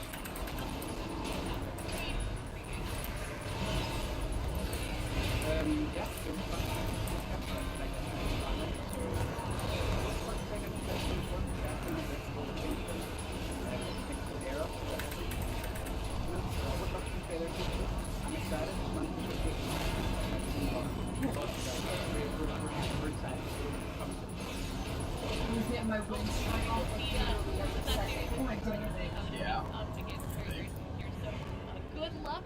And this is pretty good. Thank you. That was Waz here today after that last victory facing off here in this series against Creed, and this one is a very, very important series. The winner of this one going to be moving on to the grand finals to face off against Skill Cap. So potentially, if Method EU wins here, it could be a rematch for them. And it kind of sounds like, regardless of that last loss that they had here, it kind of sounds like Waz thinks that they can work.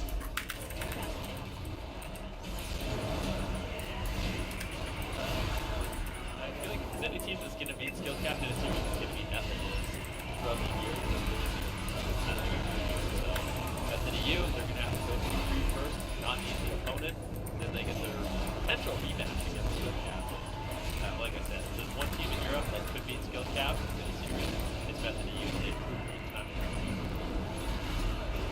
Well, we're going to have to see what they do here within this series. Like Ben said, they have to get Creed first, which is a difficult team by themselves as well. We're going to get that blind pick shown very shortly here to see what they bring to the table in game number 1 here. Very, very important matchup. It's Creed, game number 1.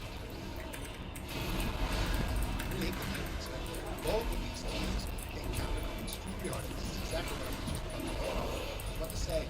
Creed last time they played Turbo into the Shadowverse stage, and they had really good success with that. And I think that was the technical difficulties that Waz was kind of alluding to when Suga was setting up these binds that one time on Tolvir, but that was against the Turbo of Creed. They're going to look at the same thing, and this time Method are playing the RMP here, so it'll be interesting to see here who comes out ahead. I don't think it's too bad of a matchup here for the RMP. They can definitely take down a lot of these targets, take down the Warrior, as well as the Paladin, as well as the Shaman as well. Waz playing the Shaman duo.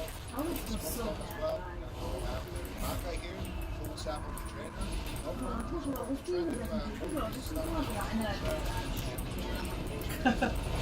What is that sacrifice?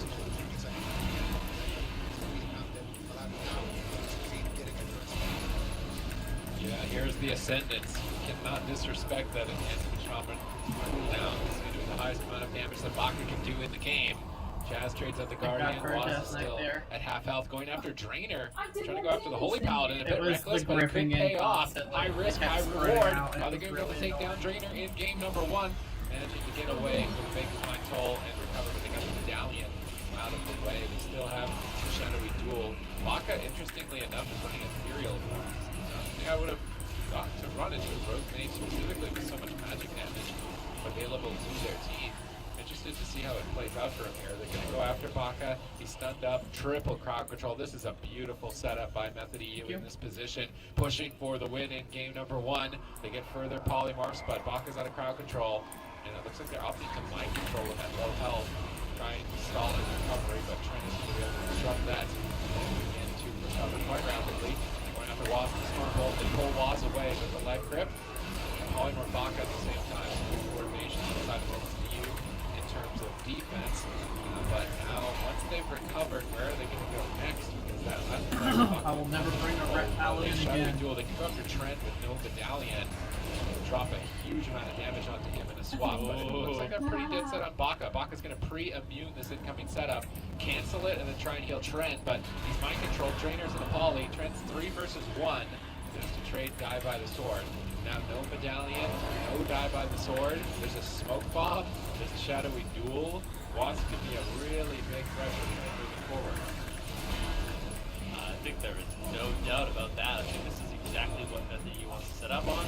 The only problem is Chaz. He's not playing Discipline, so he doesn't have the Dark Archangel. Big setup here onto Trent.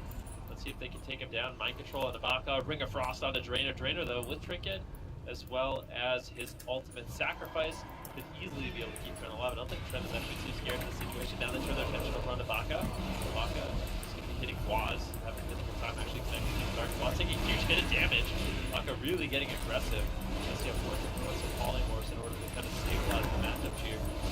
Chaz Mana not looking super good. That's the one thing that might need to focus on in the future. If they don't try to win on the back of Trent not having any cooldowns, this is going to be a scary situation. There's no meteor in Tessia as well, so I feel like, here's the smoke bomb, big damage! They're going for it, but Trent survives. Bacchus there throws in a huge heal. Draenor has more than enough time to get in, and now I feel like all of a sudden Creed has turned this matchup around.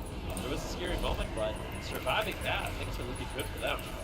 Yeah, that was the key moment that they kind of been setting up for on the side of Method, and unfortunately for them, they weren't able to find a kill. Chas, though, is able to drink right now. He's getting a lot of mana here, Waz has the evasion here. Try to save it, though. For the Ascendant, goes for the Shadow Knight, re-stealth, gets a sound onto Draenor, Sheep Shot on the back of the trap with a nice preemptive blade storm here, able to avoid getting stunned right there. But now there's a kidney shot, there's a Sheep Shot onto Draenor. Draenor could take a lot of damage here. Sheep and Fear overlap there onto both of them, but that's going to be back up. Did you pre-tremor that one? He didn't actually trinket to get that, so he must have pre-tremor there. Back up with an excellent read right there. Now comes the Ascendance. Waz trading out the evasion for that. He gets Stormbolt in. Here's going to be a lot of damage for Waz. Trinkets out of that, because if you are stunned and you have evasion up, it doesn't do anything. So you still got a trinket out there.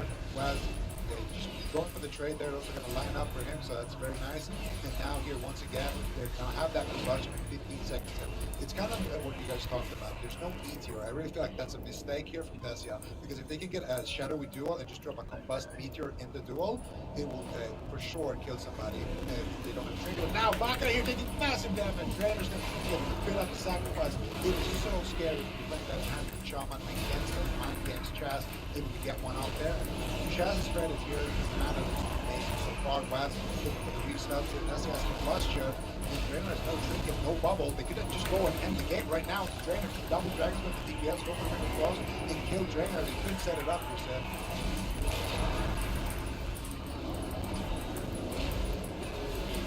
I'm actually loving Fraud. It's not gonna matter, but he was thinking that far ahead. He's like, no, I'll PvP heal, but this is way more fun than Dungeon. That was like 300 It's very small and it's not going to mean anything right now, but the fact that he's looking for that is pretty interesting. Now he's fully blinded. I think Baka is likely going to be the target here to get the Ethereal form off preemptively.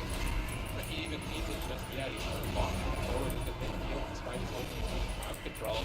Bold against Shaman facing down Method EU here. Now the Polymorpho going after Trent. Nana in favor of Creed at this point. Was the target from along the Sword Shadows. No escape for Trent. But Polymorphs on Baka slow down the damage a bit. Stop the bleeding for now, but as Baka reconnects, perhaps not for much longer. Creed is in position to go for power control, but he gets caught in a Polymorph. Baka in a mind control. Creed trembled his mind control once again. Now hexing the mage. And Baka's doing a phenomenal job on this roster as a fourth player for Creed. He's playing Elemental Shaman, he's playing Advancement Shaman, playing 2 roles, as well as Saza on this team. Kind of newcomers overall for the tournament scene. We've not seen this before. They're really putting on a show against a lot of big shots here. Yeah, I mean, they're doing a phenomenal job so far. This game is looking good. Chaz's mana is not looking good. That's a huge win condition, but a big setup here on Baka. Do they have the damage to take him down? The intervene comes in from Tread, and the intervene is enough. If you don't have crowd control on the Tread, that intervene's going to be more than enough for him to survive. Stormbolt on the Waz. Huge damage! Huge damage! He doesn't trinket. Waz is so greedy. Now he's in a feint. He's forced to trinket. Then he had to trade out everything off of that. He used everything. Drainer's on top of him as well, but with the Focus Shadows game, Waz might just die anyways. The level of greed for Method EU, it is not paying off, and Chaz now has no mana. They're going after Tread. Can they keep Shadowy Duel? A beautiful war stop, a huge war stop from Draenor allows Tread to survive and get off the dive of the sword. Now chasing down Waz. Waz using the Door Shadows, trying to get a restealth, trying to escape. The Drainor's all over him, not allowing him to get that restealth, but finally he does. And Waz will hold on, but Chaz used everything. Look at Chaz, he's got 0 mana left. What a great push there by Creed. That was amazing, but Waz as well going for the blades there, trying to take him down into duel, but Trad able to survive because of that beautiful they call that contest. Yeah, he gets massive spell on his ice claw. This is gonna be a world of trouble for him, but Chaz with a big heal into it, mind control being casted out. The Trent avoids it with a nice Overwatch reflect there as well on the Draenor. Now making his way back to the point. Waz, what are you gonna do? No evasion this time.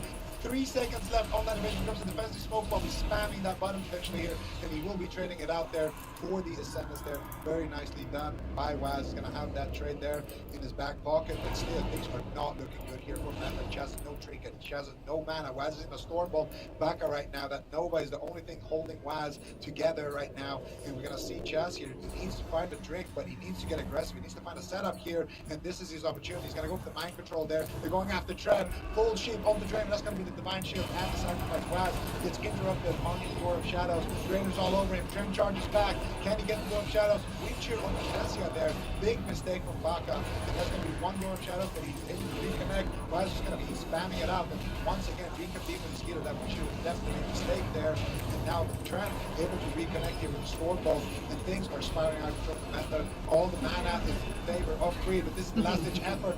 Full sheep on the drainer. Trent, Trinket, Diamond Sword immediately. But Tessia did not use his combustion. There's still going to be one more opportunity for him to go for it. Chaz with the drink. Waz needs to kite. Goes for the vanish here. And Chaz actually able to get a couple of ticks there. So things are not completely over for Method, but it's not looking good. Yeah, Waz is sitting down, eating, taking a playbook out of the TBC playbook, just trying to get every little edges that he can to stay in the fight here.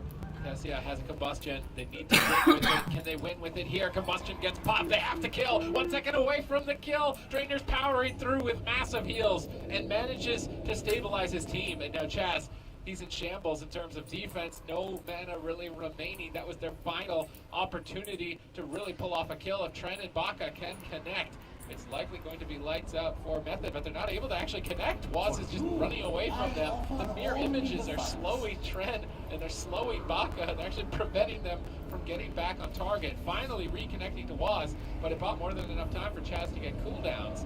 Now Chaz can trade during the Stormbolt, wait, buy time for some miracle opportunity. They're going to blind the enhancement shaman and create a 3 versus 0. Beautiful setup from the Wasps. Excellent execution, but can they KO him? Yes, through the rally. They take him down. Still such a close call for Method, but Creed take it. Insane. I mean, I don't think Method EU can believe it. They were in such a horrible spot, but he did such a good job defensively in terms of his positioning, going into shadowy duel with Drainers and just avoid damage. I would say Waz and his defensive positioning was such a huge reason they were able to actually come back in that series. And I feel like Creed almost made a mistake getting too caught up chasing the rogue, and he was just way too slippery of a target. They kind of lost their momentum and lost their lead. If they had just gone after the mage, I feel like they could have easily won this game #1. FU will punish them. They'll claim that game #1. And like I said, I really feel like so much of this comes down to just them getting overly confident going after Waz. Yeah, you're going to see it here in the replay as well, but Waz was just kiting, like you said, very, very well. They did go after this a little bit, but it was kind of a little too late there. I think, honestly, what comes down to how Tessia played these last couple of seconds as well. Alright, we better come back in. Combustion here. 130k another CC to get full blind on Baka, and here Chaz is able to spam out damage, full sap on Baka, resheep on the trainer. Just absolutely completely clean cross CC right there, and that's able to get them the win here. And this win is going to be so much for the series. 7 seconds. You know, this Creed, they have Fire Witch Alley, they got Turbo, they got so many different options. Playing all kinds of healers, roll down healers. And then you got Method, same thing there. Oh You my got God. Warrior Mage, all these different compositions. So winning this first pick is going to be massive for the series. Did the boss reset? Yeah, and then when you have teams like this that have such a deep composition pool on both sides, Keep them up. how difficult is it within that draft, to have to blind lock in those compositions? I can install. Yeah, absolutely. That's the thing. Like it all starts when you're picking the map. You might think, oh, I'm gonna pick Oberon Arena, and I'm gonna run with Shadow of Fire. But all of a sudden, Only works for so long. all of a sudden you have a Blizzard War, and you have No, they're like, we gotta get you out of there. No, the guy like takes us out of here after a while. All of a sudden, you're just sitting there on a small map. You want to lock in a double caster into that, but you can't because you're on a small map. So you really have to pick wisely, especially when the composition pool is that deep. You have to consider everything. It's so frustrating.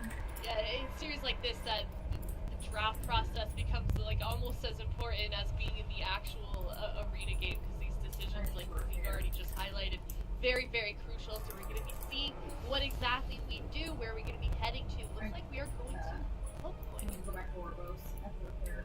Small map. And this is a map that Creed chose, so not a bad map for Turbo. If Method EU decides to lock in the same composition, could be difficult for Waz to get those kind of re-stealths and kind of bait people away, you know, force trying to overextend on his warrior. That's okay, We'll see what they all of their garbage here, suck. and, Their garbage small suck. map for that Turbo. All their DPS And I'm curious to see what Method suck. EU decides to go with. Garbage. For some reason, I was doing feel like they're 30K. gonna go with the Shadow No. Priest Mage. I think they're gonna go with the Shadow Priest Mage Paladin. That's my guess. Into Turbo? Yeah. I think they're gonna do it. I'm gonna guess Crazy. Warrior Mage. Method. That's Yep. no. Warrior Mage Paladin. 226. That way you say exactly the same game that they played the last time they played on Hook Point. It would be Arms Fire HPal into HPal Turbo, and Creed won last time. It was like that with that matchup. I feel like Method EU. So what do you think doesn't it's gonna be? have a Hurry. good- Rogue Mage is probably their most even blind pick, I think. Like Rogue Mage is just their most neutral pick. I think. So you're probably saying just Rogue ride Mage? Rogue Mage Oh. the whole way. But okay, there's We're all wrong. We didn't give Press Aya. the buzzer. Oh, I We was didn't gonna give say Aya a Falcon. chance. Said Yeah, everyone I was gonna left. say with Fire Mage. Not everyone left. The healer You stayed. didn't ask me though, so. Yep. Sticker for Aya? Yeah, so that's not everyone Yep. leaving. Or the thing covering the group. Alright, well. So I invited a healer. Windwalker Fire Mage, you feel like this is a good move for Method EU. Better item level and better What I AoE would've- heals. Okay, well then. Well, What I want to see Creed do here, if you want me to say what I would do, if I was Creed, what I would do is I would lock in Demon Hunter. Lock in the Diablo Blue, Demon Hunter Fire Mage Paladin. I think it's a lot more difficult for Waz to train down a Demon Hunter than when he had Blizzo all over him. So in the past match, when he was playing against Skillcat, Blizzo with Condemn, with Stormbolt, it's a lot easier to take down a Demon Hunter. For Method EU and Waz, that's going to be a lot more challenging. Not nearly as easy to take down that Demon Hunter. We saw the level of damage Trent was able to put out. I think it Alright. could actually give them an edge in this matchup if they decide to go with that. This should go much better. Okay. Pretty much everyone in the group that I invited beat everyone Thoughts from on the that, old guys? group in like 10 to 20 item level. You like I that don't choice? think it's a bad pick. I don't think it's a bad pick at all. But haven't we seen? I feel like we always see Warrior Mage into Windwalker Mage, but like they're usually like a bit mixed up. But I feel like the Warrior team has the edge, so they could lock in Warrior Mage into Windwalker Mage as well. But if they do that, I think it's not right. But I think that's something that they are considering. We have seen that matchup go either way, but I feel like it should go in favor of chest the in Warrior. one move. But it's not a That's bad pretty move. sick. Yeah, What map where you kill the Alley wall? Fire. Yeah, so this is actually what we were talking about in the blind pick. You have to consider the map, because if you lock in a small map, you're trying to set up your melee team, they lock in a melee caster healer, well, you kind of want to play double wizard. Now you're playing double wizard with two points.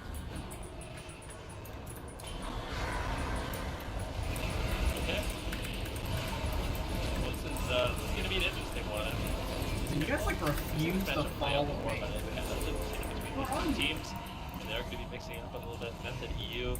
I'm like trying to chain pull and you guys just like sit down here. For them to get this position. I was up these stairs. So these sports, and it could be, you know, the exact keep going. Oh, it's no point now. In the past, we've seen it do pretty well with Warrior Mage. And I think it might just be one of those things where Creed needs to have faith in this comp that every single time they play it, they do really well. Maybe struggle to find like an instance where they played this match, or they played this composition and really struggled against one particular team. It seems like they know the exact strategy, they know that well, have a long time. And I feel like if they can keep that in EU, I would see Creed have faith in this composition for like the rest of the tournament. That will never lock in anything but a Fire Mage for the rest of the tournament. What was he Sounds trending crazy, I for? know, but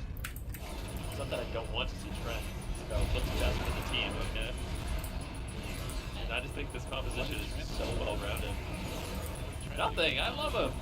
It's great. But I think it's totally fair.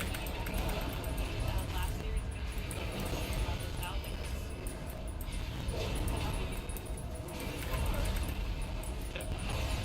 on the same page. Yeah. But I mean, these two teams as well. Creed, they are tied up with match record. They're 1-1. We did see Creed win that last series, the last time we saw these two teams play. So really evenly matched in terms of like match record against each other. But it kind of seems like, especially for Creed, I mean, they've developed so much over the season. It seems like every team has. I feel like a broken record for so much for this team. Like every record has like a completely different team. It is interesting to see bring up this comps and kind of like this comp especially. We see it sort of creep in to their locker room with it. So I'm very takeaway here.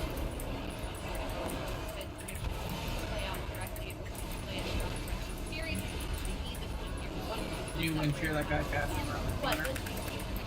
oh, he's very, casting, very take him. hard at the head. Can't believe the ticket in this series round, tying this one up 1-1 against a point. Creed switching up that composition. See what happens here.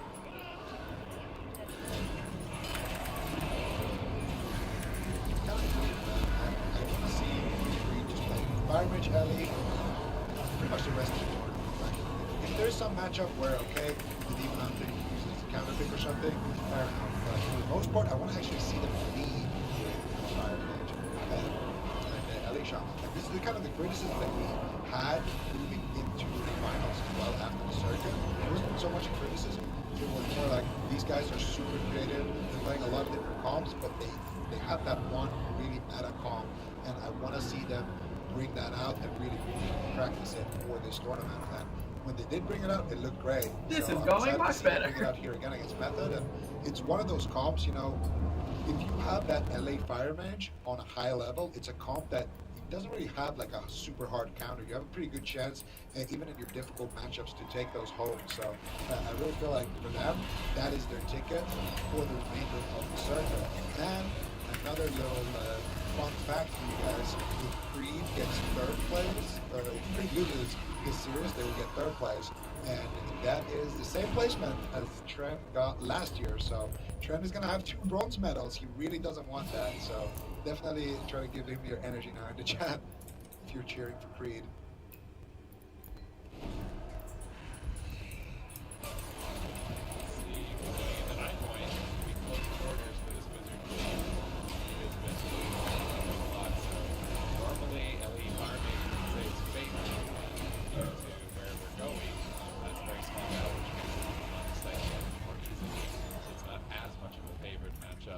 Still feel confident in it, otherwise they wouldn't lock it in, but it does give up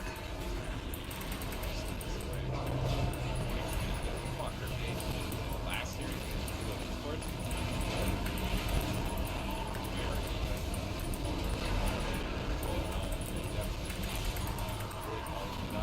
Creed on the other hand, we've seen them playing their Ellie Fire Mage, so why don't they just always play this?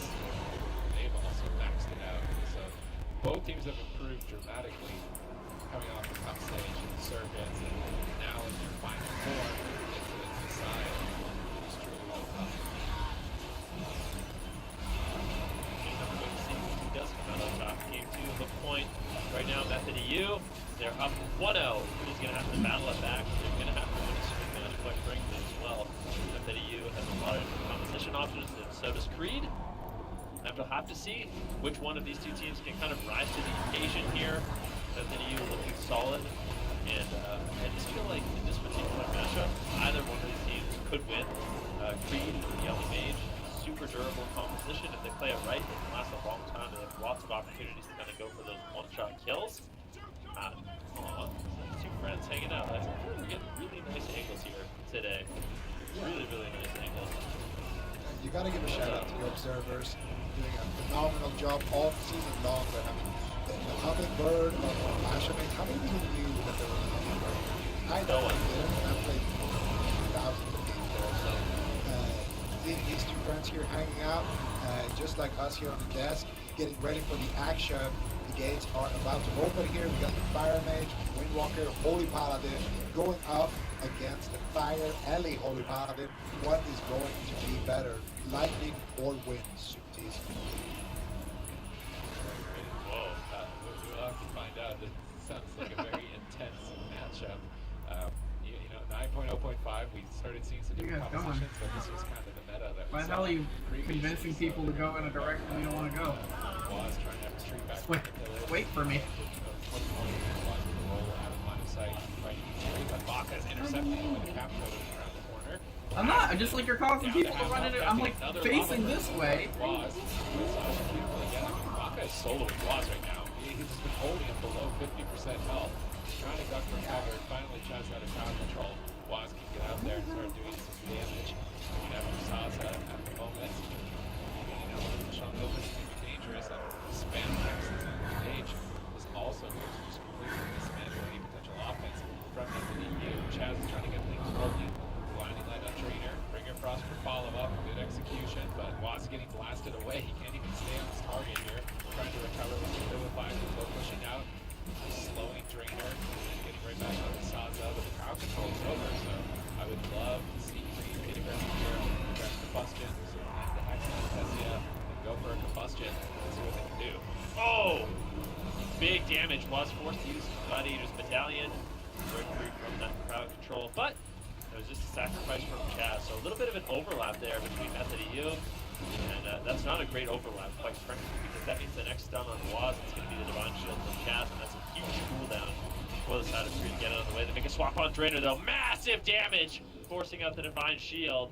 Method EU strike back, and now they've got the Gladiator's Medallion, they've got the Divine Shield from Drainer. There's really not that much defense left, however, that was the huge hitting Zwen, as well as the weapons. Oh, yeah, that's what I was trying to get. Well, what the hell? Why did we go this? Baka and Saza really going to have to back up Drainer the next time the EU decides to make a swap on him.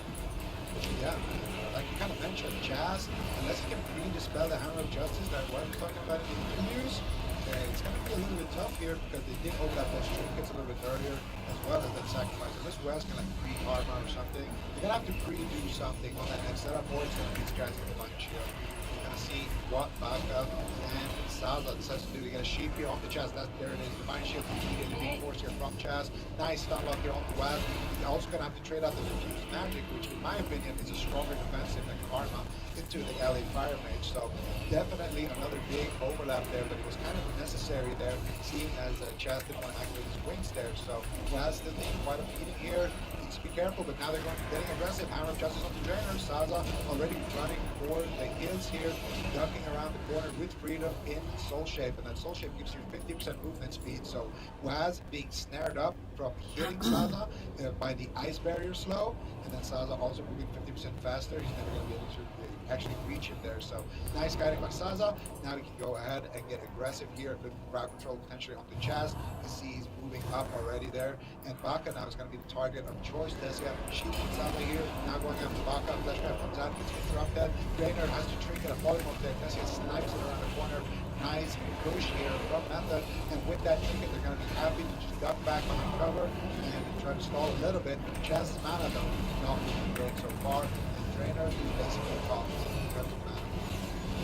He can keep this up and just play a solid defense. They're going to win on attrition. A full polymorph. Waz is on the run. They stop Tessia. They can swap over to Tessia out of midfield. It's going to be very important. They can get aggressive. Dragon's Breath counterspell the polymorph gets shut down by Saza. Baka now hexing it. Tessia is just not any fun right now with this crowd control. Deciding to trinket out and try and get aggressive. Looking for polymorphs, trying to fish one. Oh, yeah. That's so good. Double blinding light by Chaz onto Baka and Saza. What were they really hoping to get done with that blinding light? Maybe it was just desperation to try and stop some damage. But Drainer is completely full on mana. Maybe they want to swap to Drainer. They paralyze him. I think they want Drainer. He pre-bops it. Will he be able to get this bop off? It doesn't look like they have a way to get the plus of protection off. That bop single-handedly kept Drainer alive. That immune all of Waz's damage.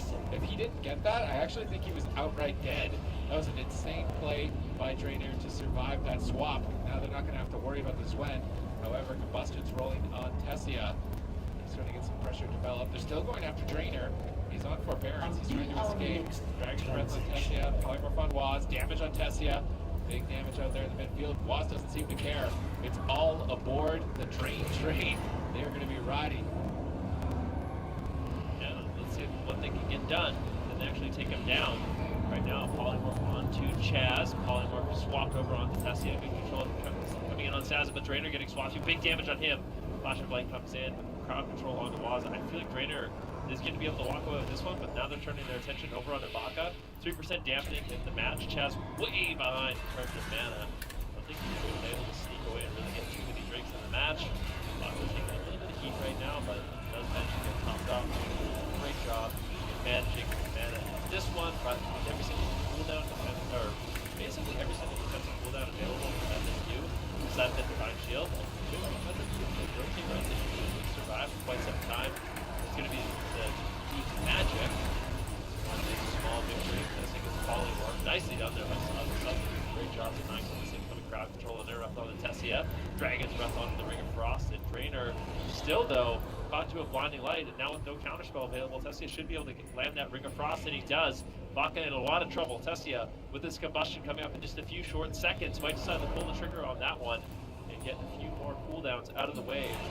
Creed, if they don't react properly, Baka could just fall over, but with no more crowd control on Drainer, opting to hold on to that cooldown.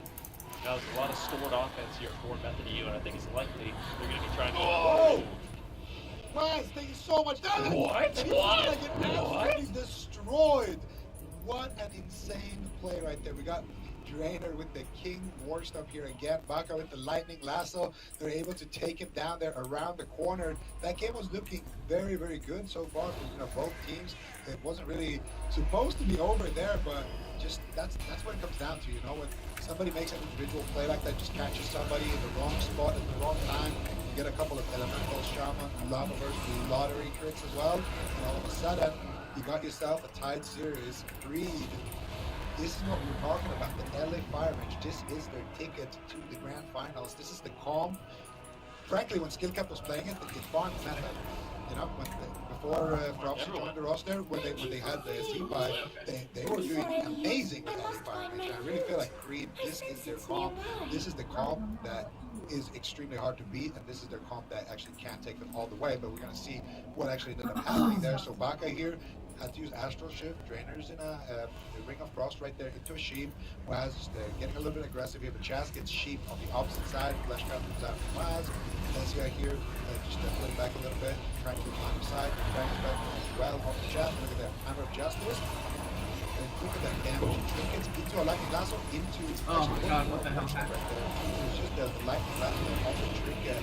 Now with the Council Baka actually play like right there, able to get that stun on the trigger, just instantly take him down around the corner there.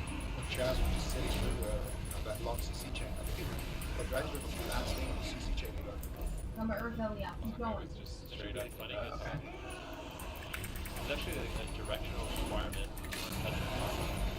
Was facing the wall, he would have had to have turned his character around or aimed it at somebody.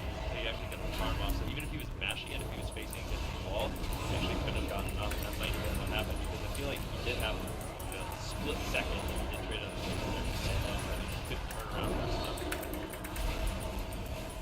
It's games like that I wish we had replayed with the actual player cams, because I mean, this is less not expecting that instant win by Creed. Now they're going to be tying this series up here. It's going to be Method EU now to pick their choice. Then it looked like you were right here with this composition choice from Creed with success. This is like I feel like this is a song I've been singing for quite some time, where I think LE Fire Mage is good. Over in North America, when we were doing the top stages, the only team that ended up beating Method NA was running the LE Fire Mage, okay? And back when Skill Cap EU, behind the roster, they were playing LE Fire Mage, and they were literally beating everyone. It looked unbeatable. And Creed, every time they play this composition, they do extremely well or win. I'm trying to think of when they actually lose with the LE Fire Mage, but they just, for some reason, don't have the confidence to play it. And I just think this is one of those comps that can literally beat anything Method. It can beat anything in the game. number one, but it could beat anything that Method EU really can throw at them. So I think they just need to have confidence in it, play it out basically, and just see how it goes. That's what I would do if I was Creed. It's gotta be like one of the toughest decisions to make, though, especially in series such as Vigo. Is like, it's like, do you stick with the comp and do well and like try it again and just the only your team like switch things up? You know, whether or not, you know, if you're winning or you're losing, I just feel like that's got to be such a tough and scary situation to make, because you don't know if it could win or if it could work if you do it again, or if you have to switch off. Like, that's got to be one of the harder decisions to make in situations like these. Yeah, absolutely. But LA Fireman is a good blind pick, and honestly, when it comes down to it, I feel like you gotta have that confidence, especially when you win a comp or a game like that. Just pick it until you get forced off of it. Just keep picking it. Okay, they do have an answer, but are they good at the answer? Okay, they are good at the answer as well. Okay, we don't pick it blind, we just use it as a counter. And our blind picks can have to change. You gotta, I think, take that first step, which is just lock it in and see what's up. You know? Because a lot of the time, teams, they try to bait you, they go for like a small map, they're like, oh, you're still gonna lock it in? But a lot of the time when you do, you end up still winning that matchup. So there's definitely a lot of mind games like you mentioned, but I think for Creed, just keep locking it in, no matter what. Lots of mind games, but so far Creed has had the confidence to stick with that composition and see if they can win here again in this upcoming game. We can take a look at the films that Creed have played, and we can see here that we've got there. Well, they tried to twice, but that was with the Strong Paladin. But look at that, 64% with that Holy Paladin on the It's their highest percentage win. Like, out of all the competitions they have, they win the most of that one. Then? Go figure. That's weird. Alright, well, they're going to be playing that one again on Tolron Arena. Now I kind of wonder what Method EU's trying to set up here, because it has to be Wizards, right? It has to be. Maybe Wizards. What about Big One?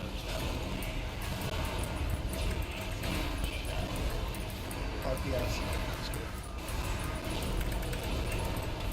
Yeah, maybe. I don't know. So there's two things that Method EU could be thinking. Is, hey, we want WAS to get a lot of restelts, so this could be the map for that.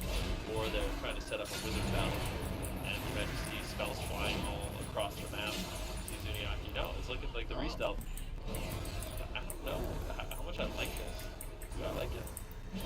Sure. I think I don't.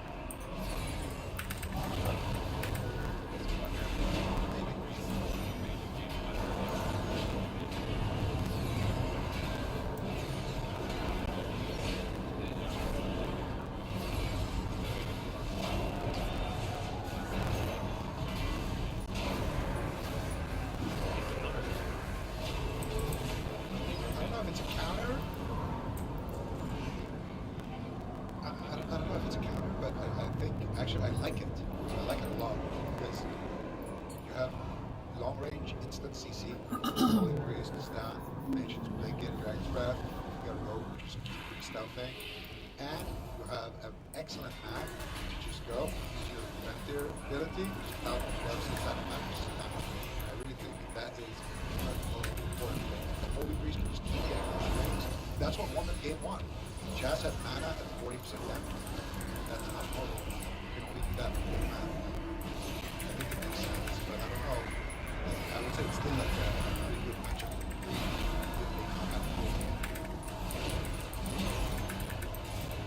And then what they go? What's their setup?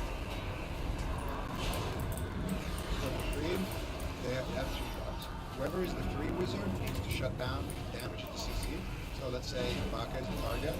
Every single attack test is going for the combustion. Zaza needs to be there, try to strip away the combustion, flick it off, and make sure that Dacia gets high uptime with his combustion. He also needs to sheep Dacia during the setups, force out the dispel, swap the sheeps to Waz, blink in Dragon's Breath Waz when he's kidney shotting the shaman. His job is basically, he's like the, a goalkeeper. His job is just to make sure that nobody can touch Baka when he's stunned and when Dragon's in the CC. Aside from that, it's all about setting up the kids. For them, it's a lot about outblasting. It's a lot about catching the road because they're too far extended. If the mage for extended, you can just burst down. For them, it's just survive the attack and then just hit whoever is in prime position and get big damage out and just ride that pressure, ride that momentum. All parties are good for them. Priest doesn't have you can die. The mage is overextended, you can die. If the rogue is overextended without a rogue, you can die as well. So for them, it's just playing it situational. And also, if you look here at the stats, WoW is a method you can see that Windwalker is currently in highest spec on the 70 or highest win rate for the specs that he does play on 78%. That Windwalker impressive, pretty a lot higher as well than he does.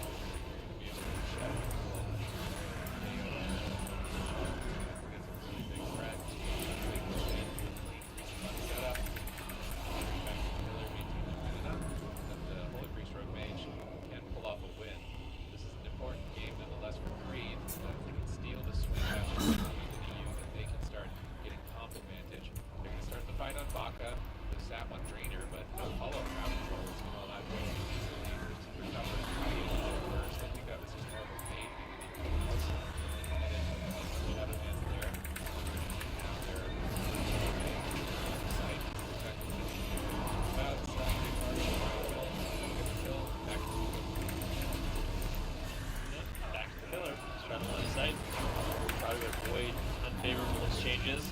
You have a setup here on the Baka. They do get a trinket. So smoke bomb for a trinket. That's a fair trade. I think Baka's going to be more than happy with that one. Smoke bomb, obviously, quite a long cooldown. And then trinket, and get out of it. And that's really all they traded. But I actually think Creed can play very aggressive in this match. I don't think they're too afraid. Bosch and Waz really put a lot of pressure on him. I think so he can't actually go for freestyles. Chaz actually getting swapped to right now. But unfortunately, Baka's just not there. Saza just trying to solo Chaz. I guess the Guardian Spirit, if Baka wasn't just polymorph that entire swap, it might have been able to get more than the Guardian Spirit, but Saza did more than his fair share in that exchange. Now a big swap over on the bar potentially. At the same time, Baka gets caught into a kidney shot. Gets interrupted on the Lightning Lasso as well. Chaz in a prime position to look for a Master Spell. He gets interrupted. Nicely done there by Saza. It's going to be Waz running away. And like I said, for Creed with this comp, I feel like they're so durable and comfortable in this matchup that they can just push forward. Like, really put the pressure on Waz. Don't let him freestyle. Never make it comfortable with method EU. Yeah, really the melee, really the rogue. If you can do that, that could be a ticket to victory. And most importantly, try to avoid keeping Chaz, or try to keep Chaz in cover. Try to avoid it, letting him drink. Right now, Hammer of Justice. Saza looking for the polymorph. Waz is there though. No way he gets that polymorph. Nessie is there with a counter spell. Waz as well with his kick. Now though, Waz getting stand up. Chaz actually does get sheeped here. Rare mistake there. Chaz could have failed that for sure. Maybe even premonitioned it. But he gets a fear off the Drainer. It's DR though. Baka's in a kidney shot. Can he get anything more? He gets stunned up into a sheep here. Big push happening here. This is the Shadow Blades from Waz. And it's only going to get them the Astral ship there. So pretty good trade actually. You kind of want that Shadow Blades for the Shadowy duel. Not because they both have shadows in their name, but just for that one-shot potential in the duel that Sid was talking about. But Baka now dropping the Lightning Lasso while Shadow steps back in and kicks it. Now looking for the next setup here. Saza looking for the polymorph onto Tessia. Now looking to swap over to Chaz. Chaz did use his premonition right there. Nice mind control. And now Saza looking to Waz in a lot of trouble here. Guardian's going to trigger. Chaz in a full sheep. He might have to trinket here. He's going to trinket. Saza looks to resheep the trinket, but he gets shut down by Tessia. And the Hex gets interrupted there. Now Drainer's in a full sheep here. They're looking to turn things around back onto Baka, but Waz already in a poly. They already got the CP from Chaz. They already got the trinket. And now they're running. And I can't believe it, but Creed one setup away from the swing match here. They have everything they need. Skyfree Jordan's coming back up. Everyone has their trinkets. All they need to do is go in, kill Chaz or kill Waz. I like what they're doing now, just poking Tessia, making sure that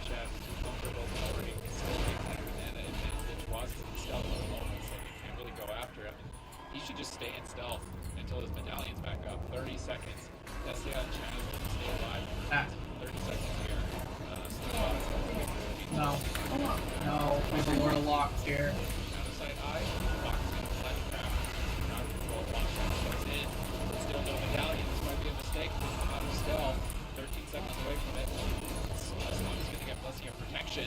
They're really trying to turn it around on a Wasp. 8 seconds until his trinket. He is going to shadow belt out of the fight. He cannot be visible. There's one for Chaz with no medallion. Defensive smoke bomb from Waz in the shadow step. Stunning Saza on his way in. Man, if Waz didn't clutch that out, Chaz was dead. Easily dead right there. Waz saves up, and now he has medallion to survive and get aggressive. Baka anticipated some damage here in training Astral Shift, but it wasn't any cooldowns. And they actually have combustion in Shadowy Duel. They can easily kill Baka in the Shadowy Duel here in the next couple of moments. If they're not careful, blind onto Drainer. Not finding any pressure here. Tessia is one pop combustion while Saza is moving. If they're not careful, blind onto Drainer. Not finding any pressure here. Tessia doesn't want to pop combustion while Saza is free. I would imagine Chaz and that polymorph are trying to turn it around on Waz. Do they have a lightning lasso? Tessia blinks over to be in range to the Dragon's Breath and immediately I would imagine, but there's a lot of damage being locked out right now. Waz gets pulled away from the engagement. Having already committed his Cloak of Shadows, Method you are going to retreat, try and drink, but Creed are just charging right on top of them. They are not giving them any time to recover. Yeah, this is exactly what they need to do. Just make it really difficult for Method EU to ever reset in the match. Creed playing this one out really well, but Waz has managed to hold on with some beautiful defensive plays. Look at Baka, he's just trying to stay out of range of Shadow Step. You realize he's in a lot of trouble, but he's all alone right now. If Waz can get there, I mean, Baka might just get completely erased. Tessia has the combustion. Waz gets the kidney shot. This is big damage. Saza's going to have to play defense. Baka, he may have ran way too far. Drainer's trying to get there for a sacrifice. Going to get the sacrifice. He doesn't need to trade it. Just the medallion is more than enough now. Baka and Drainer trying to shut down Chaz, not allowing him to get any sort of drinks off. 5% dampening. Both mages going to have combustion shortly. Waz playing very defensive once again, looking for a restealth. If he can find it, that's going to be big. Going to get the trinket out of the way for Drainer. Looks like he's not going to be able to get that restealth. He's just looking across the map or just shut down into the crowd control. Kitty shot now. More defensive than anything, I would say. They actually get the ice block. Really surprised. They get the ice block. Saza's going to play it safe, I suppose, but now with no trinket and no ice block, Saza can easily get dropped in the stun. Yeah, and speaking of stuns, that smoke bomb is going to come in 5 seconds.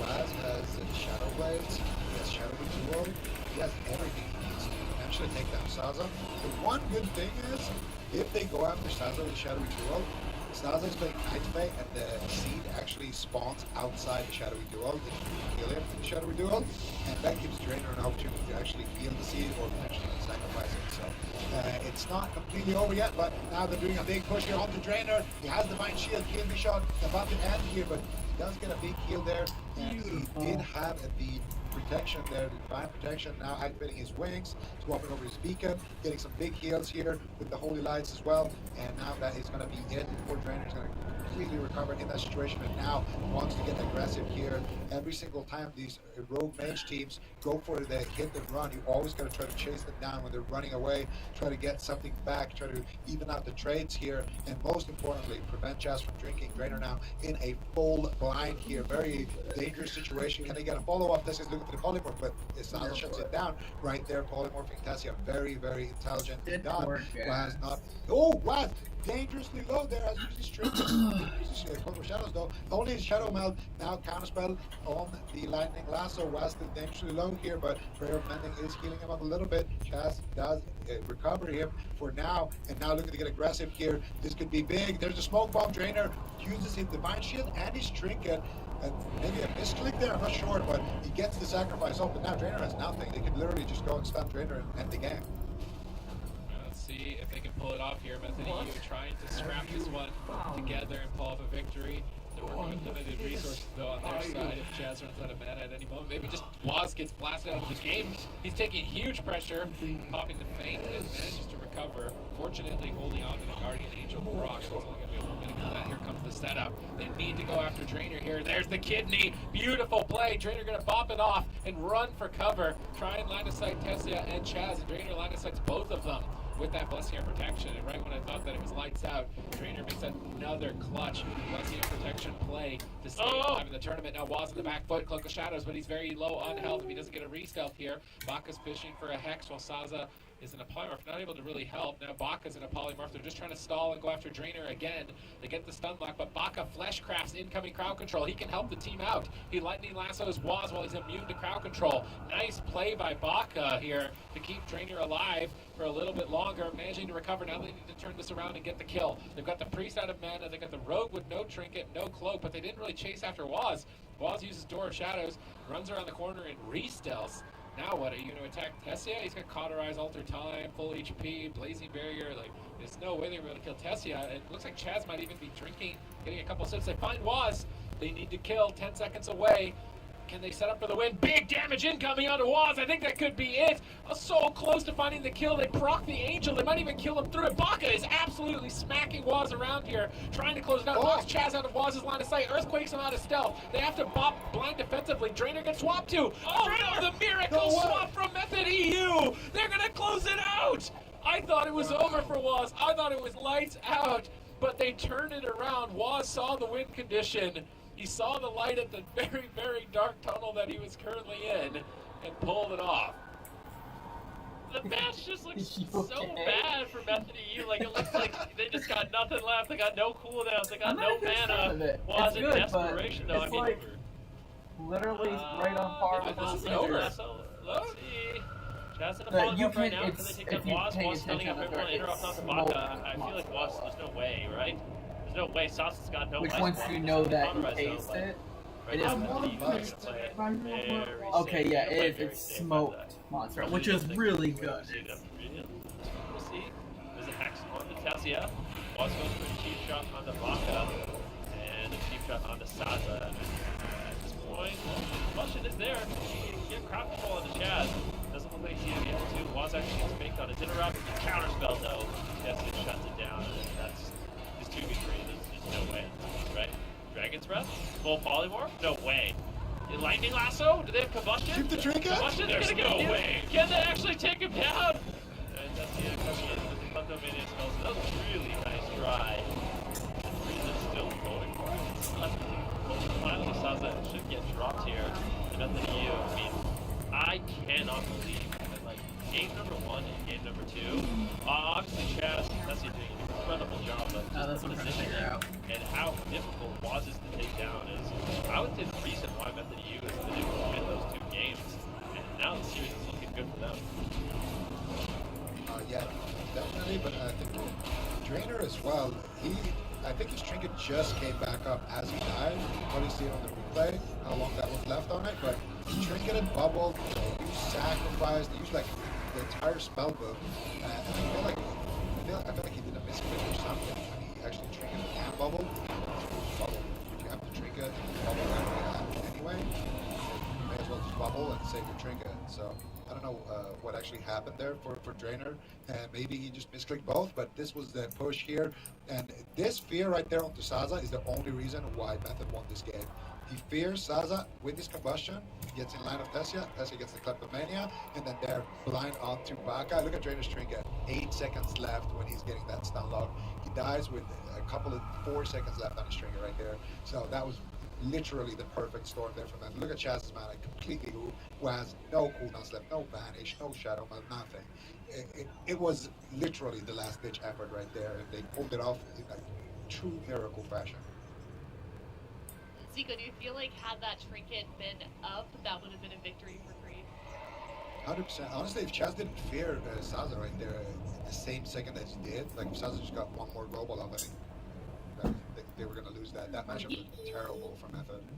Maybe his been stressful. I'm stressed out. You're not streaming, right? Imagine how they feel. Oh, I know. That's what I'm saying. Like, I'm stressed here watching the games. I can't imagine what it's like to be on either side. I mean, you know, we had Laz's camera during that game, and it just was terrified up until the very last minute, even when it was almost a cross kill. I mean, it's just, you can tell how much both of these teams want it. Creed not giving up, even when it looked like they weren't going to be able to do anything. They were still trying to get that cross kill out, but they unfortunately did lose that last game. And now we're seeing Bethany here on match point. They only need to win this next game if they want to move on to the grand finals. But we know that Creed is not going to give it up easily to them, Ben. Yeah, I mean, definitely not. I mean, that was Not anymore. about as close a call as it can get. I feel like it came down to one key moment, or was shadowy dual drainer, and then used the Thor shadows to cross the map. It was at that moment where Chaz was in a sheep.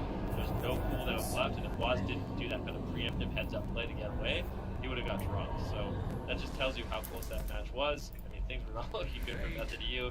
Creed almost got 2 versus 3 cross kill after like a minute or something in that situation. So Method EU definitely not going to be an easy one for them. I kind of wonder what's going to happen. I mean, traditionally, you would think that the large map is beneficial for the Wizards, but in this particular matchup, it's actually the opposite is true, because what Creed wants to do is they want to make the map as small as possible. They want to play on top of Method and really just pressure Waz as much as possible, get as much CC on Chaz as possible. Their win condition isn't really kind of sit in the open and just do damage. They actually have to get set up to win. So I think Creed likely going to be picking a very small map here.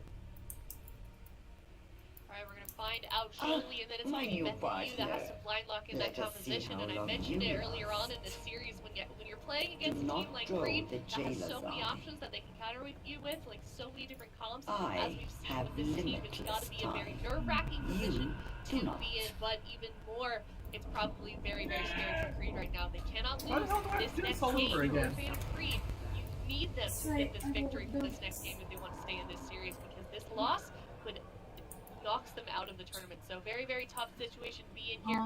We know that Creed is going to be making the best decisions possible. So very curious to see what they do end up locking in to get that draft process started. It's not, very, but very shortly. you're gonna have But It's not? No. looking pretty No, good, you but already said you're gonna do I it. don't know if either of these teams No. are confident just yet heading into this game number 4 as you go. Definitely. I mean, we're gonna have to see. I think the map is gonna be pretty interesting to see here what they decide to go with, and you know, there's still a lot of conflict in both these teams. That there's Fire Mage, Warrior Mage. There's a lot of different stuff here on both sides. Well, they got nerfed, so I don't think Hey, yo, tickle.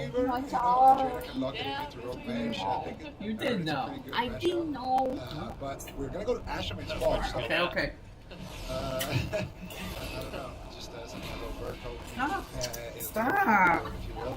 But, I don't like my Asherman's face Fault, wrapped like that. It's not nice to me. I think they're trying to bait Method into locking the RMP, and honestly, I just want to see Method locking Shadow hpal here. The RMP. I mean, it's Method's RMP, so it always looks good, but in the matchup, it looks terrible. What do you mean there are 2-0 on day? As RMP.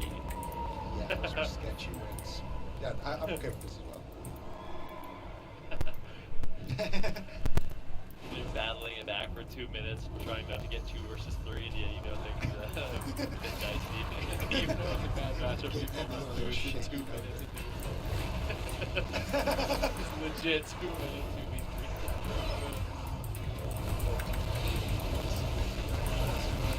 They didn't win it, so I'm glad to see that they didn't lock it in here. They didn't fall for the bait. And now Creed lucky. Should we lock in Fire Mage Ellie anyway? I think the answer is yes here. Yes. Because Always. It can't change ever. they could mirror, but I feel like There's no way they clear Method U on match point. No, they could. I want them to. I I changed my want mind. I them want to see to, the but mirror. I feel like that. Okay, that was like a Sounds 20-second fun. turnaround. Or you can play Turbo. I think you can play You can Turbo. play Turbo. Their record against them as Warrior Mage is pretty good. Although that's on small maps looking at it. They beat them on Tigers. No, they didn't beat them on Tigers. It's hit or miss how the Turbo's good. I'm looking at the record now. Oh yeah, they won on the Grand. They won on the Grand against their arms. Have you come They to lost on trade Tigers Peak, or to and then waste they your won on breath? Hook Point. And then Method EU had to change comp. Discover more secrets. So it's Scary. I mean, I feel like this is scary for Creed. Method EU, they're playing the composition that just crushed Creed. Like, Creed just got smacked in the upper bracket from skill cap and sent them down into this situation, and Method EU saying, you know what,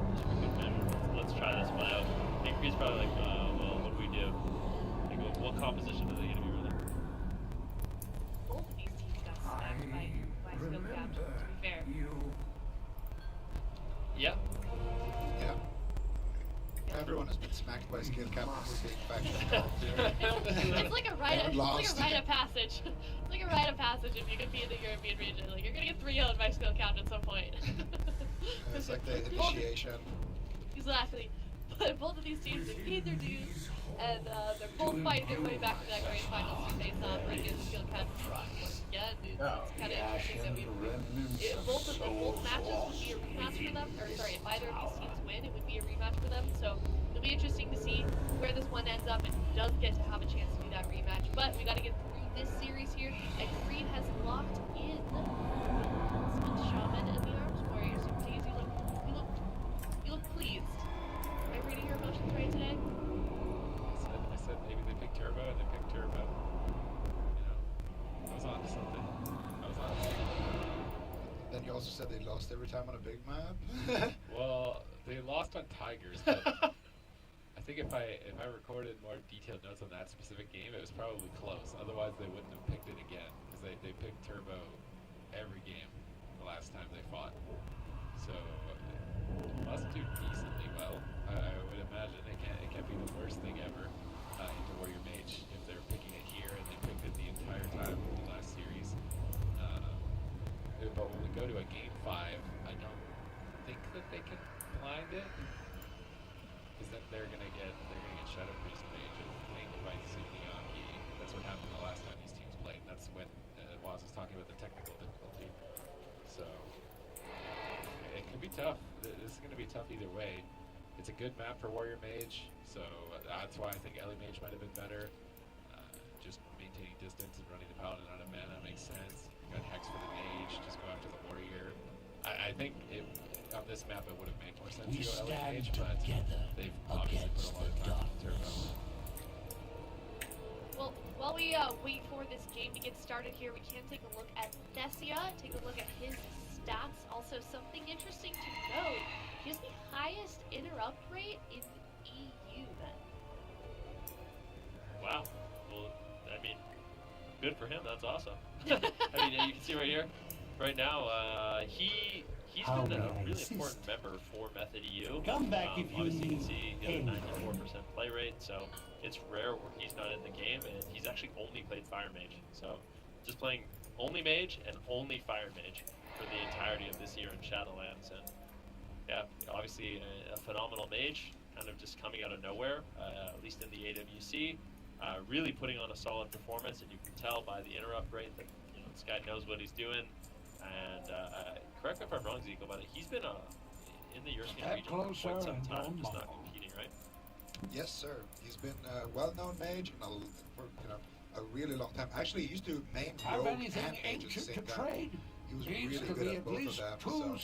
So Tess been around for I think since MOP at least. He's been a top player. So. Definitely been around for a long time, but this is, I think, the first time we really see him, in a big roster like this and actually competing. So it's been fun to see him and to see what he can do. And we're not even going to talk about Baka's stats there, but those looked good.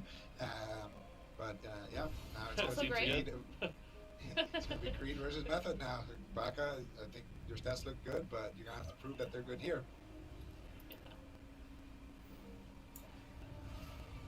Alright, here we go. This is really important. I mean, Method EU, if they win this game, they're going to be making it to the to the grand finals. They get the rematch against Skillcapped EU. Creed, their backs are against the wall right now. Baka taking a huge hit of damage. Uses Ascendance very early on. Let's see what happens with Baka right now. Still at 50% health. Kind of getting smacked around. But gets topped off. Nicely done there by Drainer. Now Creed's going to be looking to get offensive. Combustion still not used by Tessia though, so Creed, they have to be careful of that big threat. Yeah, and we're going to see here if they can find an opportunity to use that big threat. Right now, Waz getting a little bit chopped here by the Turbo Blender. Nice double sunder into the cap totem right there. Decent pressure here. Now Waz in battle stance, looking for Trend. There's the Dragon's Breath. Can they find a polymorph? Baka's there with the wind shear, very, very fast there. And he is going to be shutting down the sheep, but Drainer does get sheep. No, Waz with the auto swing right there. Breaks the sheep. Very unfortunate there. As a mage, it's one of the worst things your teammates can do to you. After you spend so much time trying to get a sheep against Turbo, they just go and auto attack it. but it's okay. They are going for another setup. Actually, Shaz now in a crowd control, blinded by the light, and as well a Hammer of Justice, but just going to activate his wings, keeping Tessia nice and safe. And this is a big push here. Disarm onto Waz, stun onto Trent, stun onto Baka, full sheep onto Drainer. Big pressure here on the Shaman as well as the Warrior here. Waz and Tessia doing a lot of work here with the combustion. They are going to be getting just the wings though from Drainer. They didn't actually get the Astral Shift, they didn't get the Die by the Sword or anything. So even though that looked extremely scary, I would still say that's a net positive for Creed. Baka was very patient in that last exchange. Now trying to go after Tessia. A lot of damage. Is Chaz ready for it? He gets windshield right at the end of his Holy Light. Almost devastating. Now blinking away from the fight. Waz leaps over to stop Drainer from drinking. Baka's just going to retreat away from Waz so he can't be attacked. And try and get back onto Tessia in the near future. So he's just happy to avoid Waz. And maybe Drainer is still trying to fish for drinks. Hex opportunity gets counterspelled onto Baka. Now Drainer doesn't need to deal with counterspell. Chaz looks like he's trying to drink. Both teams are trying to play for a potential mana game, but hammers are down. Drainer charges in aggressively. Tessia tries to escape with Soul Shape, but Trent is in hot pursuit. Soul Shape has ended. Polymorph's interrupted. They're doing a lot of damage onto Tessia as Waz going to pop over and intervene. He's in battle stance, blade storming both targets. He could get swapped to in battle stance as well. Ascendance is coming up pretty shortly. Chaz is trying to recover with Divine Favor, picking up 2 targets. Drainer is the one that's losing on mana, though, which is a bit surprising. I was expecting the Turbo to have the lead in that regard. Tessia is moving close to Drainer, gets Storm Bolted before he can get in line of sight. They're pressuring Tessia away from finding Polymorphs and trying to push him back. Now that they've pushed Method EU back, Drainer should likely try to sit down for a drink. So I'm watching Drainer's frame to see if his mana bar starts going up here. Waz leaps over to stop Drainer from drinking. Good awareness there. Mana completely even. Still match point for Method EU. If they win this, they'll advance to the grand finals and knock Creed out of the tournament. Yeah, this is huge. I mean, Baka right now in a lot of trouble. He's going to be on the run. He's greeting it out, not using the Astral Shift, but no crowd control on Drainer. It looks like he should be A-okay. Tessia at the same time taking a huge hit of damage. Chaz connects, but if you look at mana, Chaz doing such a great job, you know, recovering his mana and managing his mana. He's basically completely reset it. Like, the gates have just opened. Right now, Method U, they have every single defensive cooldown available. Baka on the back foot, just a little bit intimidating shout coming in from Tren. Just trying to slow down the unrelenting damage as both Baka and Tren on the back foot. Drainer struggling to keep them afloat. A Dragon's Breath goes out. Can they get the Polymorph? Tessia right now against Storm Bolted. That was, of course, the Aura Mastery coming in from Chaz to allow Tessia to get crowd control, but good job by Tren, still denying it. But a Ring of Frost finally slips through. Baka in some trouble. Disarmed right now with his Ascendance, as Method U just trying to survive this major offensive cooldown coming in from Creed, actually reversing the pressure, keeping Baka on the back foot. Baka does not have much mana, so his self-healing will be limited in this situation, and as dampening gets higher and higher, I really feel like it's going to be difficult for Baka to keep himself alive. Yeah, definitely could be a target, and right now Chaz's mana is just looking premium. So for Chaz, as long as he can keep that mana, he's going to be able to stall for Method and get them to that late game where that enhancement Shaman healing is going to be a lot more reduced.